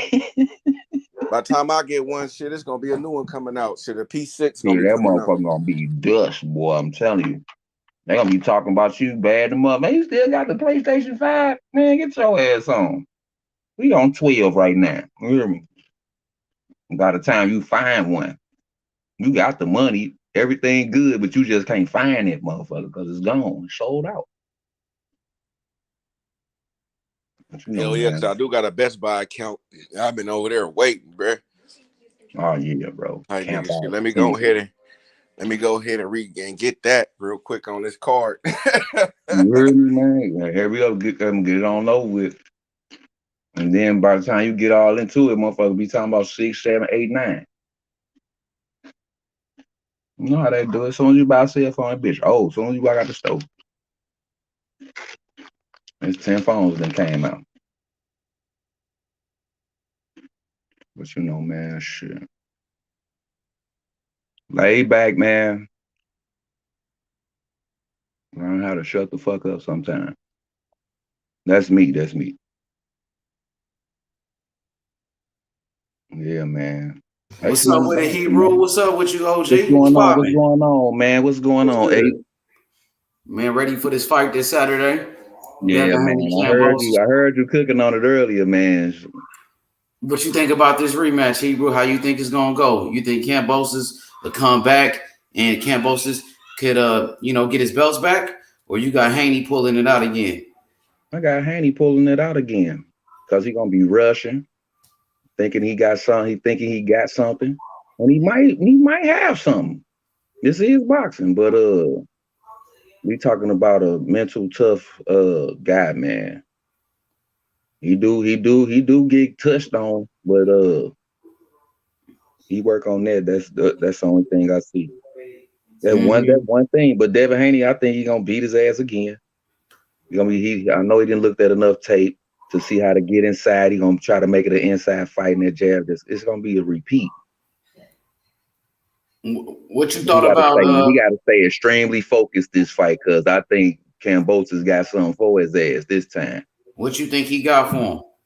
That overhand right he hit him with. That was the only thing he was connecting with. But I'm thinking he watched tape. I'm just giving my opinion. I think he watched tape on that shit when he did connect on Devin. But you know how it is. He gonna throw that jab. He gonna stay sharp. And he excellent fighter, tremendous shape. You know what I'm saying? He needs to throw a couple more uppercuts, and then we'll see the KO this time. What you think about everybody counting Kambosos out this time? In that first fight, shit, a lot of people was picking Kambosos. He just beat Tio's ass, and he had a lot of momentum. Now he got beat by Devin Haney. Ain't nobody riding with Kambosos no more. Everybody turned their back on him. What you think about that? Man, you know how I feel about that, man. We know you got the different types of fans. So I don't take nothing from the Kambosos. I fuck with all the fighters. If did nobody know, I fuck with all the fighters. I don't take nothing from Kambosos because guess what? He's still there. He still got to face him. You know what I'm saying? I don't count him out because this is boxing. Anything can happen, and all it takes is one punch. Mm-hmm.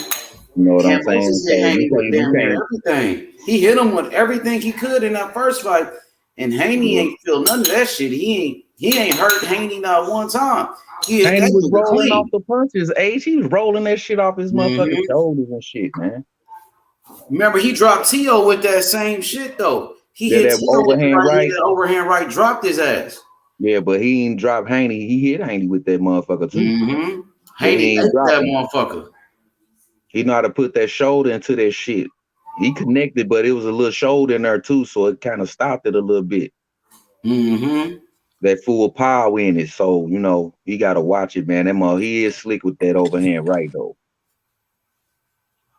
You know Yeah, what I'm he saying? is. That's his money punch right there. But Haney. Yeah, we know. Haney.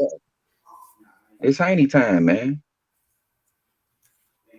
He showed it. Now he get this defense off. Then what? Who next? Everybody screaming Lomachenko. Yep, That's gonna be a everybody's damn screaming good Loma. fight. You got some people saying Shakur. Shit, that nigga, he can't fight everybody at the same time, but he willing to fight whoever though. He willing to fight Loma. Man, Haney, you can't clone no Devin Haney, bruh. Y'all better wait y'all motherfucking turn. That's what exactly. I'm talking about, though. AC not an undisputed now. All the contenders start to show up. What's wrong with this Spence Crawford fight? We need an undisputed champion so we can see the contenders. May the best man win. Straight up, bro. I don't know what's up with the Spencer Crawford fight. They said it's gonna happen later on though. That's what I Floyd think Mayweather it's gonna said. happen early next year, y'all. I mean, if it ain't happening all this time, man, they figuring it out now. Hey, as long as he They win the hearing these fight, that's shows. all that matters, nigga. Shit. As long as we get the fight, that's I all that want to see matters the to me. fight. I don't give a fuck when they do it. As I'm long as not I get giving to up on see the it. fight, bro. We know, like I said, we see there's more people weary than others. You know what I'm saying? So if they give up, that's on them. That just let me know your character. What kind of fight fan you? I ain't giving up on no fight. Mm-hmm. If Especially a fight of that if it's magnitude, going fight that down, we've it's been going asking down. for. Go ahead, H. My bad. Go ahead. No, you good. Go ahead, bro. I'll go after you. Go ahead. No, I'm just saying if it's scheduled, it's going down. But we can only wait on the lace up. We've been waiting like a motherfucker. I don't want to see nothing come in between this motherfucking fight. But if Devin Haney do get a Shakur fight, I mean, shit, we got to think about how many southpaws did have Devin fought for real. A good one, good southpaw. Jojo Diaz. Yeah, that's what I'm saying. Who else though? Shit, really, Jojo. That's all I know off Yeah, top. and that was a good southpaw too. That was Mm-hmm. a good southpaw. He fought. He just pulled it off. You know what I'm That saying? nigga look like he finna fight Loma next, and Loma in Southpaw. So he finna fight Loma, who's a Southpaw. Good And southpaw. that would help him prepare for a Shakur as well, who's a Southpaw. So So he is moving up to 135. I done got back out of retirement. I've been working. I ain't been seeing shit. You know, I got to come back to the show now. Instead of, you know what I'm saying? Time gone. Devin Haney So fighting Loma and then moving up to 40, most likely. What? Shakur moving up to 140. No, I said Devin Haney. Oh, okay. I said finna after the say, Loma fight, goddamn. I believe Devin Haney moves up to 140 if he can't get like a tank fight or something like that. He moves up to 140. Even if he probably would, I think he's gonna move up to 140 regardless, because he's getting too big for the weight, bro. That nigga Yeah, he huge is. as fuck. I'm starting to see him now, though, Taco. Yeah, so Devin is and he getting big as a been talking motherfucker. about moving up. Like it ain't like he been saying, but he's saying he want to get the big fights though. So he want to get the Man, big didn't they fights. have him on the breakfast show or one of them shows? Devin look fat as hell, man. He wanna defend his belts. He gonna defend his belts. Then he gonna defend his belts against Loma. He gonna get that next star status, and that for sure should solidify him to be top 5 pound for pound for sure. Hey, After Taco, he beat Loma. them two defenses right there is them two good names. Yep. and But then he gonna the move up to defense with 140 and fight Kambosos for a and the belt. defense with Loma. Shit, what more do you need after that? Exactly. So that's what I'm saying. And then that's who all the boxing writers is protecting right now. To me, you feel me? Is Loma. You feel me? They trying to, big up Loma, erase his losses and everything else. I don't see So nobody there. I don't see nobody there until Shakur do make it to 135. That's just my opinion. He might well get out there and let Shakur take that spot. hey, That's it's who all we good. taking. Your opinion, brother. Yeah, I think he should. Cause in a minute, you're gonna be a really real bully. You ain't gonna be able to make weight. Then it's gonna cause you to have to give it up instead of. I'd rather lose my motherfucking title than have to give it up like just hurt. I miss weight or some shit. Nah, bro. You Right, gotta beat and my then ass for the belt. I ain't finna never lose like that, bro. right, you don't want to have to starve yourself neither. Forfeit, nigga. That's a forfeit, nigga. You You don't want. forfeited on that, man. You ain't make weight. Where your discipline at, bro? That's with all motherfucker that miss weight and drop they belt or any of that shit, nigga. Where your discipline at? Facts. Straight up, bro. That's the main motherfucking objective in a sport, nigga. Your fucking brain. Where your mental at, man? Hey, Well, people, they don't be understanding that. Now they trying to make it about the money. That's a new thing for ducking now, making it about the money. Oh, that's why I feel you might as well get the Ted DiBiase what $1 million what belt. you selling? You ain't sold out nothing. You ain't on pay-per-view. Da da da da da. It ain't about the belts no more. Now it's about who's supposed to be who the more of the celebrity now. Now we playing celebrity stars now. Who got the most followers and stuff? That's what it's about now. It ain't about all that. It's about what you know. It ain't about no fashion show and all that bullshit. What the hell do you know? Because that's what's gonna keep you with all your desires. You don't know shit, you ain't gonna desire shit. Come on, man. Simple shit, bro. That you know, the simplicity of life. I like the simple things. Okay, well, they show.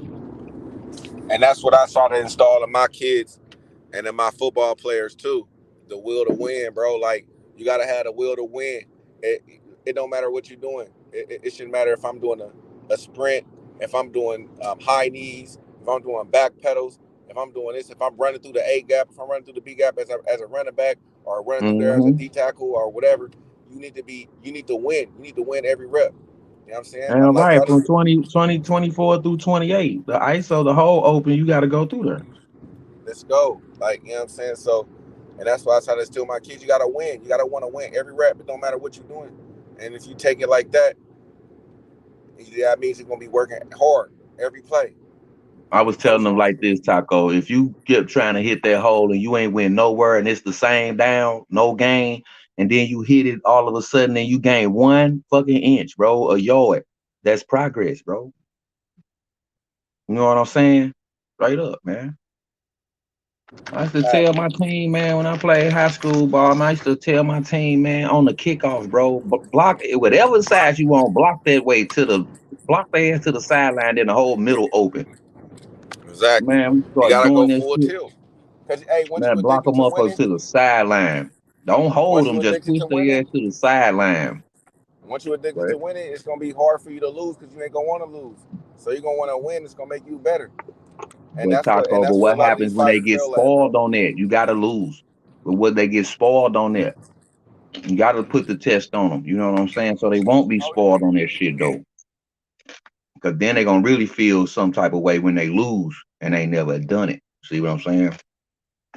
Accept your loss, but you keep winning. Keep trying to win. Right. But nah, That's but what they they yeah, but yeah, they gonna get the premise of it though. Like, but even if you lost, you put your all into it though. You know what I'm saying? that's a win. That's what I'm saying, Taco. That's a Right. win. Like, That's a win, bro.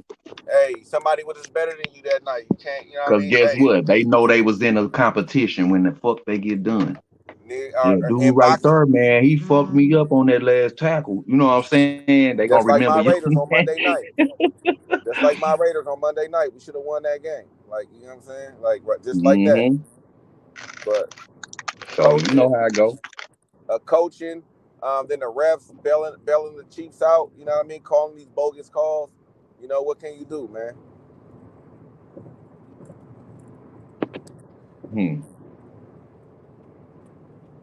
I'm still pissed about that. Motherfuckers, man.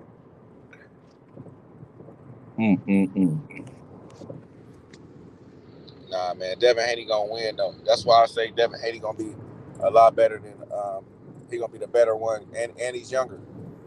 You know what I'm saying? So he still got growth, and that's why, bro. When you look at that when Terrence Crawford and Devin Haney was standing next to each other, bro. It's like, dang, bro. Terrence Crawford not that bigger than Devin Haney, bro. Like dang, like just by looking at him, like, man. Devin Haney, and then you look at him when he fought Kambosos out there, bro. He looked big, bro.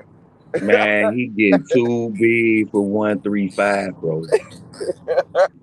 For real, bro. Hey, he looked better like Earl at 35, bro. Damn, bro. Hey, He so hella big. He getting hella big, bro. He gotta move up to 140, man. At least defend twice, though. I hope he can make weight to get them fights, man. But yeah, man. Keyshawn Davis looked big too. He another one that looked big. Keyshawn Yeah, he Davis about 5'9" too, man. He a big youngster, man. He's starting to get bulky, man. But you know that muscle, man, that shit make you slow, man. Motherfucker don't recognize that shit, man. Right. You gotta even your body out, your legs and your torso, bro. Ask AJ came in there like Hercules and had a fucking toothpick, Dylan White ass legs, bro. What you doing? Hey, he did drop Louise though, but shit, He dropped them though. No, that was that second fight. He looked it in tremendous shape though. Hey, he couldn't He came in looking like just like Deontay Wilder come in, like Haplo was saying, he come in at 220. Bro, that's a different Deontay Wilder, bro. He gonna be exclusive with that motherfucker right hand, but he gotta put some other shit with it though. See, that's what everybody looking at. Now if he come change that shit and start throwing some 1, 2, 3s in there and set that right hand up, he'll end the fight early. Right. You know he know how to end the fight early with the right hand, but we want to see a Deontay that's got the where your skills go. But I still We think know he got he skills, can beat man. everybody but Fury though. And you know what? If they fight the fourth time, I will have Wilder winning, bro, because I think the last fight, bro, I think that he almost got him, bro. Like it took him like something almost like the first fight to get up, bro. Like he knocked him down twice, bro. Like he had him.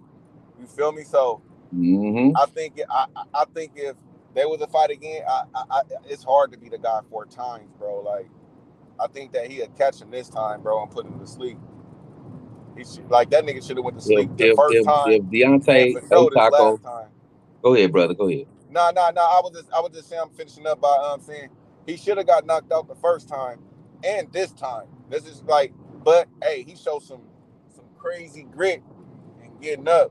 Like the Undertaker, they call him the Undertaker, I guess now. Remember he hit him with the right hand, right? And then he threw the left hook.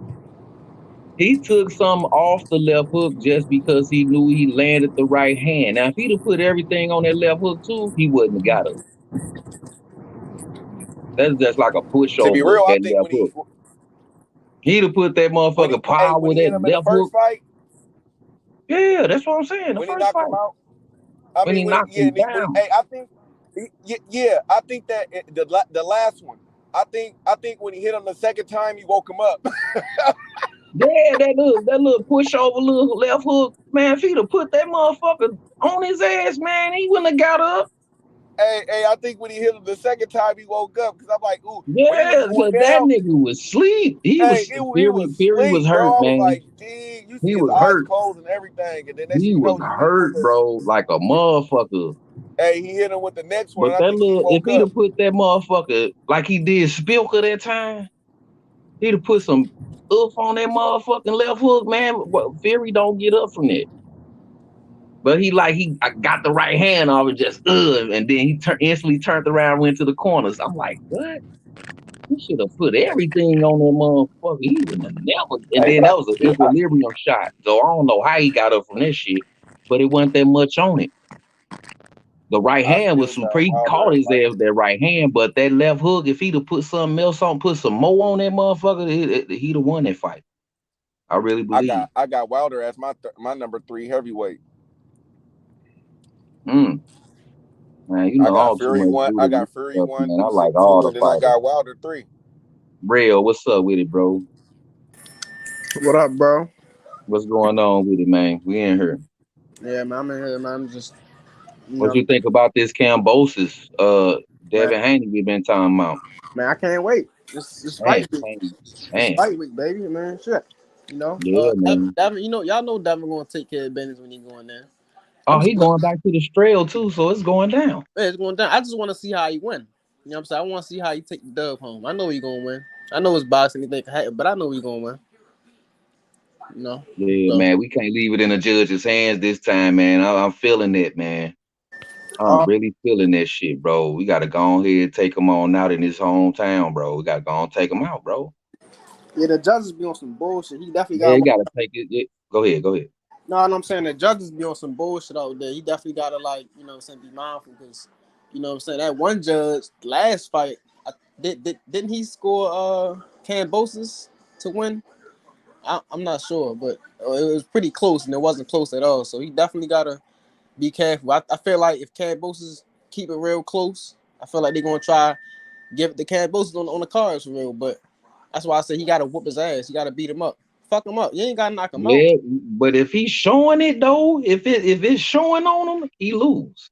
Yeah. He lose. Kambosos lose. If Devin Haney just you know what I'm saying, and it's showing the same shit, same result, bro. Yeah, fact. You know what I'm saying? I really feel he gonna be trying to rush in and try to make it an inside fight, and Devin ain't gonna let him, like he tried to do the last fight. Yeah, I want to see Devin fighting the inside. I definitely want to see that. I want to see how he fight. No, stick with what's working. If it get to the inside, throw a couple of motherfucking body shots and go right back to what's working. Fuck all that. It ain't worth him doing that in this fight because he's away. If he was in America, I would say yeah. But since he's in another man's country, like that's taking a risk. I say this: do what you did last time. Make him force his hand and trying to beat you, and stay off the jab. Keep everything off the jab, bro. Keep him at a distance. Matador real or Matador. That's all I could. That's the only advice. If I could talk to Devin right now and give him some advice, that would it be. Be a Matador. Mm-hmm. Wear some red gloves and let that bull try to keep Olan his ass at that level. I definitely not gonna lie though. I definitely think Kambosos is gonna come with some shit though. I don't know. Hey, most definitely. He looked defeated. He looked defeated in the press conference. And in his feelings. You see his eyes? He look like a defeated fighter that want to take revenge. I see it. Hey, because he said he gonna retire after. So if he lose. If he come in this fight scared, if he's scary, that's fight, he gonna lose, okay. So I mean, I don't really per se think that he's scared, bro. I just think that he just know he's gonna man lose. Down, like, man down, payday, man down, man down. Right, you know, he ain't scared of the dude, but it's like, man, I ain't scared of him, but I know I'm gonna lose this fight. Man, what he talking? Did you see his eyes? Man, I gotta be looking at people's eyes when they talking, man. I just can't, you know what I'm saying? I know I'm gonna lose this fight, man, but I ain't scared of him. But dang, I know I'm gonna get my. That's exactly how it's gonna sound when he coming to the ring. Payday, emergency, payday, Hey, man he down, man down. Bro. I don't blame him. I would retire too. This is the biggest bag he gonna make, bro. Like, why not, bro? You made 10 in the last fight, didn't he? Yeah, he made 10 million. That's what I'm saying. He made his biggest bag ever, bro. He wasn't projected to make that much money, bro. It's like, even if he lose this fight and get the 10, man, he can still get at least 9%. He can still earn 9% somewhere decent. Bro, with that money, bro, He's set for life out there in What I'm saying. Australia. He's set for life, bro. So it ain't even, you know what I'm saying? There's no question. He you know what I mean? Hey, I would retire too, bro. He took the less damage. Like we would have to research this, bro. Who like what fighter with that many fights he had in his biggest fight, you feel me, make the most money ever that he would probably ever make. Damn near, bro, he made 10 million guaranteed, bro. Like that's more than any other fighter at that weight class, bro. That's more than their welterweights. What they High pay, guaranteed. low risk. High pay, low risk, bro. See, that's more.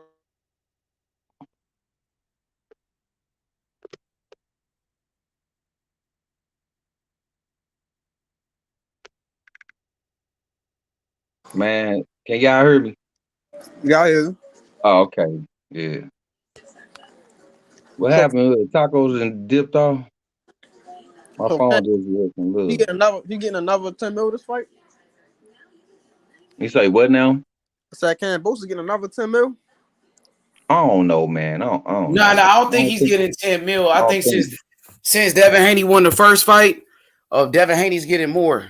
They had made a deal like before the first fight. If Haney won the first fight, he will get more in the second fight. So Haney getting paid more in the second fight. You talking about Kambosos? I don't know if he's getting 10. I think I don't think we had to give Haney some of his money since Haney won. Yeah, Haney deserve that money. Mm-hmm. You did a tremendous job in that fight, man. That's how it worked. Like you can like negotiate like with fights. Say if you win the first fight, if you got a 2-fight deal, if you win the first fight, you can negotiate to get more in the second fight, and that's what Devin Haney did. That was smart on Devin Haney's behalf. Hell yeah, smart than a motherfucker. That's why he went back. Mm-hmm. Glad he the ball. So why not? Because he took a gamble. He said, if I win the first fight, nigga, I'm about to get more in the second. And that's what he did. He knew he was gonna win that first fight. He bet on himself. And he won. Yep, and it wasn't no sucker bet. Ain't nobody else was trying to go out there to Australia. They said Loma wanted to go. He wanted to go to the war. You know what I mean? Loma decided to go to the war instead of going to fight. You know, you had Devin Haney who went to Australia. Tank Davis wasn't going to Australia. Tank was telling Kambosos he had to come to America. Ryan Garcia, he wasn't going out there. Nobody else was going out there to do that shit. Devin said, "Oh yeah, let me get that." They fucking with him now in Australia. They showing him all type of love. Because it's just like in the Rocky. Hey, rooting for Rocky like a motherfucking Russian. See, that shit was big for his career. Now he just went to another country. Now he a star in Australia. Everybody know Devin Haney in Australia. He went over there and beat the shit out they fighter, George Kambosos. So you know, and guess what? And guess how many of them gonna bet with Devin? Oh yeah, they fucking with him now. He got more fans out there than Kambosos now. Kambosos, they not really fucking with Kambosos over there. He embarrassed himself, nigga. Kambosos like he embarrassed the whole country with that bullshit. Yeah, man. Yeah, man. Fuck. I'm trying to see what's up with Tank Tyrell when your boy Tank gonna get up in the mix, man. When he gonna fight a Devin Haney? When is he gonna fight a Shakur Stevenson or a Lomachenko or even Kambosos? You know, or what's up with that Ryan fight, Tyrell? What's going on, my nigga? Yeah, man. I want to see that fight. They been revving up, bro. Nigga, Tank said he fight in December. What's going on? Hey, man. Ryan first in line. Ryan first in line. First in line. You know what I'm saying? They be right about that with his line ass. Ryan first in line. First in line. You know what I'm saying? I'm talking shit. Go ahead. You know what I'm saying? We're gonna take them out one by one. You know what I'm saying? We're gonna take it slow. We're gonna let y'all, let y'all talk. We're gonna let y'all, talk Devin Haney out. We're gonna let y'all talk Ryan out. You know what I'm saying? That's cool and all, but we just gonna sit back. But ain't no talk about Haney because Devin Haney's the undisputed champion. He got all the belts. So these are facts. No, I ain't making nothing up about him. I'm giving Devin flowers. He got all the belts. Go ahead, bro. You know what I'm saying? You got it, bro. You up right now. You on top of the division. But you gonna have to run into Tank sooner or later, man. It gotta happen. It gotta happen. You gotta run. That's if Tank want it. Like if Floyd Mm-hmm. Mayweather, if Tank team, if they really want the fight. I know you want the fight. You a fan of Tank, so you Right. support Tank. You want to see Tank fight the best. But is Tank trying to give you the fights that you want to see? That's what I'm asking you.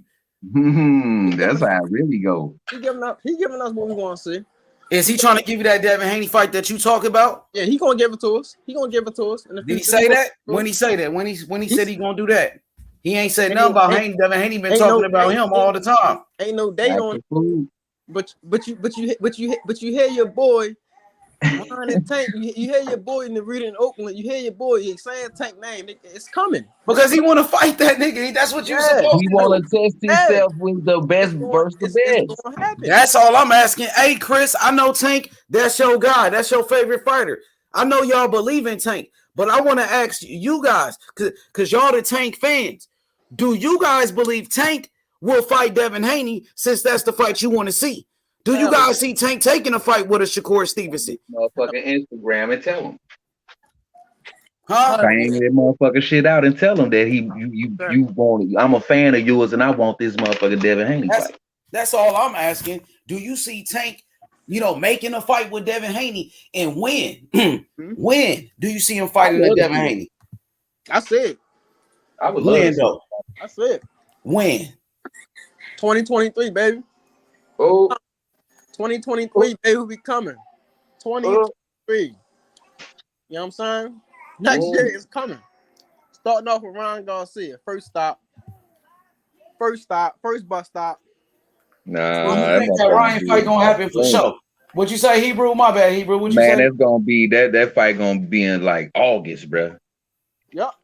Because if they revving up and Ryan first, you know what I'm saying? I want to see Tank fight, but I want to see the competitions. Get all these motherfuckers out the way, Tank. Fuck that shit, bro. And then you clear your path to the undisputed. Then it's Tank and Devin. But this is what H Money saying. Is the team prepared for a fight like that for Tank? I think so. Because the way they be talking is like they really don't want they that don't want Devin that Haney smoke, fight. bro. They talking like they don't want that smoke though, real, bro. Because Tank the only motherfucking champion they ever had, bro. Yeah, but because when Devin Haney and Tank Davis was going back and forth, Tank Davis, his team, they said Tank Davis don't need the belts to make money. So it was like they wasn't really interested in fighting for the belts or anything like that. They said Tank don't need Devin Haney. Devin Haney needs Tank. So it seemed like they really not interested in that fight.